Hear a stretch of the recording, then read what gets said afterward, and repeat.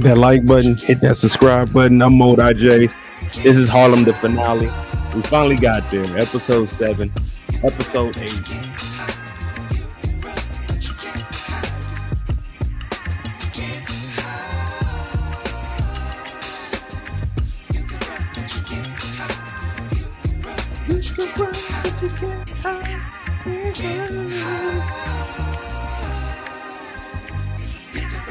You can ride what you get, huh?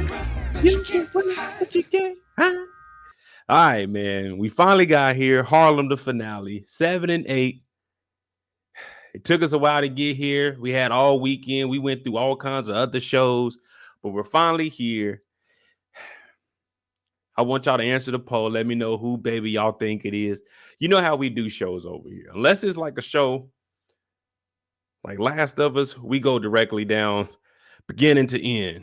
We're going to probably do that on this also, just for the simple fact that we need to tell the story. We can't really jump around because a lot of stories kind of cross over. So we might have to pick up where we left off at the beginning of episode 7. Now, the gang, they back together, y'all. They are back together. What up, Tracy? Kendall's in here. Yolanda's in here. Who else we got? Chrissy, yeah. They gonna come in here. Give them a second. Well, if y'all haven't noticed, today is Tuesday, 9:06 p.m. Eastern. I'm 2 days sober, y'all. 2 days sober. I smoke a little bit. That don't count. But we ain't had liquor in 2 days. We good. Plus, somebody pregnant. And if my baby mama pregnant, I can't be drinking if she pregnant, or it only by it. It don't matter if the dad drink. I have a little drink because if my baby mama pregnant, if she can't drink, I don't think it's right that I should be able to drink. So right now I'm 2 days sober. The girls, they getting checked out, and there was a little that happens with friends. They like sisters. That's going to happen.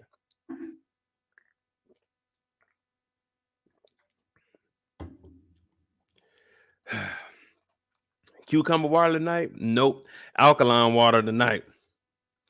pH is right up under 9.5 because the sweet spot is like a 9.1, 9.2. Y'all know I'm big on water. You know, that was my job. So the sweet spot, you don't really want that 9.5. That ain't as good for your body as you think it is. Don't let these people, it's a 9.5 pH. That really ain't that good for your body. That right there is at the scale, like at the very tip. You go past that, it's going to start fucking up your gut. Now, I'm sure they're not going in there. Well, they should be. They should be checking it, but who knows? Well, we got our girls, Angie, Ty, Camille, and Quinn. And I got a Truly tonight because these ain't really alcohol. You know, it's just like an Alka-Seltzer. Just get you through the day. So let's go ahead and start back. So what do you guys, before we get into this finale, the characters, let me know about the characters. Which character, I won't say that you dislike, because all of them are actually pretty cool. So I won't say which character do you dislike, but over the 2 seasons that we've watched, which character do you feel has made the most mistakes out of the 4? You know, because we always looking for preventative measures so the next person doesn't go through these mistakes. We learn from those in front of us. So which one of the 4 you think made the most mistakes in this season? Forget season 1, this season. Who made the most mistakes?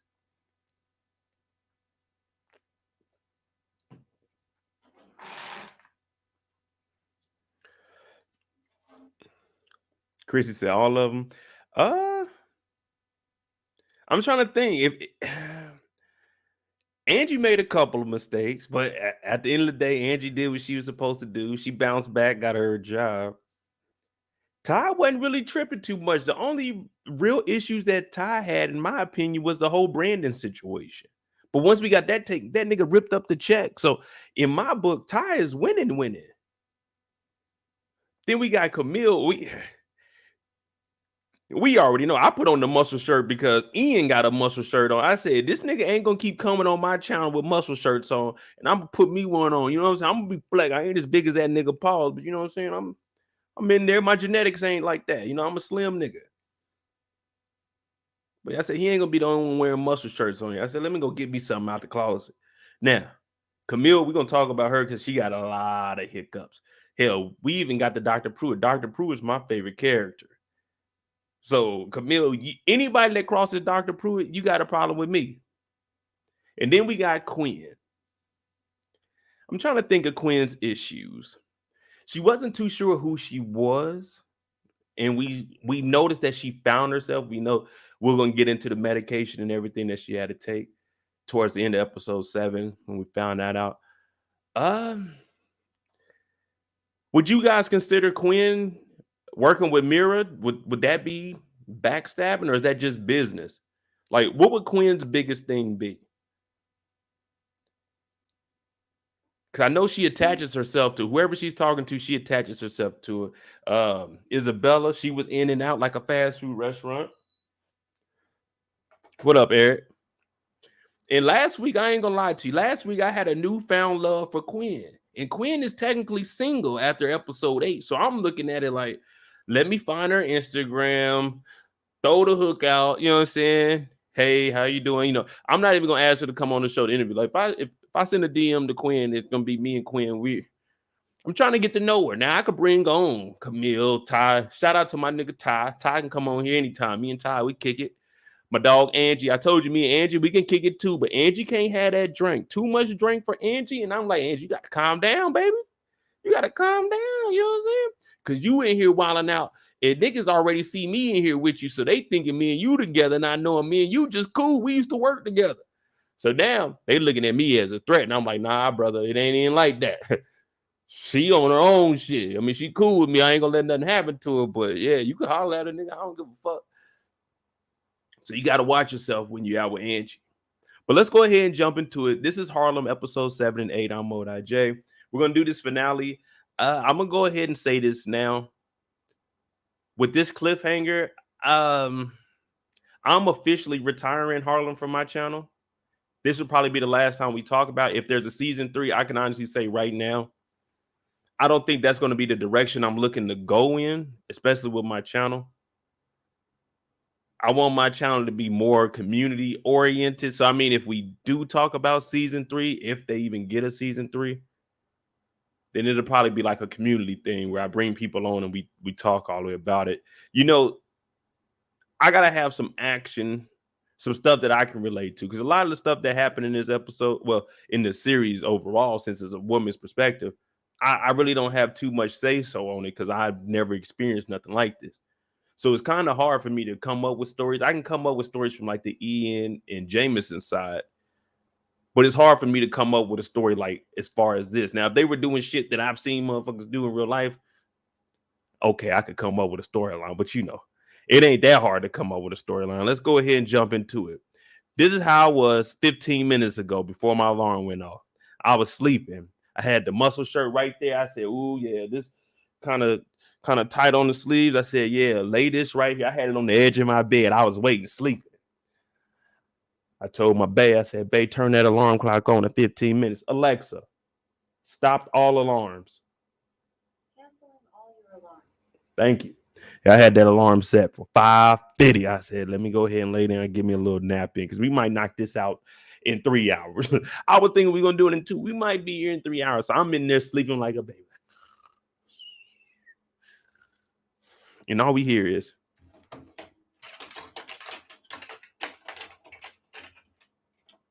I mean, what the fuck? Because y'all already know how it is with me. Anybody open up my door, I'm moving. The hell that noise is. But he in here knocked out, though. And he's been waiting up for Camille. Now, she came in, and we know she was over at Jameson's house. Now, we're going to talk about that situation because I've had a situation like that, and there was a lot of no-nos in there.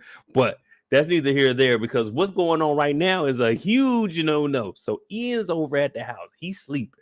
She's been out and about on the town. Now, allegedly, they went to sleep in the same bed. At this point, we don't know what happened, but it's about 2:30 in the morning, 1:30 in the morning, I think he said it was. He said, "Babe, where you been?" She said, "Oh." So now she's jumping out the gate lying because all she had to do was say working on the project.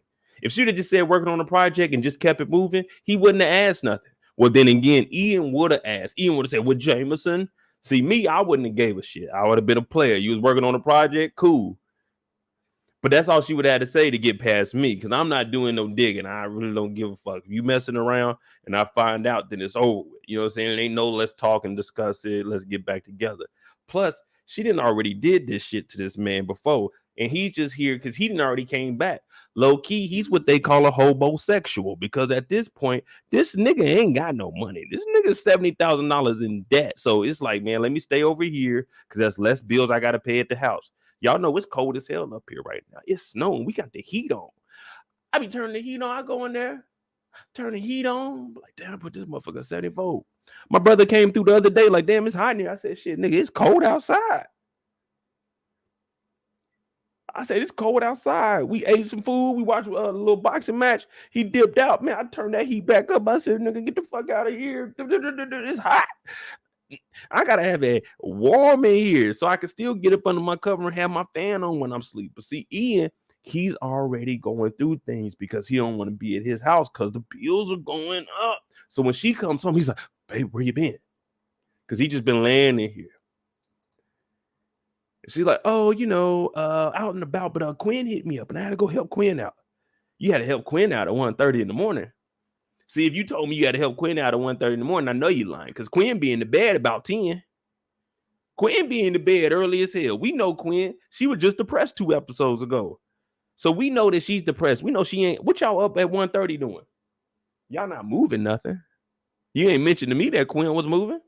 See, you got to keep the lie as close to the truth as possible. We seen that in Snowfall. He told Gustavo down in the tunnels, don't tell Teddy that you with your family. Tell him you at the tunnels. You want to keep the lie as close to the truth. I was working on the project. Oh, okay, cool. I'm going to go take a shower. Shit, I bet. I'm going to be in the bed waiting because, you know what I'm saying? It's 1:30 in the morning. You just woke me up. I got a little bit of energy. Matter of fact, let me go ahead and give me a little shot or something. You know what I'm saying? But see, when you get to lying, you catch yourself up because now you got, oh, Quinn did this. If he was ever, hey, what did y'all move the other night? See what I'm saying? So you got to keep the truth somewhat close to the lie, or would you say you keeping the lie close to the truth? She's like, oh, let me go take a shower, get this funk off me. Because you know she smelled like Jameson. Mm-hmm. Everybody has, when you go into somebody's house, everyone's house has its own little smell to it. It's just facts. Whether it's the air freshener that they use, candles, incense, some people use sage, that shit stink, but everybody's house got its own little smell to it. And when you've been in a nigga's bed, you come over here, you leave smelling like Mo. When I go to your house, I get up, my clothes smell like her bedroom. Like, yeah, I need to wash this before I run into somebody else. You know what I'm saying? I smell like a woman right now. Oh, so you got to change the clothes. See, Charles, this is what you're supposed to do. When you first get to the house, you always supposed to change. Throw those clothes straight in the wash. You don't even want to give this an opportunity to be found. You don't want to put it in the dirty clothes because what if she washes the clothes that day? Now, I wash my own clothes, but I'm saying, what if she come through, she washing the clothes that day? She go through there. She going to smell that because that freshness that she was wearing, it's going to be on your clothes. Your clothes don't smell like that. So when she smells that, oh, yeah, this don't smell like the shit that Mo be wearing. Where was you at? I'm like, man, that ain't even my shirt. Man, I don't know whose shirt that is. The maintenance man must have came in here and put that shirt in my laundry. That ain't mine. That ain't mine. You got to be able to deny it. You got to deny it quickly, too. That ain't mine. I don't even wear that. That's an extra large. I wear a large. I only wear extra larges and jackets and hoodies and sweaters. Come on, man. You know that. But she's dodging it, and she's starting to think back.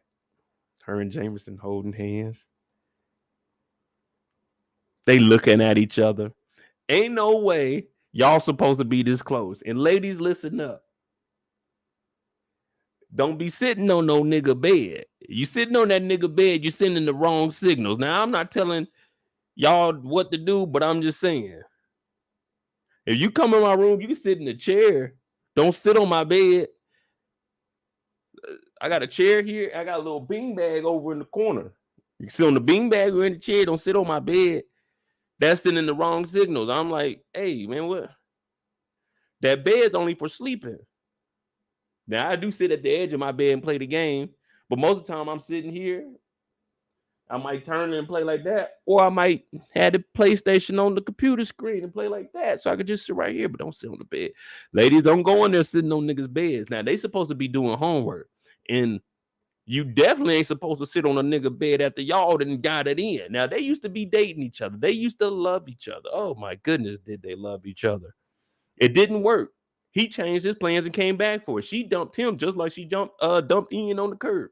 See, a lot of things happened with her, but she didn't came back. So the first thing I'm thinking is whenever one of my former associates hit me up, I'm thinking she trying to see what's good. And I'm like, yo, hello?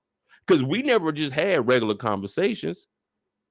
They never just been friends, but they are working on this project. So I understand that you got to get the project done. But, man, you got to look at all the signs here. My nigga's sitting over here doing his work in a wife beater. You got to put a shirt on. You got to just let her know that, hey, this is just cordial. We working. But see, he in the comfort of his home.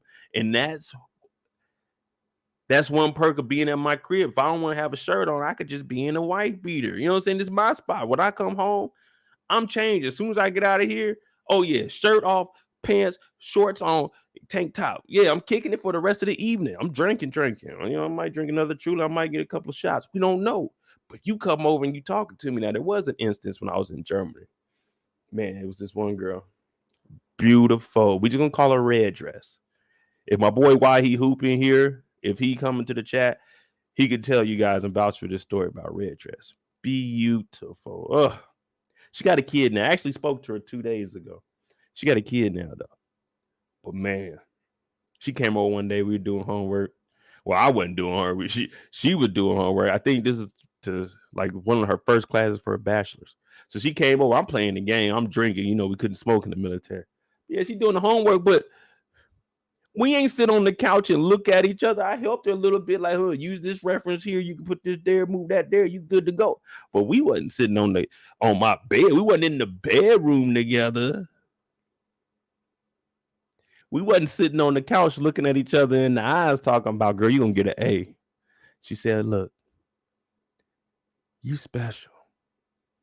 And Jameson is saying, yeah, I know we got to do this project. See, mine didn't go nothing like that. She did her homework on the couch. She asked for some help. I went over there, looked, we joked around, helped out on some work. I got back to playing the game. You know what I'm saying? I was chilling. It's like a Wednesday night or something.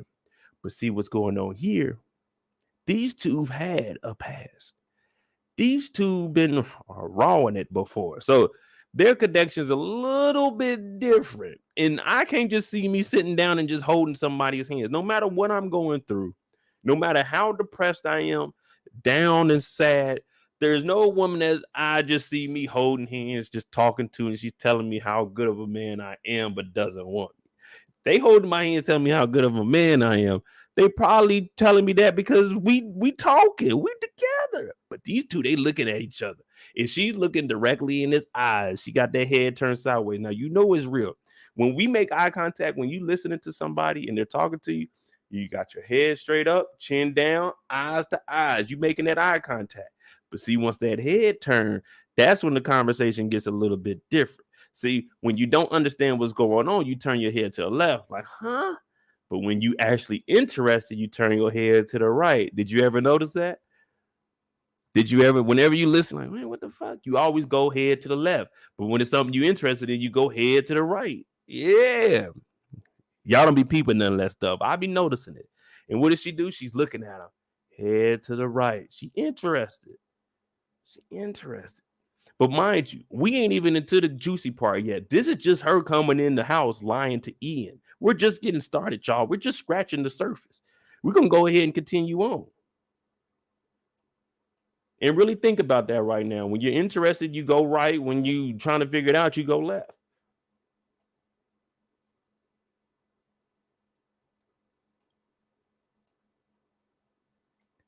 So as of right now, what do you guys think? Of course, we know what happened, but at this point, what were you thinking happened? Did you think that Camille and Jameson, they may have went the extra mile?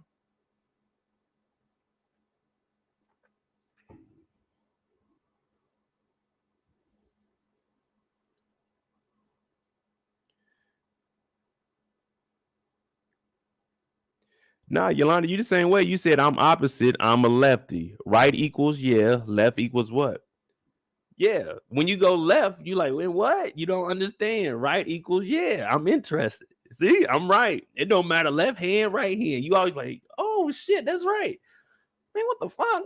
I don't know what it is. It's just, damn, what the fuck? Man, I want that. Man, what the fuck? You see what I'm saying? It's just natural. What the fuck? but she's interested in him.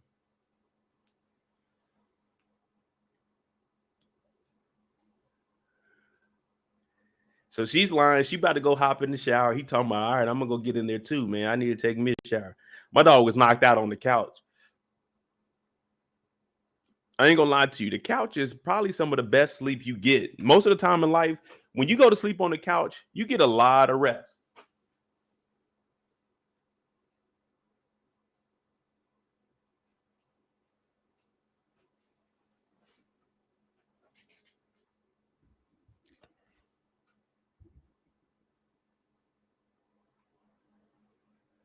Oh, my bad, Tracy. I must have read it wrong. My bad. But for the most part, that's how you do it. But oh yeah, and about red dress, nothing really ever came out of that. Cool people though, man. You know what I'm saying? Cool people. Still look good too, man. She got a baby. I think her baby like 1.5 years old. She said, cute little kid too.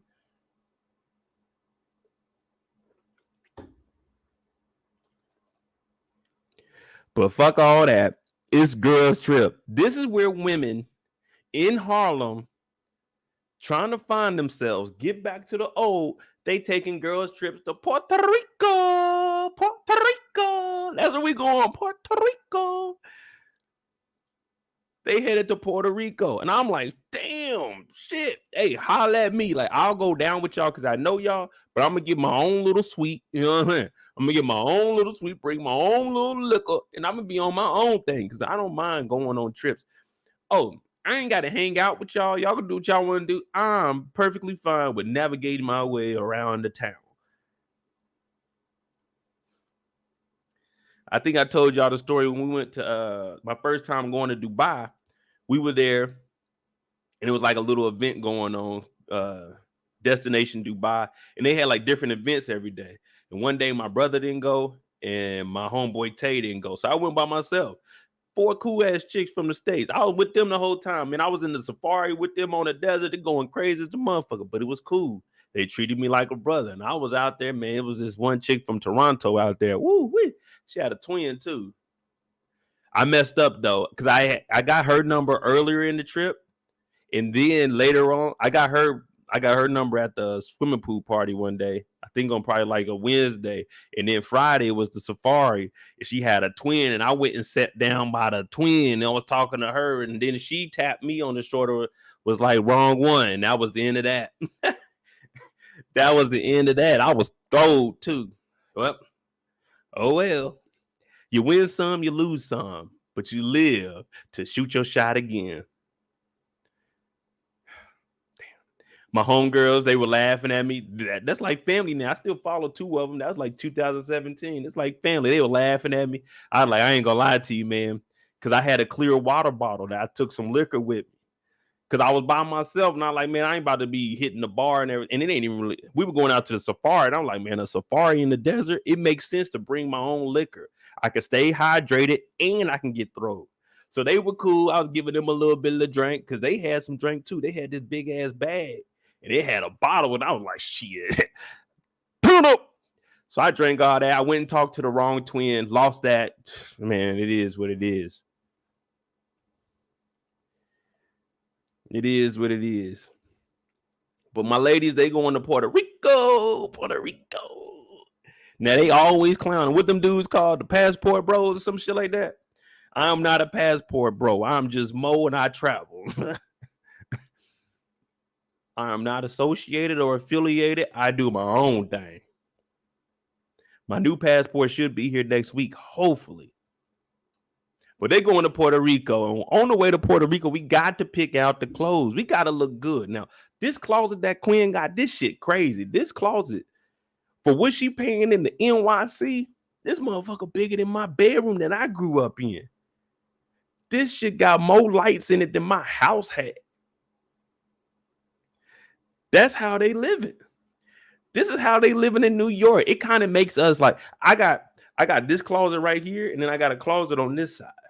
But my shit ain't, It's a walk-through hallway to go to the bathroom. It ain't no walk-through closet. Now, you could get in there. If we were kids, you could hide in these closets, but this ain't no walk around and everything just easily accessible. No. Quinn is doing it up. And I'm thinking, if I move in with Quinn, because I ain't got no place in New York and I know she want to do her job, follow her career. So I'm like, I got to move in with you. All I need is just like one slab, and I can make it work, Quinn.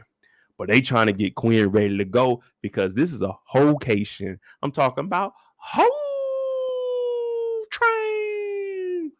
That's what Angie said. I'm not making this up. Angie said she went out there the first time they was in college. She was catching all kind of STDs, but none of the bad ones though. She was probably getting like gonorrhea, chlamydia. You take a pill, you can get rid of that in like 7 days. So that's probably what she was getting out there. Well, that's what she's saying. She said none of the bad ones.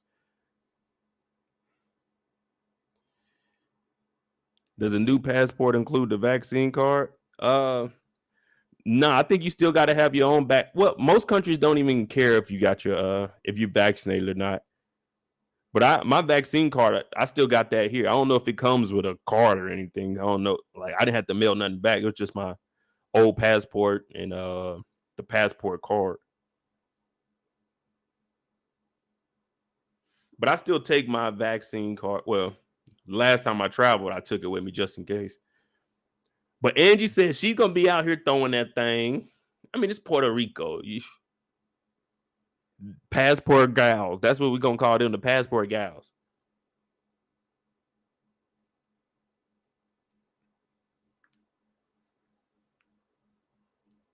Kendall, I didn't say it. And who watched the episode? Angie said she didn't catch, she didn't catch a bad STD. She said she caught STDs, just not the bad ones. So I'm thinking it's the ones you can get rid of. I mean, that's actually pretty common. I mean, shit.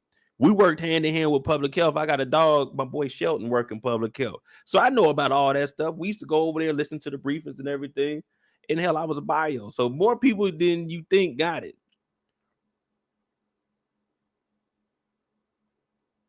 I mean, but it's curable, man. 7 days, little bacteria, you're good to go. Get out of here. Don't do nothing for 7 days. But we got to watch Angie out there. Now, while all this is going on, Jameson is still on Camille's mind. I don't know why, but Jameson is still on her mind. That's that guilt. Would you consider this a guilty conscience, or you just, she's thinking about like, man, it was a good time?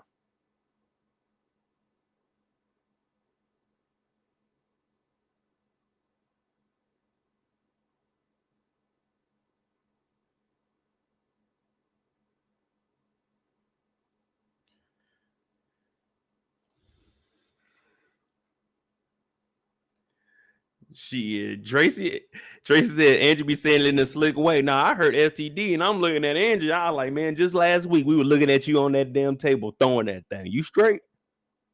You ain't no hot girl, are you? All right. You know what I'm saying? I don't want nobody coming up to me, man, more your girl, your homegirl burn me. I'm like, nigga, I ain't got nothing to do with that. That's on y'all. I ain't tell you to raw dog that. Come on, man. You already knew Angie was wild. I told you, when she get on that liquor, Angie is different. But Angie is comfortable with who she is. Now, on the other hand, her friend Camille, she's not too sure who she is because she messing with two guys, two light-skinned brothers, educated brothers too. They come from families with means. Well, I forgot what Jameson's family did, but we know Ian's family got a little bit of money, especially Auntie. So she's thinking about, damn, I fucked up. So right now we're thinking, man, did she let Jameson slide off in that? Because if she did, then we can't say nothing. We got to put Camille at number one worst. But right now, we just don't know because they're not giving us all the information. And I know I'm thinking, damn, she done gave it up. And I know y'all probably at home thinking, man, Mo gonna have a field day with Camille. But see, that's the thing about me. I've changed. I've grown since first season. I'm not quick to pass judgment. So I'm waiting to see the facts. But right now, I'm thinking she gave it up to Jameson. I'm like, damn, she guilty as hell. What's she gonna do when Ian finds out about this?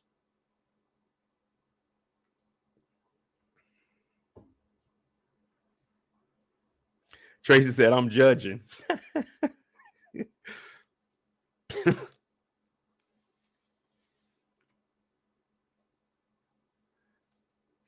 Now, hey, I'm not going to touch on it too much because I just seen a little article about what she said was going on. But I ain't going to lie to you. Ty had a little body this episode. I'm looking at Ty like, where all this been? Me and Ty wear the same fits. You know what I'm saying? Me and Ty, we at the mall. Like, I'm about to go hit up Zara. I got to go get a couple shirts shit for the live. She like, shit, let me go in there. She be in there buying all the, well, she don't be in no Zara. My bad. She got big bang. You know, she cutting $1 million checks. My bad. She ain't in Zara. She going down to the Dolce and Gabbana store. She going into Gucci. But, you know, we looking at the same type of shit. It's just I can't afford what she getting. Now, she was in this motherfucker turned up too. She was like, man, we about to go back down there. We about to get young. We about to get turned. We about to do it like the first time we was here. And that's the thing about life. Let me ask you guys, what is the greatest gift you can have? What is the greatest gift that any human has?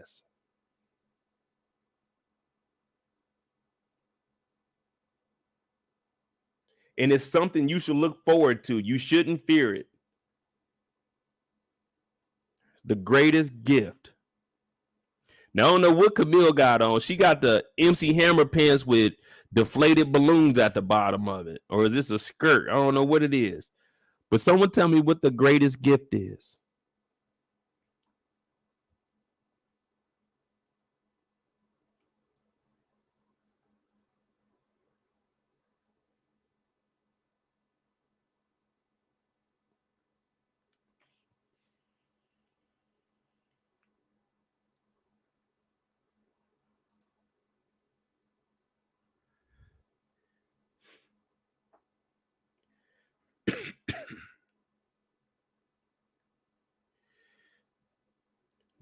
The greatest gift is the ability to grow old. That means you get to see another day. Now, we all look back at when we're younger and we try to duplicate that, but we can't. I can't do the same things I was doing at 2021, man. I can't run and go do a flip no more. My legs don't let me do that. I can't do that. I can't go out there and grab a basketball and go dunk no more. My hip won't let me do that. It won't let me do that. I love playing football. I can't get out there and do that no more. My hip, my knee, my back, and neck won't let me do that. But guess what? I still got the ability to get up and experience another day and grow old. I can reminisce about the good times. I can't relive the good times. Never be afraid to get old, y'all. And that's what Ty is yet to understand, because she's thinking, I got the divorce out the way. I gotta experience life now. I don't have to hide behind anything. I don't have to portray to be someone I'm not. So when we go out there, we get in cocaine, we get ecstasy, Molly, fentanyl, a brick. We don't know. We don't know. But when we get there, we get turned up, and everybody else is looking like, oh, I don't know about that, Ty. We a little bit old for that. Now, Quinn, on the other hand, she really ain't trying to hear none of that, because she said this is supposed to be a eat, pray, and love. Eat, pray, love. Is that what she said this was? Is that kind of trip? But Kendall, you like 25. You like 25, Kendall. You can do flips, cartwheels, mushrooms, Tracy. Oh, yeah, you can do all that. See, at that young age, in your 20s, oh, man, your 20s, you like a champion in life, man. Your body's just functioning how it's supposed to. But now we in our 30s, and she talking about we got to eat. You know we got to eat. We got to get some good food. We going to pray a little bit. Thank the Lord. We made it to Puerto Rico.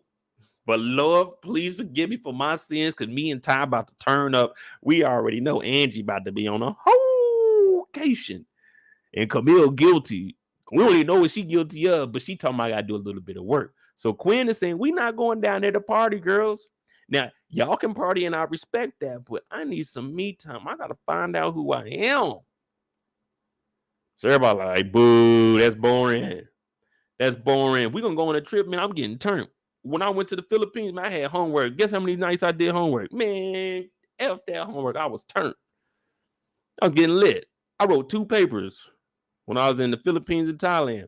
Man, I had to do that during the day. But I wasn't going to take away from the time that I got to spend with my brother and my homeboys. Man, we on a trip. So I'm up early. Blah, blah, blah, blah. Y'all know I don't wake up before no noon, especially on a trip. Oh, I might not get up till like 1. Man, I was up at 8, 9 in the morning. I'm typing. I'm doing my work. I'm trying to get this shit done. We about to kick it today. I'm going parasailing. I can't even swim, but I'm about to get in the water and get on this thing and be in the air like, wee, wee. I'm about to have fun on this trip. I ain't fly all the way over here to be depressed, talking about eat, love, and pray. I can eat, love, and pray in the house. I can go get something to eat, pray over it, love myself, and go to sleep. Now, if I'm going on this trip, I'm going to eat and love the trip. And I'm going to pray that I make it back safely. But I'm not about to do those consecutively. Eat, pray, and love. No. We're going to eat throughout the day. I'm going to pray before I get there. And I'm going to pray before I go out. And I'm going to pray when I leave to get back home safely. And I'm going to love this trip for every moment. So they all looking at Quinn thinking, oh, Quinn about to be born, y'all. Quinn is about to be born. Kendall, that was a compliment. You're 25 on this channel, okay? You're 25 on this channel. Come on, Kendall, roll with it. See, that's why Kendall's one of my top moderators. She won't let me slip up. Even if I'm joking around about her age, I'm not 25, Mo. We came on here tonight to eat, pray, and love. Eat, pray, and love. So you show some respect. Now, I know it's the Julie Roberts movie, but I'm just saying, break it down. What we going to do out there? We're going to eat, we're going to pray to find ourselves, and we're going to love the answer. Come on, Kendall. You know I got something for everything now. Come on. Y'all wearing these Lego shoes right here with the missing piece on the side? You know if you wear these, you got to have that side of the foot. You got to have it lotioned down, ladies. Don't come over here with them crusty things. Talking about my feet cold, trying to rub them monsters on me. I'm not afraid of feet, but if they ashy and rough on the heel, don't bring them things around me. I got a pair of long socks that you can put on. Right here, a long pair of socks. You put them on. They right out the package too. You can take them with you. Because I'm pretty sure you didn't toe up the cotton on the inside of them, put them rough motherfuckers in there.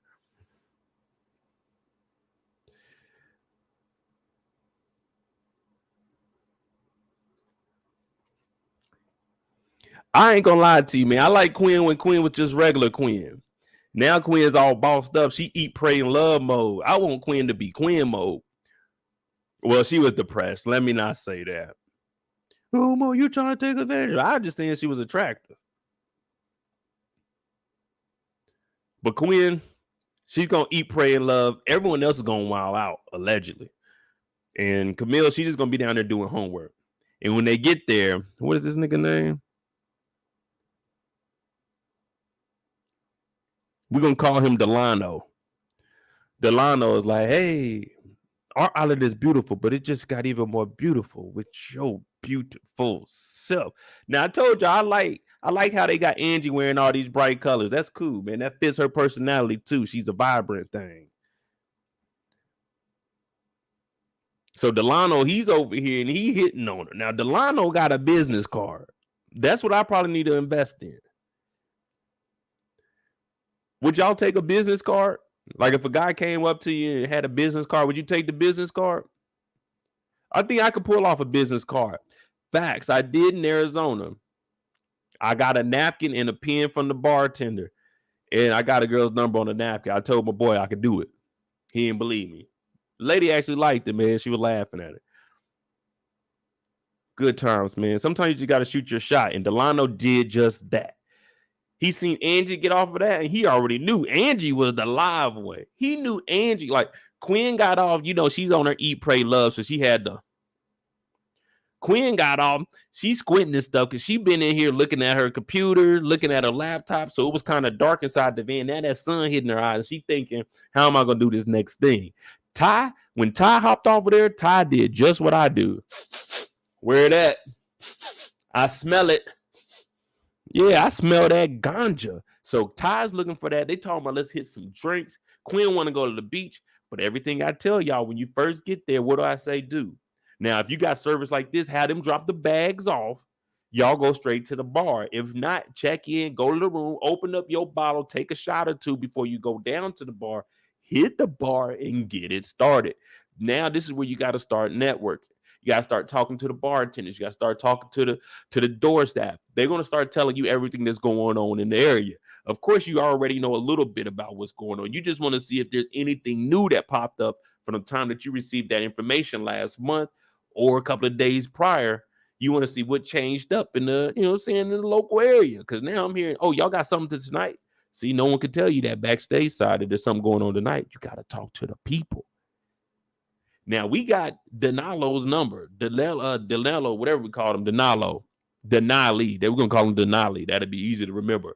So Denali's like, let me give you my number. You come through. We get it. Because he said, but be careful when you hear this, fellas. If they jump about the van talking about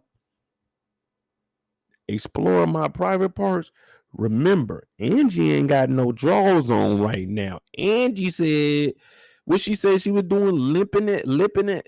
Well, whatever she was doing, she said she was letting that thing hang. Sometimes you got to give it some air. That's what I heard. Sometimes you got to let that thing air out. Let that natural air from Puerto Rico get down there because she ain't got no drawers on right now. I didn't say that. She said that. So Denali looking at it like, shit, you really like that? I get off at 3. I get off at 3 p.m. See, he got to stay on. Check in usually ain't until like 2 o'clock. So he got to stay that hour until lap's over. So the new workers will start coming in and he'll work till 3 and then they'll take the night shift from the, from the 2 to like midnight. That's when the staff would be there.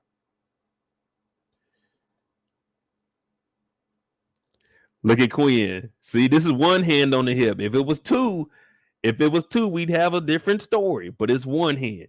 Now, see, they all over here. They looking at Ty. I mean, not looking at Ty, but they looking at our girl. She's over here. She's getting the number from Denali. Angie looking good. And I told you I rode with him, right? There I go, right there. Free lipping it. There you go. There I go, right there. As soon as they would have pulled up, oh man, I would have been texting the group chat. Hey, dog, I just seen a group of 4 of them just pull up. They're like, damn, for real?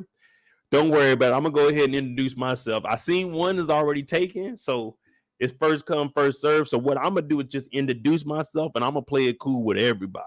Right now, I'm not about to shoot my shot, but I'm gonna make it clear which one I'm interested in. Because I'm going to go and talk to the group collectively. And then I'm going to low-key kind of single one out, and give her a little sidebar. But I'm going to entertain everybody and tell her, hey, go get checked in by 15 minutes. You meet us down at the bar. I got a couple of friends. And they're like, okay, cool, because it's free drinks on the first day. Free drinks on the first day. But I'm already getting hooked up because I told y'all as soon as I got here, I was talking to the bartender. So when they see me bringing in customers, they know your boy Mo is going to tip them. So instead of charging me the 15 for each drink, the 15, 20 for each drink, you're going to rig them up for like water for like 2 or 3. And I'm going to go ahead and drop the 50 piece. You know what I'm saying? I'm going to go ahead and drop the 50 piece as a tip. So now you making 50 instead of me giving you a $10 tip and me spending about $70. You see what I'm saying? You see how that works out? It's all about networking. What up, Erica? Shout out to my girl Erica in here. Make sure you guys subscribe to her channel. Very professional over there. Very, very professional. You get out of line, that's your ass. But nah, she does a very good job. She interviews people. She actually goes out to the conventions and events and premieres. So she's further along in her career than I am. Me, I'm kind of like if you were talking basketball, I'm like the 6th man. I can ball. But, I'm kind of lazy. I'm just chilling. You know what I'm saying? Erica, she one of the star players. She out there finger roll. Like, oh, shit. Erica did her thing again. Is that Erica on the panel talking All-American? God damn, how Erica doing all of this? So make sure you subscribe to Erica Vane TV's channel. She does a hell of a job over there.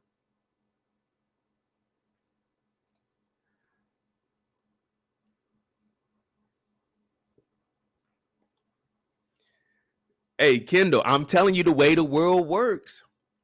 But I'm shy though. In real life, I'm shy, man.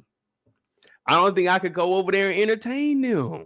I might be too shy. I might text my friends. I seen a group of girls. Yeah.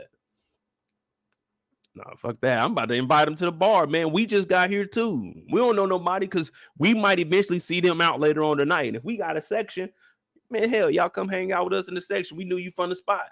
You know what I'm saying? So now I can really get my one-on-one with whoever I really wanted to talk to. But we only sharing a section with them on like the first night, like night 2, 3, 4. I gotta see what the night like hitting on. You know what I mean? But yeah, we be cordial. Shit, we can kick it. Hit me up. We can go get breakfast in the morning too. We do all the touristy shit. The eating part. Now they came outside. Look, they came outside. They looking because now it's about to begin. This is where it really begins. You don't really get the grasp of the whole trip until you actually put your bags down and relax. Like once you get to the room, I don't know about y'all, but I put my bag down and like, cause I don't ever wear nothing good when I travel. You see me traveling, I'm gonna be in some joggers, a hoodie. I'm straight bumming it. No designer, no nothing. I'm in some comfortable ass walking shoes. Just some, I got these little Nike trainers. Oh, comfortable. I'm in that motherfucker. I'm looking like somebody daddy going to a high school football game. That's what I'm looking like when I'm walking through the airport. But as soon as I get to the room, boom, take my hoodie off, pop the bag open up a bottle. We might check out the motherfucking patio, the balcony, but we got to have a drink in our hand. The trip is beginning now. I got to be feeling like I'm on cloud 9 at all times. You know what I mean? That's going to coast me through the evening. Now they out here and you, damn, it smell good out here, y'all.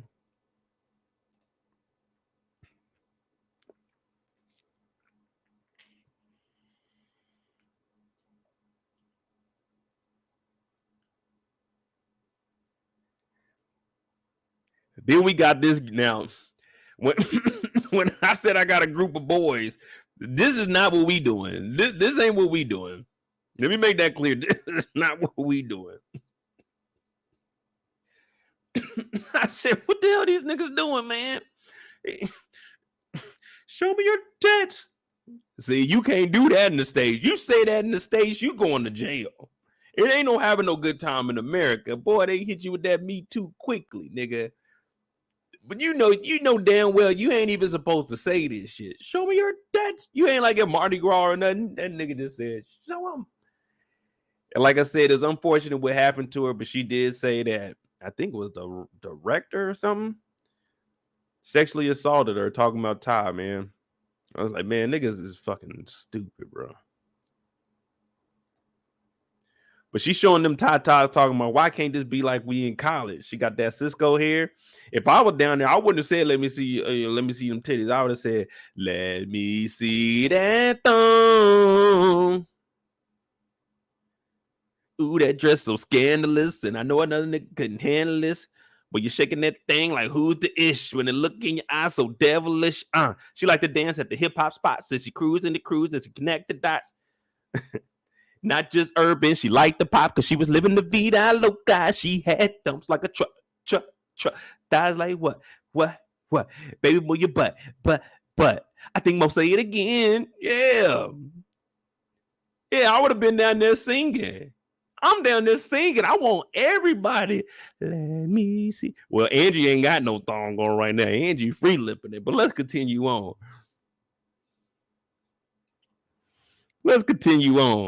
We gonna hit the beach because that's step number 2. I told you, bar, beach. You got to make your rounds.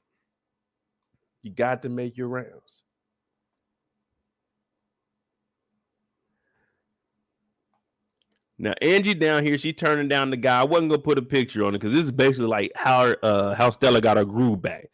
Young brother came up here to Speedo. I said, man, put some trunks on. But that's how you do it, man. Once you get out of America, you can just live life and no one judges you. While you here in the States, man, you can't do nothing. People gonna be like, oh, you shouldn't do that, man. That nigga gay. You can't do shit in America. But you go over here, my man had on Speedos, but he's a native. And they don't give a shit about that. My nigga had Speedos on. If I'm gonna get in the water, I want the least amount of clothes to get wet. That's why people be going skinny dipping. Why get the clothes wet? Just go get in the water. My dog had a Speedo on. He trying to holler at Angie, and guess what? This was supposed to be a whole occasion. It turns into, well, no, nigga, get out of here. She turned him down. She turned him down. What up, Dina girl? Now, the thing about being turned down, it's going to happen. It's going to happen.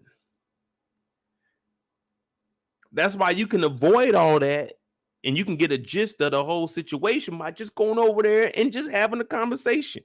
Just sit down and talk. Now, most of the time, they're going to probably, if they ain't interested, they're going to like, they probably ain't going to say much to you and you just get the hint to walk off. Or they're going to give you like short, just straight to the point. No, we're good.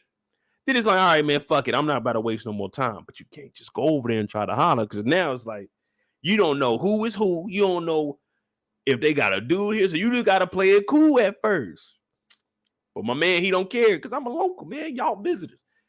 She said, no. But the reason she says no is because she got our boy Mike, not Michael, Mike back in the States. Quinn got the Ruffles. Oh, that's the sour cream and cheddar. Oh, that's a good bag of Ruffles right there. Quinn, you got my heart, baby. And on the side, we got our girl, Camille, doing work. Now, I told y'all about doing work on trips. We don't want that. Boo, boring. And Quinn is calling her out. Quinn is saying, man, Angie, the reason you turned him down is because, you thinking about Mike. She said, I'll never be like that. Mm-mm.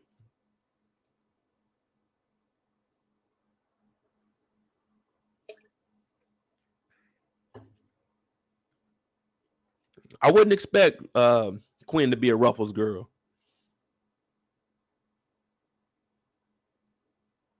But she's telling Angie, look, you like Mike, you finally like someone, and you're not going to throw that monkey like you normally do. You're growing. We're seeing some growth.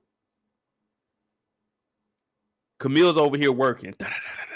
Because she wanted to know was the Wi-Fi good. Now, I'd be damned if the Wi-Fi reaches this far on the beach. But she getting it in.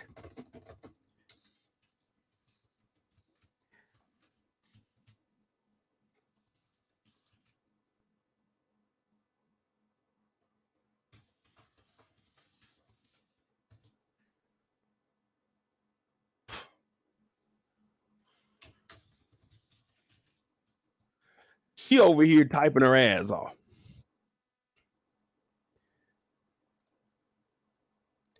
And our girl Ty does come back with some Jello shots. And I said, Ty,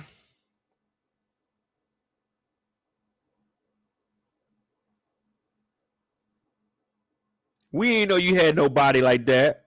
But she got these Jello shots. Now, they were Jello shots. Right now, they pudding shots. She talk about, man, I was walking over here. It was hot as hell. Fucking, you already know that sand up under the feet. But I don't really like walking in sandals, man. I bought some Crocs for the first time in July last year. I don't know how people like Crocs. I was wearing them. They got like little spikes at the bottom. I'm like, what the fuck is this? Why do people like Crocs? I'm walking through the sand. The shit's going through the front. I'm like, Crocs are fucking pointless. And these motherfuckers are kind of heavy. People love Crocs, don't they? I got to wear Crocs with a pair of socks. Sound like a Dr. Seuss thing, but I can't just wear them motherfuckers barefoot. She come back with these pudding shots. They supposed to be Jello, but they done melted down. It ain't even, you got to use a straw for this. The Crocs are not the jam. They jam it up my feet.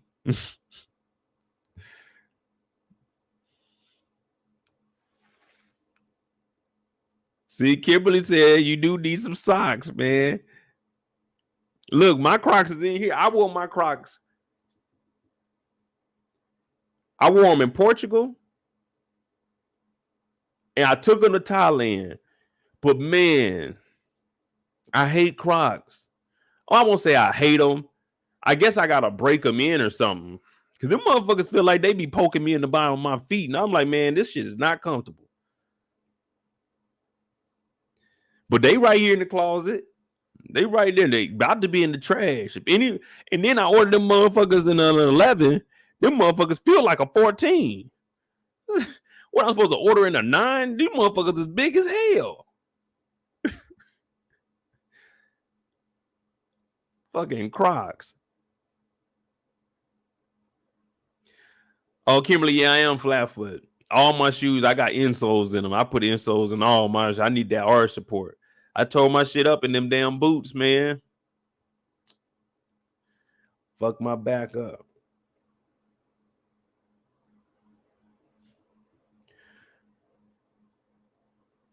So we agreed that Crocs, they all right. They all right. Matter of fact, let me put them on. I'm gonna put them on for the duration of this, just so my feet can get used to them.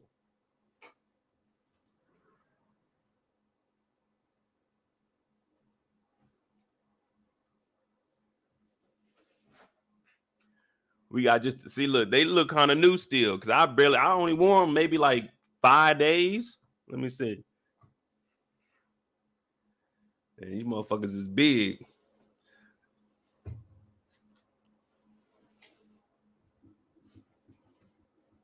Oh, man. All right. We got Crocodile Mo in the building, y'all. Crocodile Dundee and Crocodile Mo.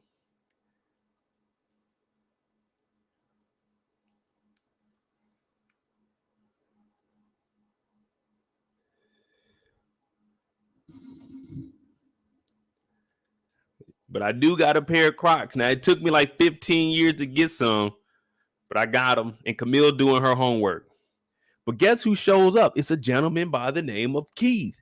Now, you guys know my memory isn't that good. Did we see Keith in season 1 or Keith just popped up in season 2? Because I don't remember seeing this gentleman. Now, I know they were talking about NYC, but I guess she could still have that number. My cell phone number is still the same cell phone number I got when I switched over to T-Mobile in 2004. So I had this motherfucker. It'd be 20 years next year. Hell, my 20 years, damn, my 20-year anniversary this year. They talking about, not anniversary, 20-year reunion. Man, I ain't going to that shit. Hey, what's up, y'all? Mo, what you doing now? Shit, I'm on YouTube talking shit Monday through Monday. I make videos talking about TV shows. No, it's pretty, it's therapeutic to me, man. I like to be able to get on here and talk to people because I ain't got friends. It sucks, man. It's lonely out here. It's just me. But Keith shows up, and I'm like, damn, so this is what Keith did after he left the Lion family. Or maybe he went to NYC and got his degree. That's when so she know Lucius Lion. This is Keith Lion right here. Keith Lion. Okay, so she was dating Lucius Lyon's son when they was in college. Now he's like, hey, what's going on, girls?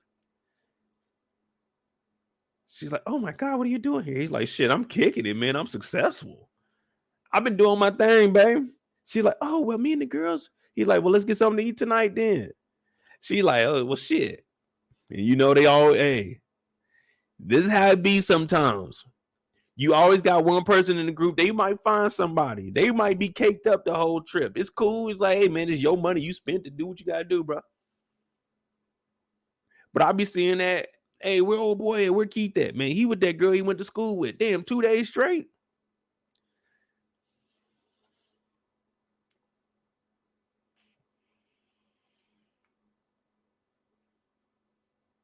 Yeah, see, Andre was what, bipolar? So while he was at school, he was telling people his name is Keith, but in real life, it was Andre. So that's how this storyline works right here. You see? You give me one little out, I can make a story out of it. I can bend the story for you. This is Lucius Lyon's son, Andre Lyon, a.k.a. Keith. So at NYC, that nigga was bullshit, and he was out here fucking around telling people his name was Keith. Now, Quinn, she ends up going out to have dinner with Keith. They got to catch back up. And she's saying, man, I've been through a lot of BS in life. See, I always tell y'all life really isn't that hard. Yeah, we all have tough moments. But man, if you just think positive about as much as you can, I know different situations is you be like, hey man, Mo, that's unfair. And I understand that. I mean, it's just, man, you got to try to be positive and make the best of it, man. That's all I could. That's like the only advice I can give you, man. If life gets tough, man, it's gonna be tough. Cause I was going through it while I was in the military, man. I went through my depression while I was in the military, like from 2015 up until like 2021, man. I was low key depressed, and it really started while I was over in military, over in Germany. It felt like I was isolated, man. That shit fucked up my head.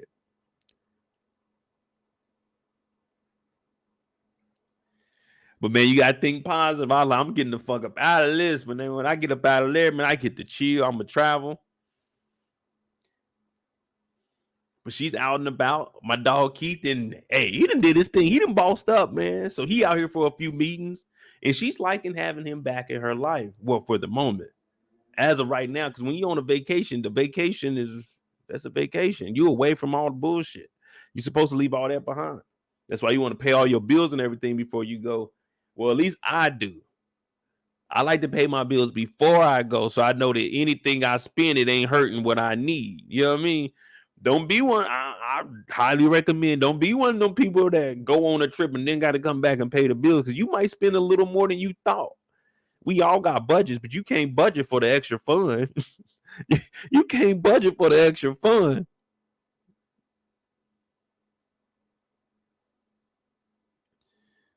Man, so pay them bills before you dip out. That's what I recommend. And then everything you got is like, cool, I can spend this. You know what I mean? I can spend this. But she does admit maybe she was wrong the first time breaking up with him. Maybe they should have been together. And he was like, man, it's all good, because I'm here for you now, baby. It's you and I. It's you and I really want you. And I'm like, damn, all right. All right. What y'all think? Y'all think he was cool for going for it? For going for that kiss? I mean, it's been a while. I don't know. It got to be about 10. Let's just say 10 years in school. 10, 15 years in school. My dog came back and just got the kiss. I'm like, all right. All right. Now, in my mind, if I'm his homeboy, y'all gonna be like, Mo, that's messed up. You shouldn't think like that. But if I'm his homeboy, I'm telling, hey, man, just kick it with her here, bro. Just see what it is here, man. If y'all get back to the States, see how she act when y'all get back to the States. But, man, don't take her too serious, bro. It's cool you out having dinner and shit. A little overboard and excessive for me. If she was gonna give you a kiss, man, she'd have been all right with just chilling. Y'all could have just went to the beach, but my nigga wanted to get him some drink. So I respect it, but yeah, I'd have to tell my homeboy, like, hey man, watch out, dog. Just watch this one. She already left you the same shit that happened to Jameson, the same shit that happened to Ian. She left you in school, nigga. Don't go back, nigga. Don't go back. But don't nobody listen to me. Everybody just says, Mo, you're wrong. But goddamn it, when it comes to TV shows, I be right. Because this shit be happening in real life. We watch it every day. But he went for that kiss. So I'm thinking, all right, he's about to play Quinn. He's going to just use it for this weekend. But it looks like they actually getting closer. So the next day on the beach, he's like, oh, I had the most amazing time last night. The most amazing time last night. We had dinner, then we had dessert. She had all kinds of shit I can't even pronounce. I said, damn, they rich.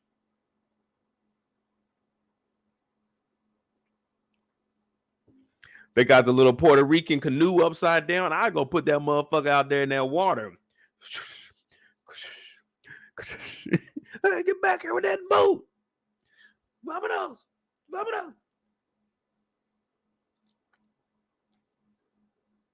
But they all sitting down here, they kicking it. And Angie starting to realize that maybe I'm saving all my love for you. Maybe she really waiting on Mike. Maybe she about to be committed. I said, look at Angie, man. Finally, somebody done tamed her. You know, they always say, you can't handle someone like me. Well, Mike is, he handling that, ain't he? And Angie a wild girl, too. Angie is a wild girl. The true definition of young, wild, and free. She's like, damn, I might actually be committed. And everybody like, told you. Now, Ty, she coming over. We don't know where the hell Ty's been. We know she's been scouring for drugs. We don't know where she been, but she shows up with a helmet. We all looking like, what the fuck you got a helmet on for? Like, nigga, where have you been with that goddamn helmet? Now we gotta, hey man, I'm not watching her. Man, somebody gotta watch her. Cause I know I talk shit, but we not gonna let people just wander off like and do shit like this and get fucked up. Now I might go off and do it by myself, but man, that's just how I live, man.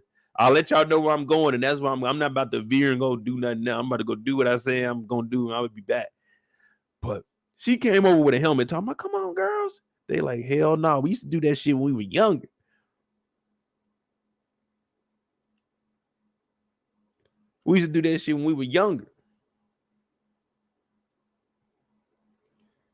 And we used to be high. Like, back then, we didn't have no cares in the world. No care. It's just like, man, fuck it. If it happens, it happens, man. But she just showed up. Come on, y'all, I done paid for this. Now she kind of, well, she rich, so it don't matter. But for me, I'm like, hey, dog, I paid for this shit. Y'all said y'all gonna roll. All right. Drinks is on all you niggas for the rest of the night. So she goes over here and she about to go do her thing.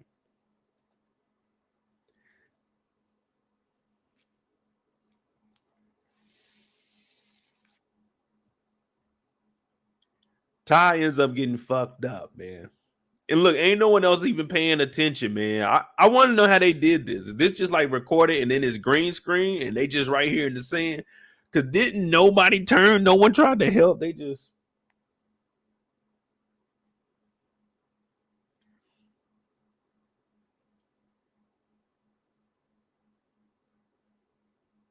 Exactly. Like, who the fuck is that? And what are they doing? But you already know they just looking at it like, oh, tourist. This would be me right here, too. Well, I wouldn't be this close to everybody. I wouldn't be sitting in between everybody. I'd probably be sitting a little further up, like right here. So where I put my stuff, I know exactly where to look. Like if I do get in the water, if I look, all right, my stuff over there. And it's close enough that I can get out this water. And I think I'm fast enough to catch most niggas in sand. So at least I have opportunity to chase my stuff down. You know what I mean? And the only way you're going to come get my stuff is if you walking by yourself. And my shit's in the middle. So I know you walked over there for a reason. So I'm already watching you. But I would have been there drinking. I ain't gonna lie to you. I'd have been there kicked up.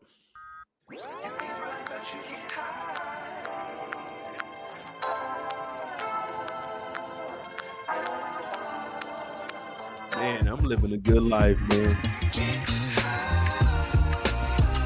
I'm playing my music out there. You already know I got me a bottle of that good stuff. Shout out to Kendall. I got that 42. I'm on a trip. I got that 42 this time. I'm on the beach. I'm kicking it. I got my Crocs on, no socks, sand on my feet. Vibing out, and all I hear is what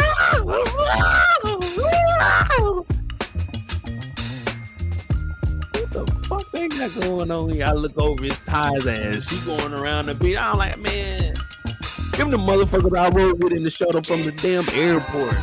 Them motherfuckers, I knew they was wild as hell, man. I knew the motherfuckers was wild, man. We was in there talking. I was like, man, these motherfuckers crazy. I would expect that from Angie. But Ty, look, y'all, I just rode with them on the shuttle down to the damn hotel resort. That's all I did. I don't know them like that. Yeah, y'all seen us check in, but they got a suite, and then I got my own shit. I don't know them. We just rode in together. Everybody looking at me because they thinking I know them like that. And I'm like,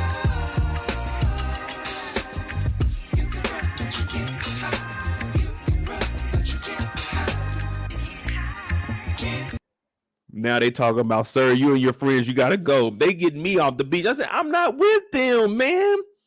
It's 2 reservations. One says Ty, one says Mo. I don't know. I just met them. I seen the shuttle. It said Hotel del Sol, and I got on the shuttle. I don't know them. I'm getting escorted to my room. They talking about, sir, you have one more warning. Nigga, I wasn't with them. I was on the other side of the beach. I was looking at it like y'all was looking at it. I got a warning because they thought I was with them just because we rode together on the shuttle and our names was on there together don't mean we came together. We just in the shuttle together.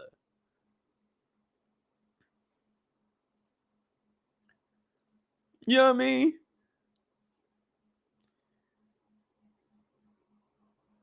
If they hopping on the van to rob us, if they don't say, Mo, we robbing you, I'm assuming you robbing them people. I ain't with them. I don't know what y'all got going. Unless that's what I used to always feel.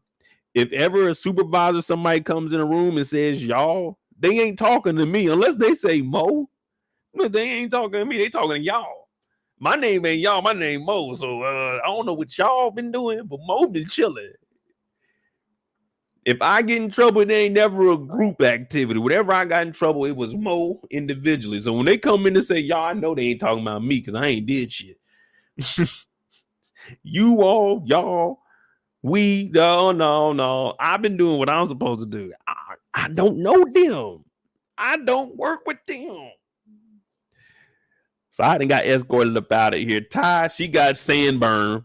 Our girls are chasing down the white people. Look, everybody looking on this side, but on the other side, no one gave a damn. They all looking like, what the fuck is going on, man? Niggas is always out here. You know, man, these white folk that came down here, they didn't came down from his hair looked like they came from probably like South Carolina or something. Yeah, they probably came from like South Carolina. And they looking like, man, can't take niggas nowhere. This black lady back here, she like, be careful out there, girl.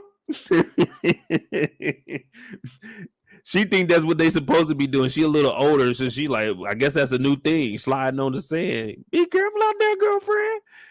Everybody else is like, man, what the fuck is she doing?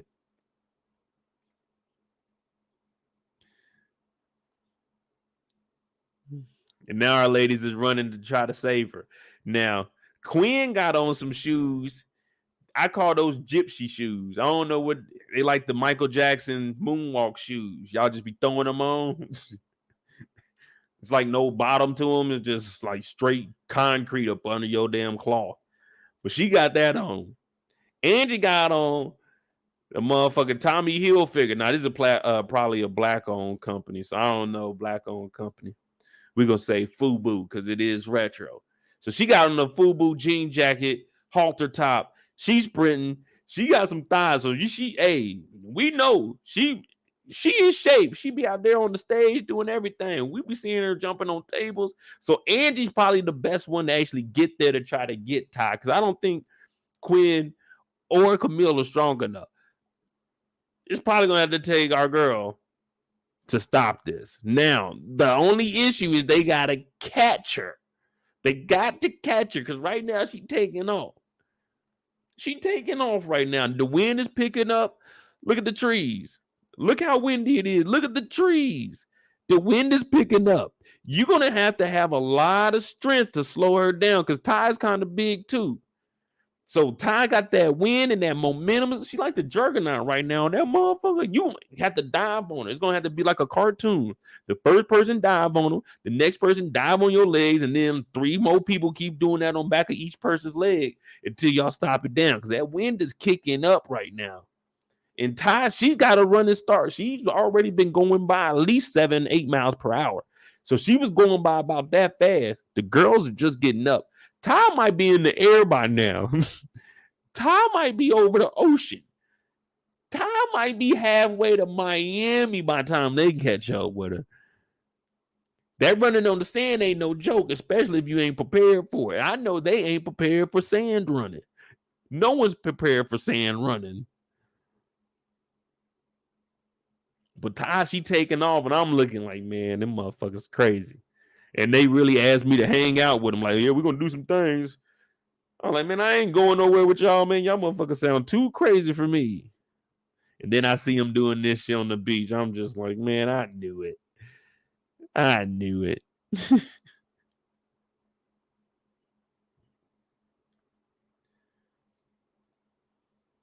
So later on that night, we got to go have some drinks. Now, I didn't notice it at first, but our girl Ty, she came in with a sling. Now, I don't remember what drink they were buying. It was some random drink. What was the drink that she asked for? What's up, Queen?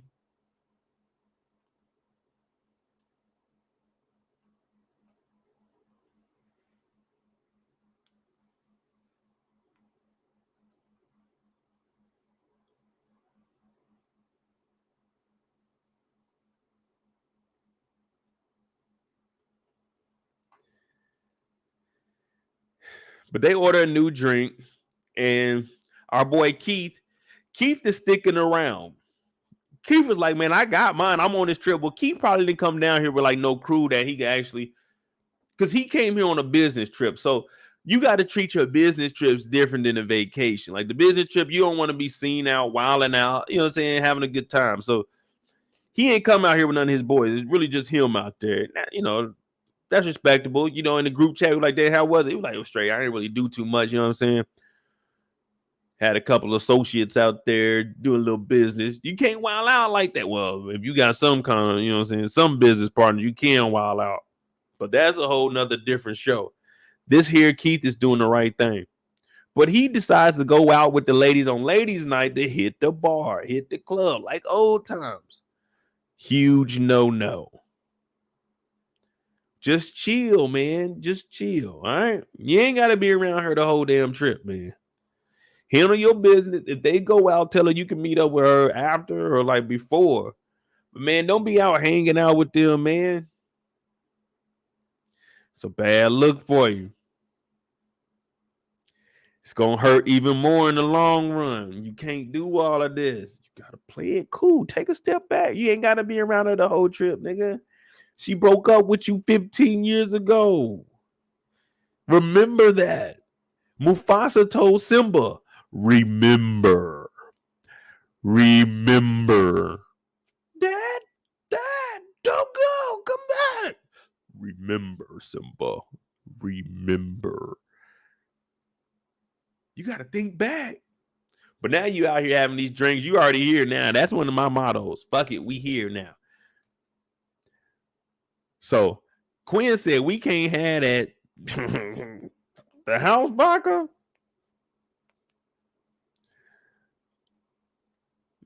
That should be called Mo Julio. That Mo Julio vodka. Yeah. Mm-hmm. That's bottom shelf right there. But that vodka will get you on your ass.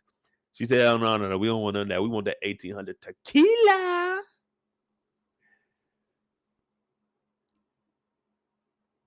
They like, oh, we doing it big tonight? We doing it big tonight? Oh, okay. We're going to do it big then. Let me get 5 of them, bartender. You're like, all right, I got you. Now, our girl, Angie, she changed up. Typically, she'd be on the bar by now. She'd be in the DJ booth. It ain't no telling what Angie be doing right now. This is the Angie of old. If this was the Angie of old, all you would have heard was the DJ playing pop, lock, and drop it. Pop, lock, and drop it. Oh, man. Old Angie. Oh.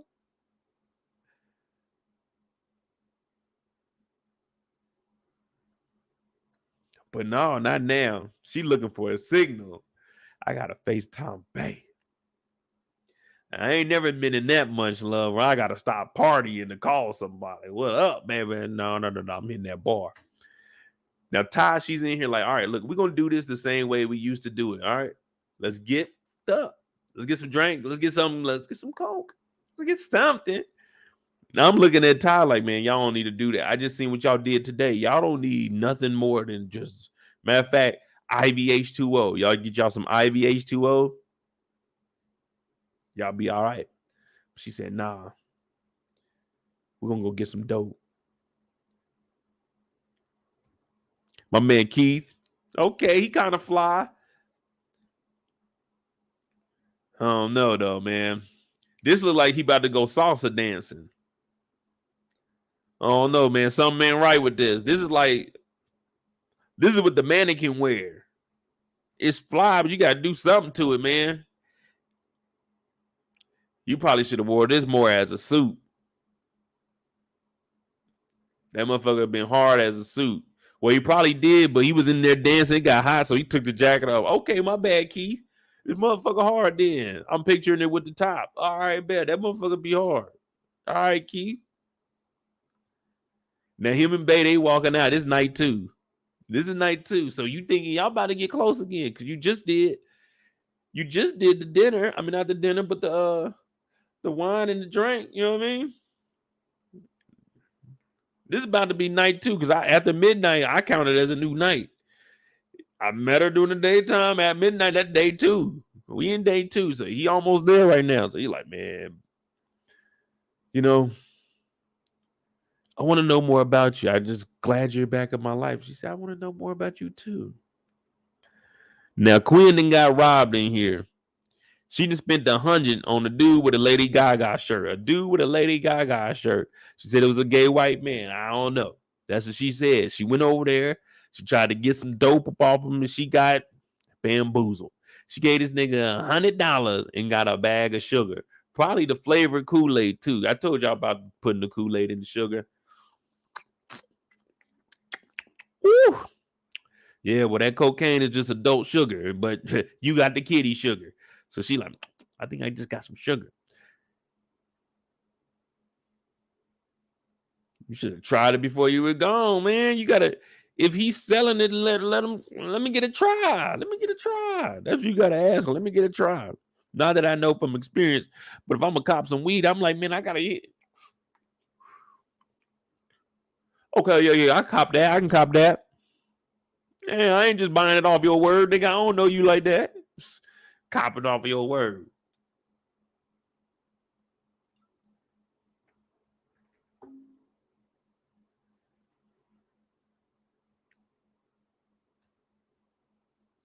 Now they in here drunk. The coke plan didn't work. Quinn's been with Keith. And Angie, she just gone. But Todd's like, all right, man, look. I'm about to make something shake, man. I can't just stay in here, man. At this moment, Ty got that itch. We might be needing, where's Brillo at? We might need to be inducting her into that junkie Hall of Fame. She talking about, well, I need to go outside. I need a real fix. Ty, we've been here for 8 hours. You need to calm down. You need to calm down. You need to leave. Yeah, you need to calm down. Like, hey, you don't need no drugs that bad, man. Come on now. Come on, man. She like, fuck that, I'm out. Angie upstairs doing what Angie do. She on the FaceTime with Mike. She can really start touching herself. Oops, there goes my shirt. Went over my head. Oh my. Oops.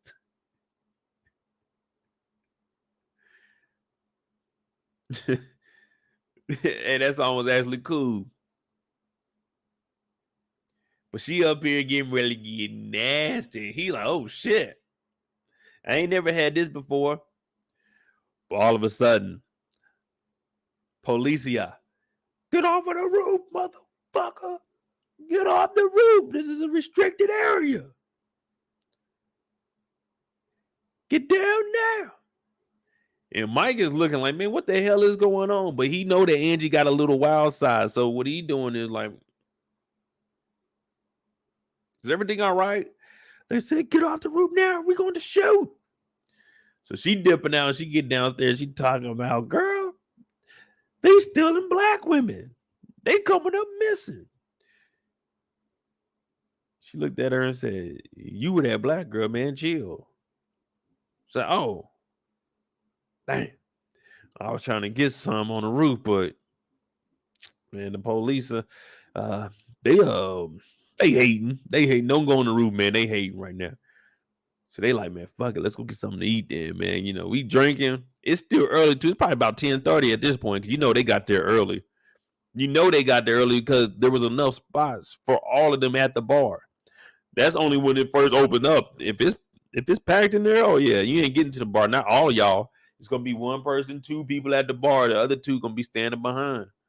So y'all just gonna be waiting, having a full-fledged conversation behind the people. Like, hey man, if y'all don't shut the fuck up behind me, I want to hear that shit. Y'all scoot over to where y'all people at and talk about that. All close and shit.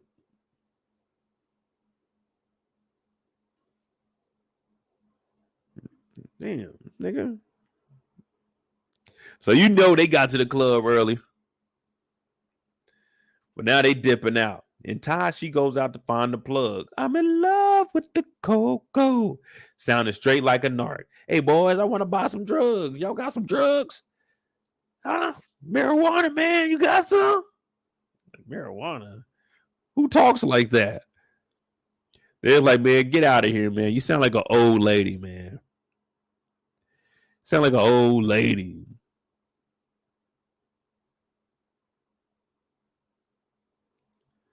I don't know what these Negroes are doing out here, but I know they ain't selling drugs. Yeah, I know for damn sure. This three right here, unlikely. We need to look at them a little closer. They might be up to a heist or something. That's what they look like they would do. Look like they trying to rob something. But Amy ends up FaceTiming like, hey, what's going on? She's like, why you call me? Man, my damn computer work. Boy, it ain't working. My bad. It's freezing up on me. She turned the camera on. We look at that old ass computer and say, man, what the hell? That's like the first computers they had in schools. So she can't get nothing to work. I would have told her the best thing that you can do if you reach behind it, because there was a power button on the back also that a lot of people didn't know about. If you reach behind those old computers, there's a power cord. You just pull the power. It'll turn it off real quick. No hesitation. It froze up. Oh, yeah, unplug that power from back there. See how long it stay frozen. It's going to unthaw. And you ain't even supposed to say in front of it. It's just going to thaw.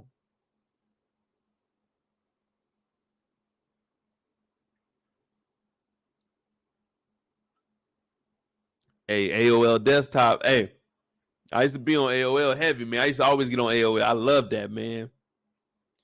I remember we first got AOL, that dial-up, man, that was like the best thing ever, man. I thought my parents was cool as hell because none of my homeboys had internet for like at least a year until after we got it. So that was one time I was first with something.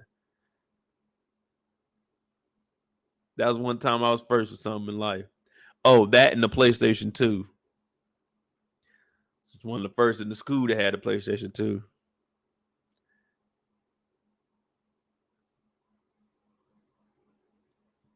But the computer froze up on her and she just calling because all this is shooting her shot. All this is showing is like, hey, I'm going to see if I can reach out to her. You know, some people you can't text after a certain time. You don't. I always hate seeing the message. Oh, those are our sleep hours. I'm like, man, I sent the text message, man. If you respond, you respond. If not, you don't. Don't tell me the next morning, like, I'm not no child. My bad, dog. That's all you had to say. Like, I was asleep. So now I know, all right, motherfucker be asleep.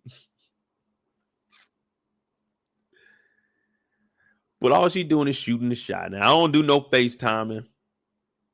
I barely like talking on the phone. If you want to talk to me, we can meet up. We can talk on the phone like maybe an hour. An hour, no more than like 2-3 times a week. Cause boy, man, let me tell you, man, I'll be on that motherfucker. Dozing off. I ain't gonna lie to you. I ain't paying no attention. I can hear everything you're saying. But all Amy did was shoot her shot right now. And it's like, okay, she answered. Even though she was on the trip, she answered. Okay.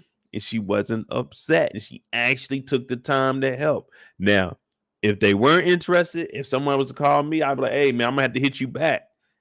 Like, you have to wait because I'm on my time. I can't stop my time for you. But she didn't stop anything. She already got turned down for the dope. So now Amy is just calling and she's like, shoot, no problem, Amy. I can stay on the line. Very interesting. Now they go out there trying to get some food because it's late and we are drunk and there's kids running around like, whoa, what the fuck? These little motherfuckers is fast. She's like, hey, sit down. You sit down. You sit down. She's like, damn, are those your kids? She said, nah, it ain't mine. They weren't supposed to be here, but you know, it is what it is. But all of us women, we help raise all of the children. I believe the children are our future. Yeah, let's help them lead the way. Yeah, man, we supposed to be helping each other, y'all. Where I lack, you pick up. Where I lack, you pick up. And the same for you. If there's a weak zone for you, I can fill that zone. But we do this as a community. That's how we do it down here. And Camille said, woo, I got to interview you tomorrow. That is deep, sister. She said, shit, pull up then. Man, I've been telling them motherfuckers, I've been ready for my interview. They ain't showing no love because we down here on the beach, but I've been ready for my interview. So she's supposed to be showing up to get this interview.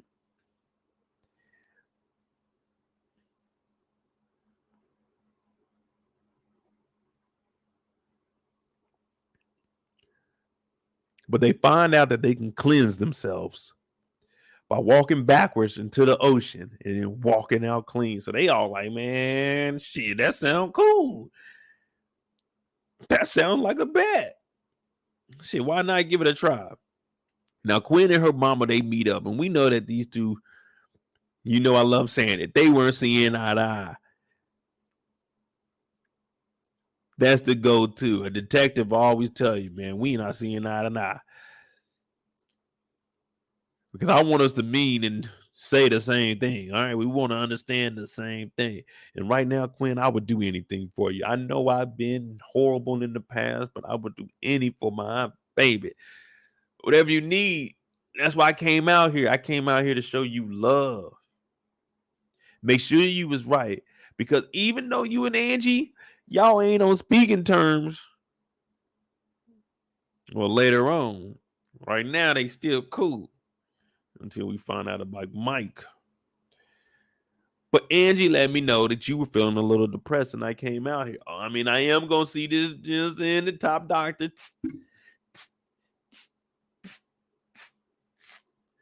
You know what I'm saying? Just a couple shots, you know what I'm saying? Touch up the cheeks. You know what I'm saying? So when I smile, the cheeks go up. You know what I'm saying? Yeah, that's it.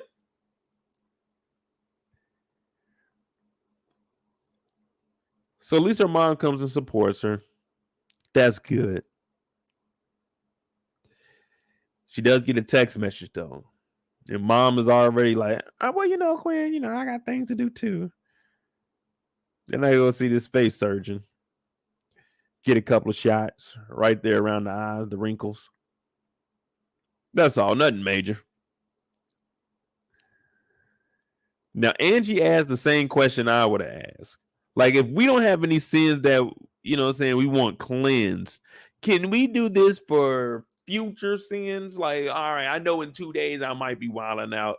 If I go ahead and do this cleanse now, I should be straight.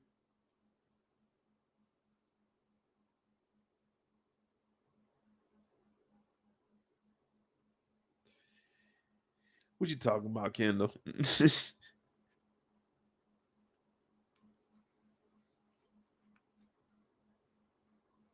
But let me ask you, would you guys tell your friend if you were Camille, would you tell your friends you did that? I don't know, for dudes, they'd be like, damn, dog, I fucked up, man. Dog, I smashed this other chick. Well, I ain't really smash her though, man. We just slept in the same bed. Like, we ain't do nothing. I was just in the bed. That's it. Niggas ain't gonna believe that shit. Ain't no one gonna believe that. Damn, you just slept in the bed? Yeah, man. That's all we did, bro. Man, I was trying to get that presentation. I don't know about you niggas, but I'm trying to get this motherfucking presentation done. I got a goddamn $25,000 grant. You think I'm about to mess that up? But she got the man, so Jameson ain't did nothing wrong. Jameson is doing the right thing, man. Even though she broke up with Jameson, he did the right thing and got that grant for her. He ain't asked for nothing in return. So everything that she doing, the only person that should feel wrong is her. Jameson don't know no better. He's just an innocent young man trying to navigate through this world. So they at the crib and she's telling Angie all of this. And he like, ugh. Yeah, I just can't write no more. She's like, oh yeah, you got stuck. He's like, yeah, you know how it is. So this is where we go back to the very beginning of the episode where they showed this. And she's sitting down and she's looking at him. And in the back of her mind, all she's thinking is body to body. But they get to holding each other's hands. She's telling them how great of a man that he is. It's just, she's not that interesting. And you're a good man, just not the good man for her. So see, she broke up with a guy to get with you. Well, she didn't break up with him to get with you. She broke up with him. She got with you. Then she broke up with you and got with him. And now she here rubbing it in. As soon as you got that job in Chicago, you should have took it. I told y'all season 1, take that job in Chicago. This already seems like it's going to be some bullshit. I told y'all. And everybody like, man, no, Mo. He's good for her. Even though we want to see him with Ian Jameson. No, it ain't no I'm good. No. Go. Chicago. This nigga canceled. I mean, I would have accepted the job and then told her, I'm going to Chicago. I'm verifying that, let me see. Okay, that's my name. That's my start date. Sign that. Good. I'm processing. I'm going to Chicago. I'm not sticking around and dealing with this shit in New York. I'm going to Chicago. I'm going to go to Chicago. I'm going to start fresh. But now they over here and they working on this damn project together because that damn grant, he put his name out there on the line for this. So they're holding hands. And I just don't know about this. I haven't been in these type of situations. Someone please. Have you ever been in the room with your ex holding hands? If I told my girl that I was over my ex's spot holding her hands, knees touching each other, looking her in the eye and telling her, you're such a great woman. You're amazing. You're going to be perfect for somebody. I know when me and you were together, we were making love, but I don't think it's going to be the same type of love you and the next guy find because I feel that me and you, we're just friends, nothing more than that. And you're going to be great for somebody. You weren't great for me when you were with me. Oh, man, it was lovely. But in the long run, you weren't that great to me. But I don't want nothing to do with you. I just want you to know me and you working on this is probably one of the best things I ever done. And I definitely appreciate you being in my life, whether we're together or not. But just know, man, if you need a place to lay down and take a power nap, come on ahead and lay on down. Man, you know what, nigga? You know what? My chick gonna be on my ass. Like, what the fuck? Man, you can't do this. Even if you are telling this is a good man, you can't hold this nigga hand, be whispering in this nigga ear. You can't do that. Man, because I know for damn sure if I try to explain myself doing that to not get in trouble, like, yeah, man, I was just over there holding her hand, comforting her, letting her know, man, everything gonna be all right. You know what I mean? Everything gonna be all right. It's only been 2 weeks since we talked, like since we since we broke up, but don't worry about it. It wasn't nothing. Man, please.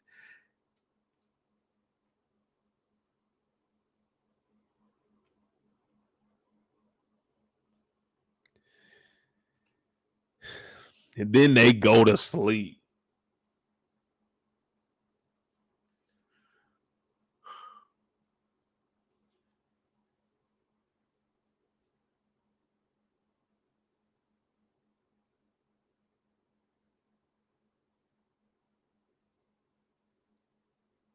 Hit that like button, hit that subscribe button. I'm gonna give me another truly because we're gonna need it.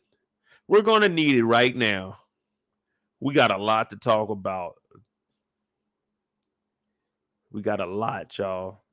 Hit that like button, hit that subscribe button, support the channel. Cash apps at the bottom of the screen. Let me know what you guys think about this whole thing right here. One, are you going to do that? If you're with somebody, would you go over to your ex's spot and do that? And two, think about how would you feel listening to someone explain that to you, your significant other one. Let me know what you think about that. I'll be right back. Hit that like button, y'all. You can't hide. You can run, but you can't hide.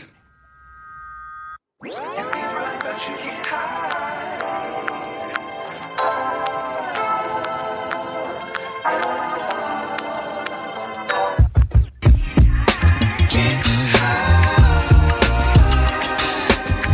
You can run, but you can't hide. You can run, but you can't hide.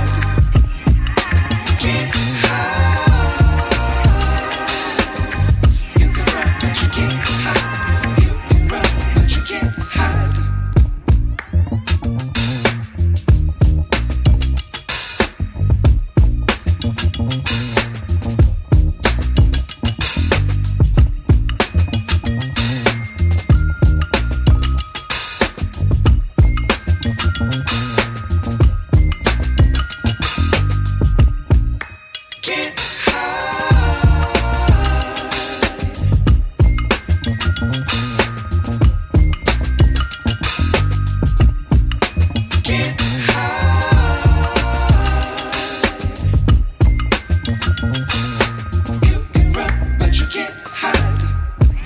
Can't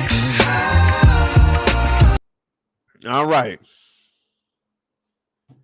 So these two, they just had a moment. Now, it wasn't nothing intimate or anything like that. Y'all agree that was just friendly, right? That was just friendly. That was just friendly, right? That was just, I'm just letting you know you good. You know what I'm saying? I'm just saying you were good to me. You one of the best things I had in my life.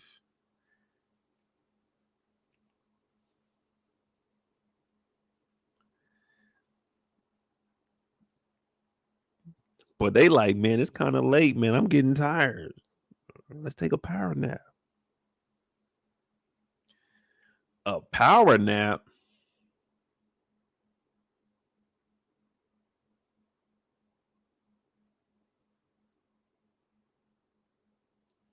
A power nap?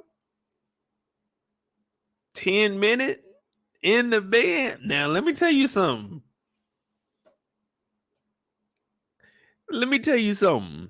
If we taking a power nap,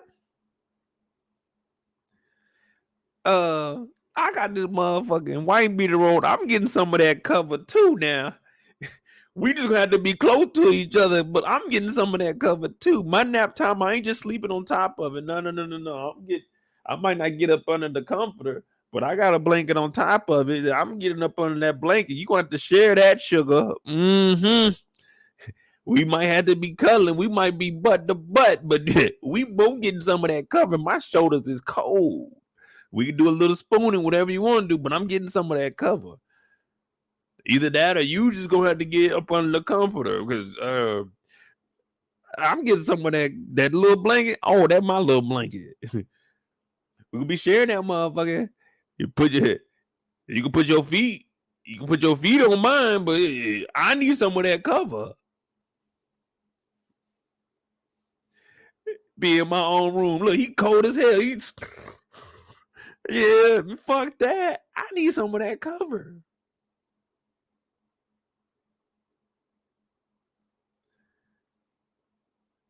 And you knew she was about to stay asleep longer than 10 minutes. She's sleeping like the people on the sleep commercial. This is how the old people be sleeping. They be sleeping propped up.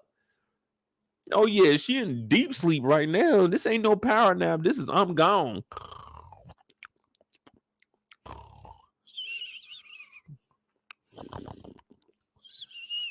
Yeah, she ain't here snoring. She gone now. She's sleeping on both the pillows. You tell here, dude, man, I need one pillow. I don't need all this extra shit on the bed. I need this one pillow. Now I got like 3 pillows. But man, I only need to sleep on one. I don't need one behind it. I need that one pillow. Sleeping. Knocked out. Stretched out too. So, hey, if we taking this power nap, I don't move a lot. So don't be in here moving and shit. Now in the morning I stretch out, but don't be in here doing a lot of moving now. Power nap. Don't be one. I don't like all that movement and sleep now. You got me on high alert every minute. I'm feeling somebody kick me or getting hit. No, don't do all that. You need to keep your hands and arms in one spot in that bed. You can go sideways. You can sleep on your back. You can sleep on your stomach. You can turn the other way. You can even go fetal. Hey, but all that turning side, no, not up in this bed. And don't be trying to hog the covers because you will be cold tonight because I repeat, I will be getting some of that cover. I'm not about to be in my own spot cold.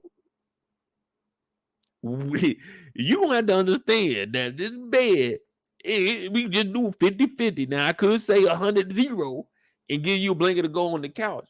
But this bed, we gotta share this. We not together, but this partnership is 50-50, and I want some of that damn blanket. I will not be cold in my own bed. No. And then if somebody come in here, I'm just in my drawers, knocked out. They done came in. I'm, oh shit, I ain't got no covers on. Hell no, I need a blanket on. Like, damn, nigga, what y'all doing? We checking the fire alarms. Man, y'all niggas need a knock next time.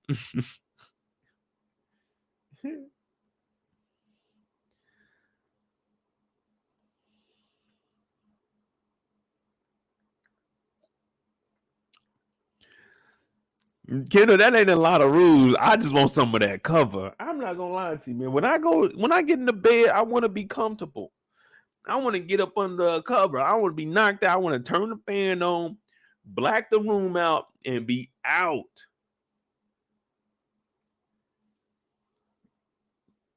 Eric, you knew he wasn't setting no alarm. He a nigga.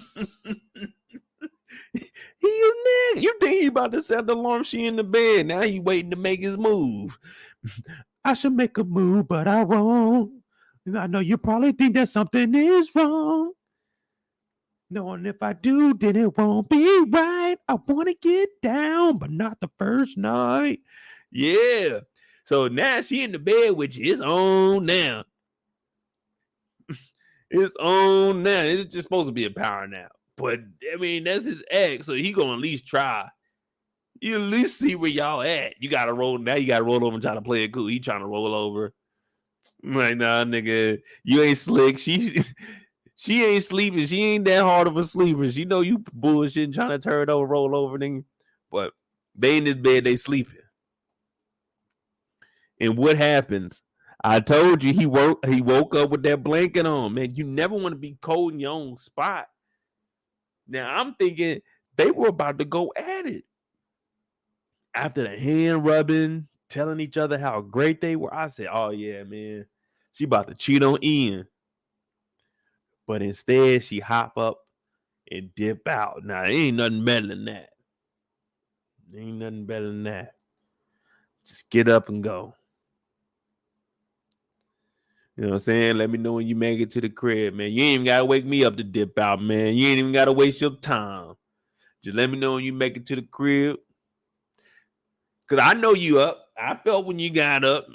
Yeah, I had that heavy foot on you. I knew you was getting up. All right, cool. Make sure she don't take nothing when she walk about in here. I get up and look out the door, make sure she exiting. Okay, cool.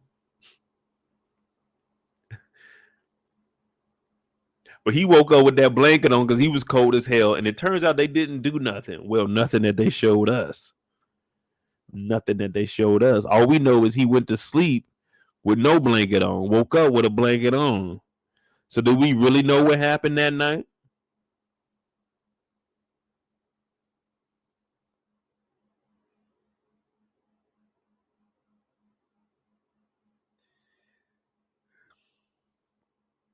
They didn't show what happened in between. They just took a power nap, right? But magically he wake up with a blanket on.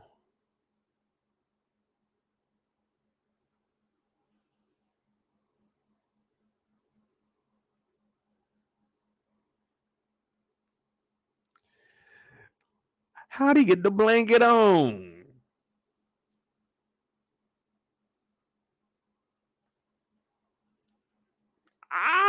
I'm telling you, I can't believe that story. Put a 1 in the chat if you could believe this story. Put a 1 in the chat if you could believe that she just went over here and did all. If someone told you this exact story in real life, 1 that you would believe them, 2 that you wouldn't believe them. Come on, man. I don't know, man. I'm thinking something went down.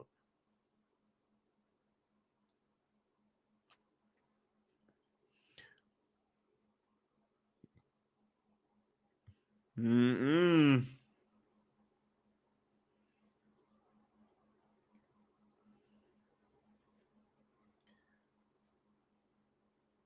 Hey, man, it get crazy in them rooms. I told you, man. D. Malenko. Move 307.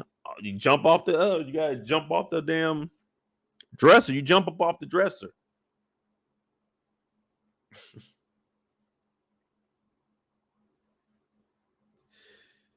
Shit, it get crazy in there. It'd be a sock over here, a sock over there, pants over there, a bra over there. You like, damn, what were we doing last night? I don't remember all that. A grand old time. And this is exactly how you look when you get done, too. Look out. Jameson in here knocked out. She'd have put that thing on him. That ain't no 10-minute power nap. That's a 10-minute beat.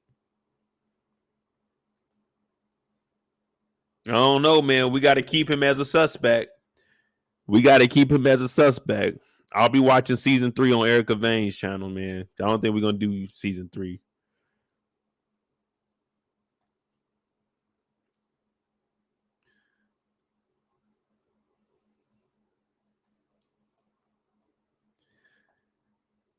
So Angie heard all of this. She like, oh, well, nothing happened then.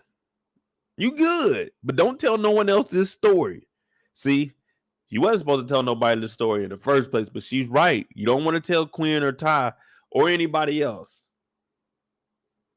Sometimes you just got to be able to hold it down. But she felt so guilty about it, she had to tell at least Angie. At least Angie had to know.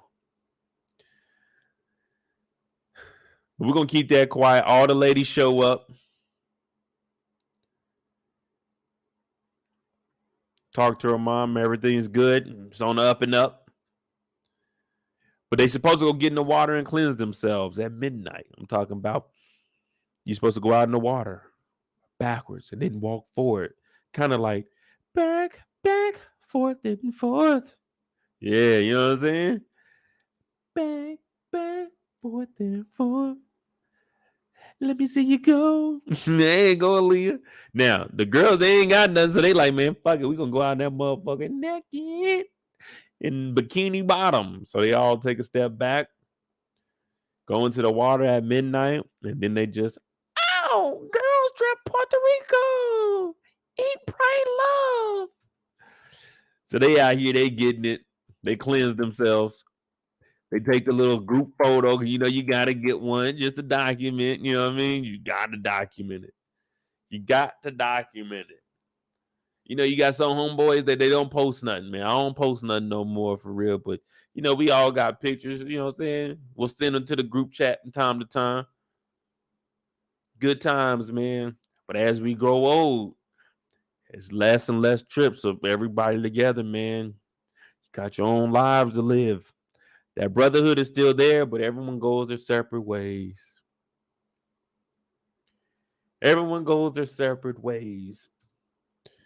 And while they getting this one documented piece of history, everyone's like, you know what? This trip is really good. Quinn amidst that, man, she might need to be on medication. A little depression. And everybody's like, oh, it's all right. Don't worry about it. We all go through things. We're going to get through this together.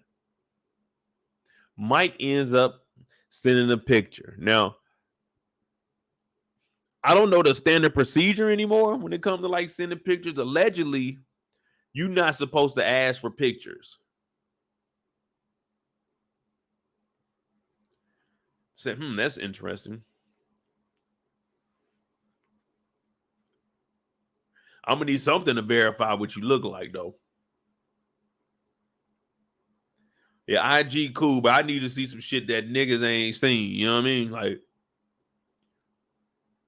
but they say, fellas, asking for a picture, send me a picture. They calling y'all niggas lame. That's corny. You can't ask for a picture, even though they got a phone, they got a camera. Lame for doing that, nigga. What you asking a picture for? That I guess that's one of the rules now. Follow them on their socials, though. I'm not saying you have to. I don't follow most of the ones that I actually talk to. But Mike calls, or he leaves a picture, and he's talking about, I miss you. She's like, oh, Mike. She's so excited because she was about to show that thing on camera last night. You can't ask for a picture, but Mike was getting that thing on camera. FaceTime, they say caught in 4K. Yeah, caught in 4K. So Mike sent the picture. And everybody like, oh, we get to finally see Mike. She's like, yeah, I got Mike right here. You know what I'm saying? He holding it down.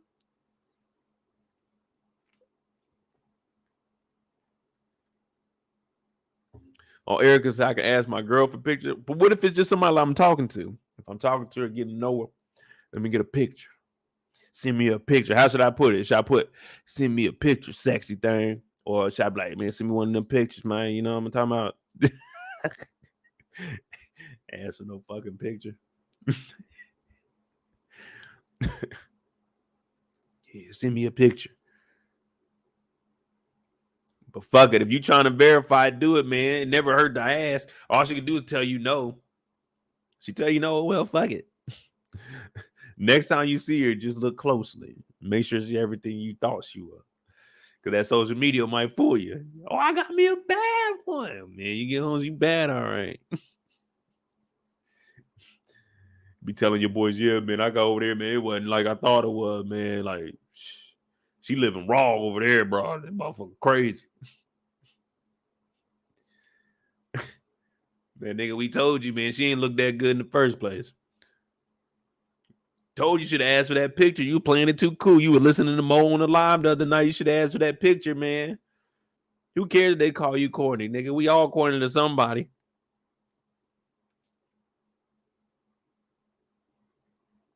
But I did like what Michael B. Jordan did. He called her out too. You're like, oh yeah, the corny one, right? Y'all know I talk shit about Michael B. Jordan as far as his characters. Whenever I'm on screen, I gotta fight his character. I always gotta go after Michael B. But nah, brother cool in real life, man. He checked that chick. That was tight. I ain't gonna lie, that was cool. She's like, oh yeah, me and Michael B, we go way back since high school. He said, yeah, the corny one, right? She said, I didn't say that. I said, yeah, you did. Yeah, you did. I said, damn, get her, Mike, get her. Yeah, Michael B. Yeah, get her. Get her. Because I was a little fat fuck in school. That's what they used to call me. But shit, I ain't give a fuck. I was fat. I was short, man. I was short. I was 5'4". What do you expect? I like to eat. I like to eat. I was 5'4", I was just short. But Mike sent that, I miss you. She's like, oh, I miss you too. And everybody like, let me see that picture. And she says, is that Michael? Quinn, why did you say that loud? See, how you got to approach this type of situation, because especially if it's your boy, you got to make it clear from the get-go. It ain't no, is that Michael or none of that. You got to be like, is that Michael? She's like, oh, just make it clear. We ain't never do nothing. You know what I'm saying? Like that. Just so they know up front, so they ain't assuming nothing. Like my homeboy met a chick. I'm like, oh, damn, that's what's the name? Nah, I ain't never messed with her, nothing. She cool though.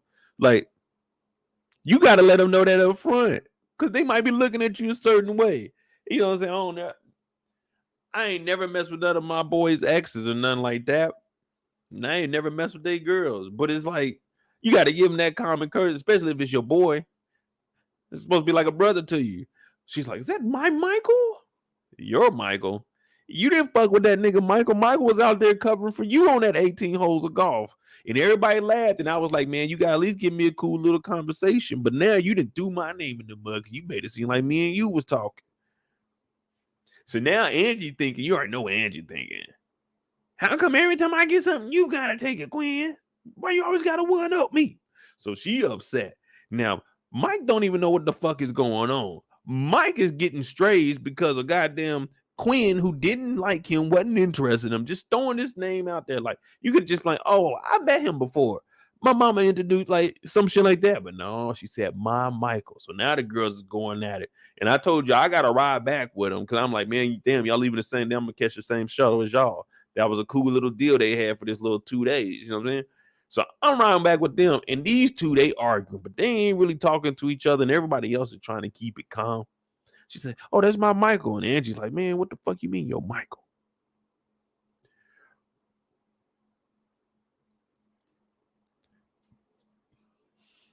So they fighting.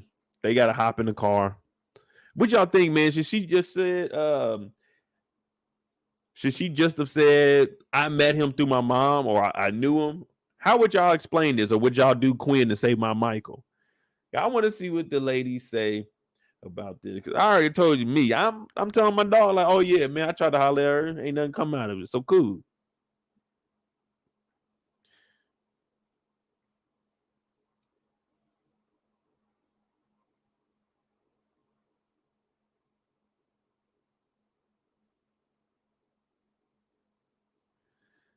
What up, Candy?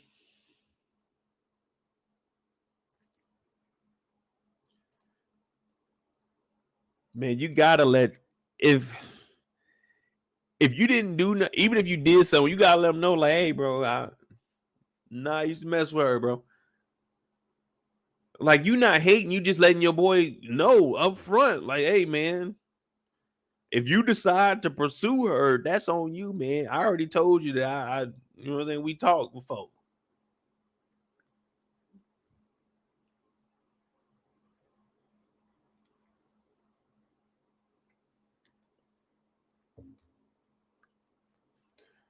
Nah, man, you know.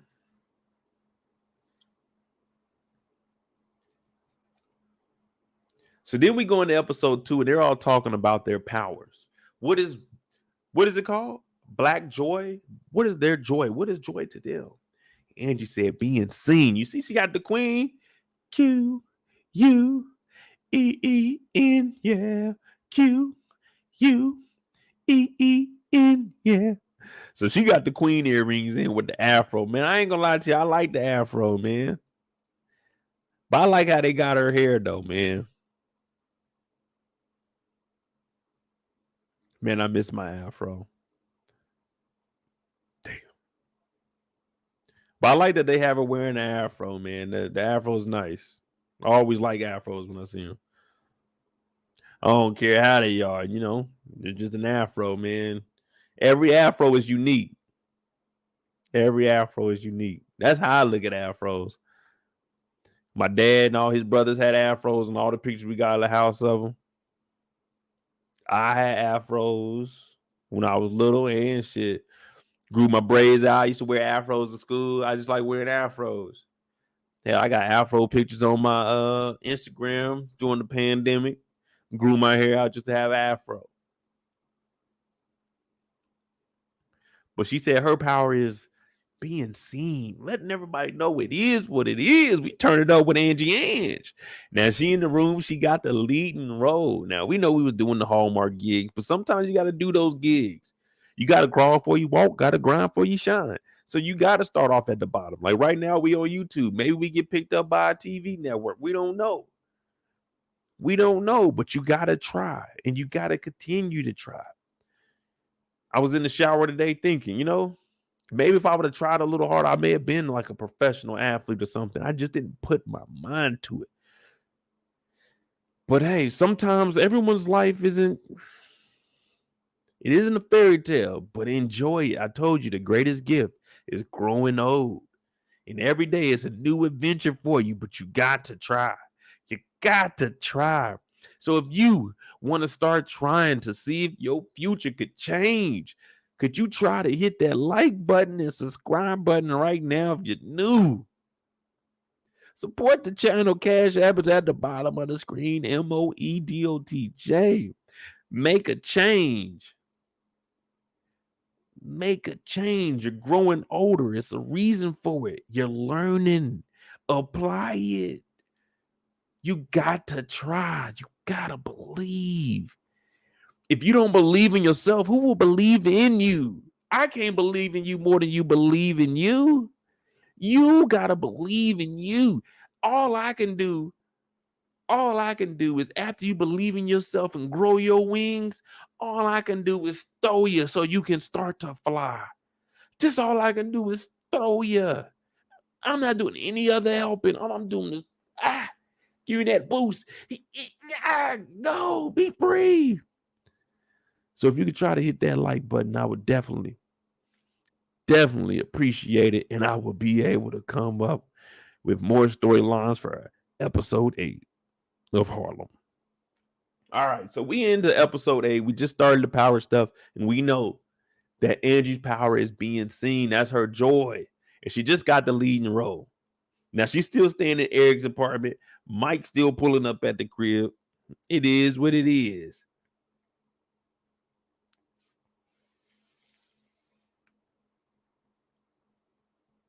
Hey, there you go, OT. Mo is short for motivation. Man, I'm going to tell y'all like it is, man. I'm just telling y'all how I look at life. What up, man? We just talking this nonsense, man. Finished up episode 1. Took us about 2 hours, but that's expected. It's the finale, y'all. It's the finale. So we're going to probably spend maybe 2 hours on that. I don't know. Maybe on the finale. We might spend 2 on it. It depends. It depends if they can keep the storyline. Hey, I can only do so much. It's just once I see an image on the screen, it just draws me in, and then my mind just starts racing. So let's see. Let's see if they're gonna continue episode 8. Now she got the spot. Mike turning up too.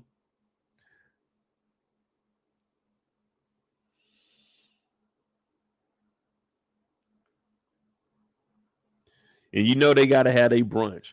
There's never a day that goes by that we not gonna have a brunch. Now this is dedication here. Every time they get up, they got them a meeting spot. I never had a meeting spot. Well, I never been in an environment where we had time to do this shit.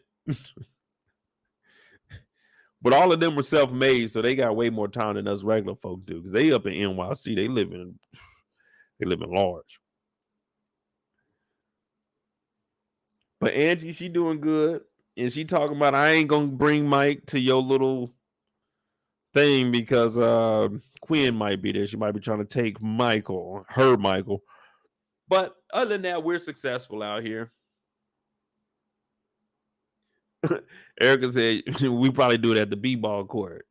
What is this? The movie Brothers? Niggas just be hooping after work. Hell no. Man, I'm gonna be honest. Out of my homeboys I got 3 group chats, and I'm thinking out of all 3 combined,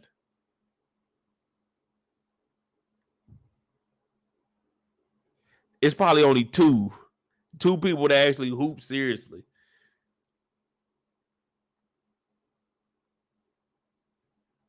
Probably 2. I used to, but other than that, they may have played football. They just weren't athletic. I mean, they were athletic, but they didn't play sports. But nah, man, we definitely ain't about to link up to play no basketball. I ain't played basketball since like 2. No, I dunked right before the pandemic. That was the last time I played basketball, 19. I was dunking back at 19. Man, I doubt I can grab rim now.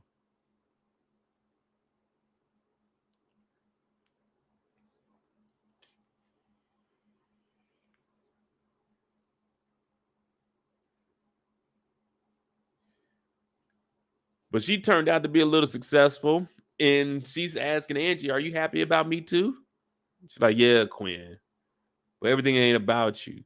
Plus, she's still holding a grudge with her from when they left Puerto Rico. Well, me and my homeboys, we don't meet up unless we taking a trip. I don't have no homeboys out here in California.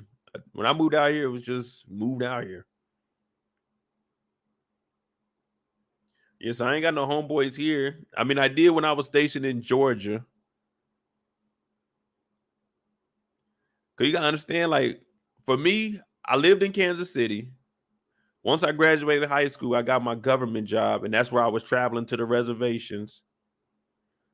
So I was traveling for 6 years. I got laid off from there. I moved down to Georgia. So all my homeboys were back in KC. I lived in Georgia for 3 years. Three and a half years I lived in Georgia. I joined the military, and then I got stationed back in Georgia. So that's where I met my first group chat, my homeboys that I was stationed with.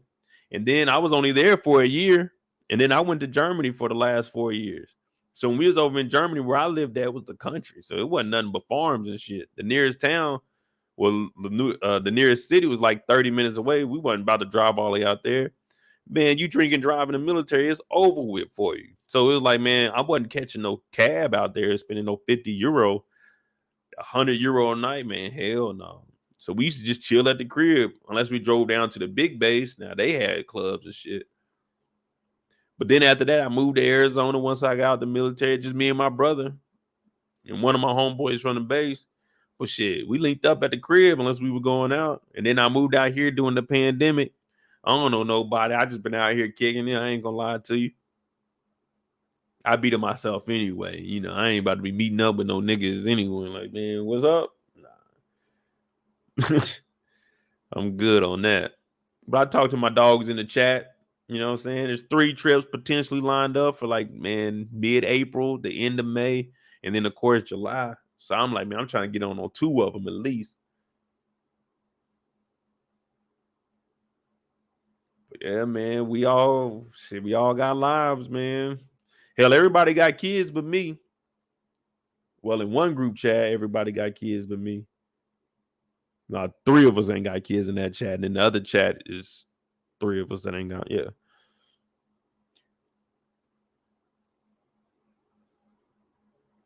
But yeah, man, we don't meet up nowhere unless we're gonna take a trip or we live in the same city.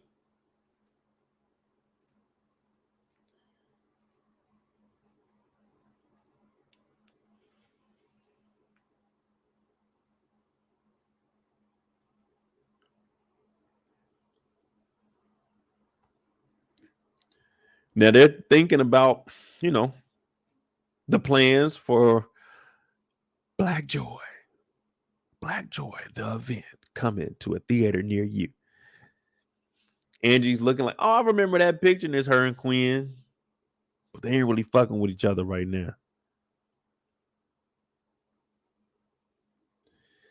And they get to talking about each scenario, her and Jameson, and her and Mike, and what if she slept with Jameson? How would she feel? She's like, wait, did you sleep with Jameson? She's like, nah, I didn't.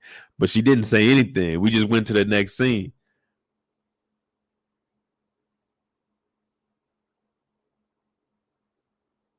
So what you think about Camille right now, man? You guys think she feels guilty about everything, or is this her just trying to figure out what she's going to do with herself? You know what I mean? Like, is she really going to go through with the whole relationship with Ian? Is she going to continue to try to pursue her career? Or is she feeling guilty about what she did?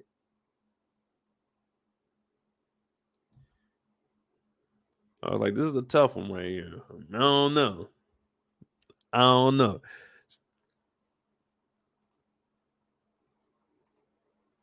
Uh, her power was her career, wasn't it? Her power was the career. Well, not her power, because power was what Ty wanted. We're going to call it a power anyway. But her joy is her career. Just turning up, man, taking the career to a whole nother level. That's what it's all about, man. I know people always saying, why we can't never keep nothing?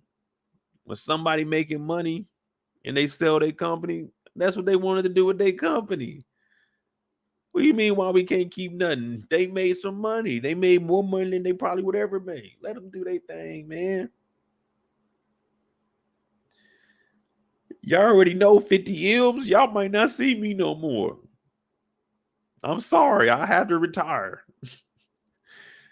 Damn, man. Just hopefully I was big enough on YouTube. Someone could say the rise and decline of Mo's channel. After he got that $50 million check, he was gone. Damn. Hell, you give me $5 million. Hey, man, my hands are tied, y'all. I got to go, man. They talking about 5 M's. I won 5 M's, y'all. I'm gone. I'll pop up every now and then.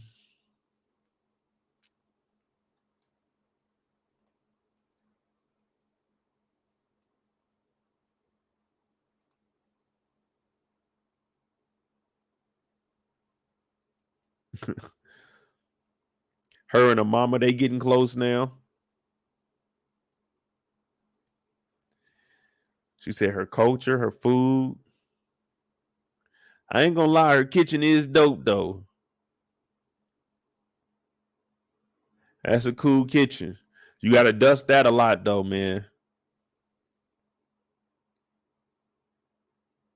It's a cool little kitchen, man. You got to have some bread for that, man. That's what you see on HGTV. You be watching that. The home makeover shows and shit. They be going there gutting the houses out. They talking about, yeah, we're going to put in this stainless steel. Like, nigga, I don't want all that in the house. Just give me some regular cabinets. Wooden cabinets. That's all we need. Now, if you can get us some stainless steel appliances, okay, cool.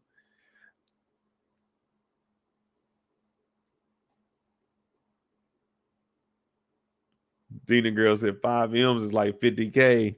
Shit. For y'all, maybe, man, I'm going to show you how to stretch it. I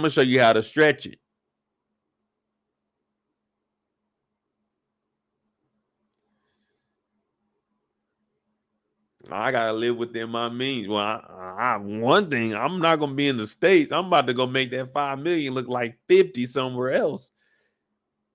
I'm about to go make it look like 50 M somewhere else. Just be chilling. I'll be on there. It's just when we go live, it's gonna be in the morning time. It's gonna be like 8 a.m. for y'all. You right. I'll be back on here. It's just gonna be early as hell for y'all.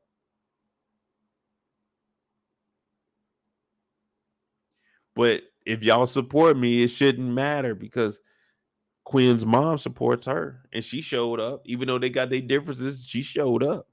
So y'all got to show up at 8 a.m. for the lives. Y'all got to, man. Y'all can't leave me out here stranded. And her and Keith, they got that vegan. This nigga had a lot of rules. He said, I don't want no egg in there. I don't want no flour. I don't want no sugar. She like, yeah, man, this is like a carrot cake. It's basically a salad. I would have said, man, what? And it was a 2-week anniversary.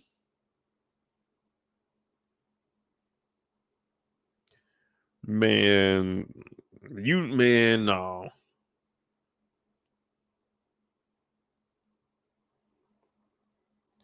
Yeah, Quinn, we might have to end this 2-week anniversary. She gonna be talking about the month anniversary, the 2 month, 3, half a year. Like, God damn. I don't even remember the day we met. I remember when I met you. I don't remember the day. It wasn't that important to me. It was just another day. Just another day. But they on their 2-week anniversary. So it's gonna be up to you to top that. One of these months, you're gonna have to top it. Or on her birthday, nigga, you got to be prepared. You got to drop a bag, man. You're gonna have to drop a bag on that birthday. You remember I was doing all the anniversaries. You didn't do anything.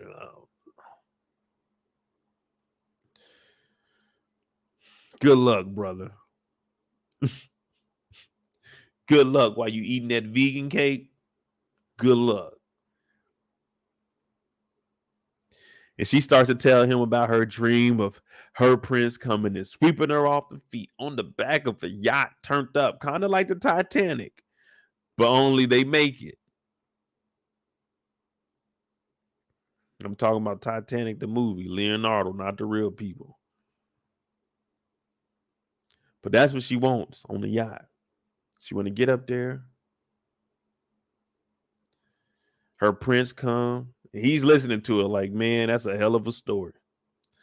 That is a hell of a story. That was the first thing going through my mind. I said, man, what? Why am I, what? How did we get on the topic of you like,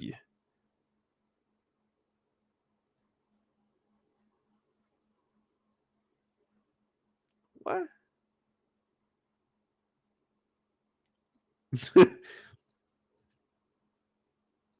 So she's telling the lady, no, it's not culture appropriation. You can wear plaid.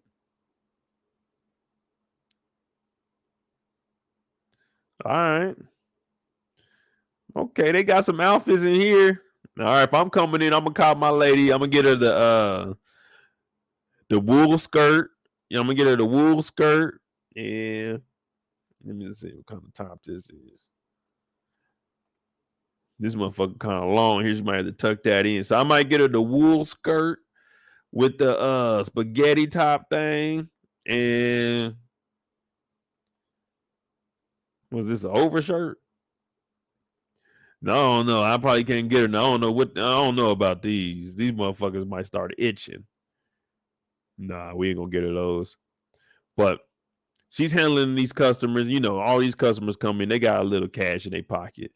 And our boy Mike shows up. Well, Mike. Well, no, right here now he's Michael. Yeah, he's Michael right now. So he's like, man, Dan, what's up? You been hating? I wanted to stop by and talk to you. She's like, man, for what? He said, man, you done told fucking Angie about all this shit. She's like, nah, man, Angie likes you, but I was just afraid I was gonna lose a friend. And he's listening to all this like,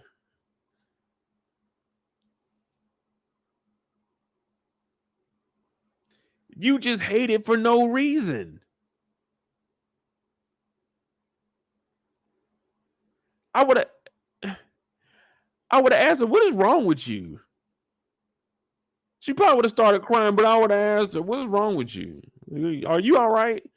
Why would you tell her you like, nigga, why didn't you tell her that you didn't want to talk to me or nothing? Well, you can't say that because then it's gonna make it seem like I ain't shit. But why you ain't say?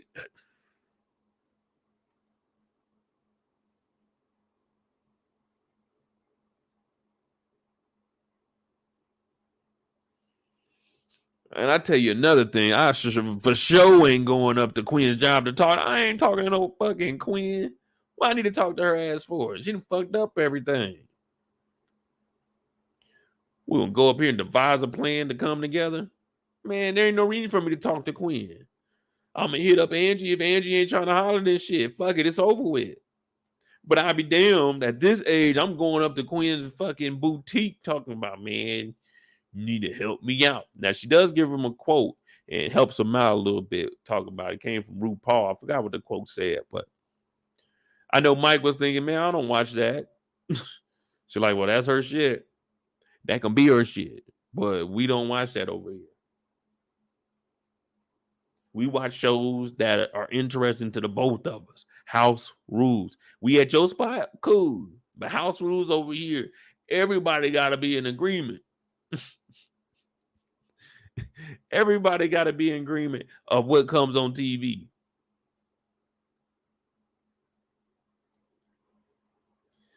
I look like Duck from Five Heartbeats.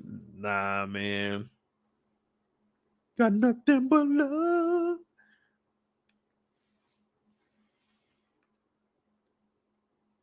So wait, y'all not about to be clowning my dog, man. This is my dog, Big Mike from the Wood. You know what I'm saying? Nah, he ain't from the Wood. He ain't from the Wood, but he did go to NYC, y'all. This is Big Mike from the NY. Y'all not about to be clowning my dog for his hair. It's about the personality. See, that's what's wrong. Y'all judging this book by its cover. All y'all see is his hair. Y'all don't even take time to get to know the man. Jeez Louise, you see how it is out here? We are being judged from the moment they look at us.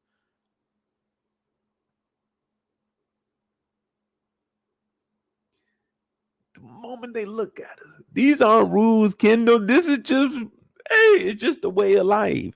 Don't you know it's the way of life? However do you want it? Cause I'm about to bring it. Oh, baby. Can't stop the stunting. No, no. It's just the way it is. It's just life. Now, y'all over here talking about my dog Mike's hair, man. Look, Mike is an intelligent African-American brother. Why does it matter what his hair look like? He's an intelligent black man. He teaches women how to ride bicycles. Man, he's doing everything. He's doing everything. He holding it down for chicks that got a lot of their parents, aka Quinn, just for her to hate on my dog. He ain't even do nothing. He's been a good guy. He didn't even try to holler at you. All he said was, look, I'm going to get you through these 18 holes. I ain't really want to show up on this motherfucker, but I wasn't going to let my mama down. If one of her friends requested me to show up, if I can make it, I'm make it. But come on. Why you ain't tell her that nothing ever happened between us? Now I got to come up here and do all this dumbass talking. What is wrong with you? Why would you do that? What do you mean, my Michael? Man, I ain't there. Nobody's Michael. Why would you say that? See, you can't even go up here because you're just going to get frustrated because you're kind of confused. Like, what the fuck is going on here? Are y'all for real? Like, is she serious right now?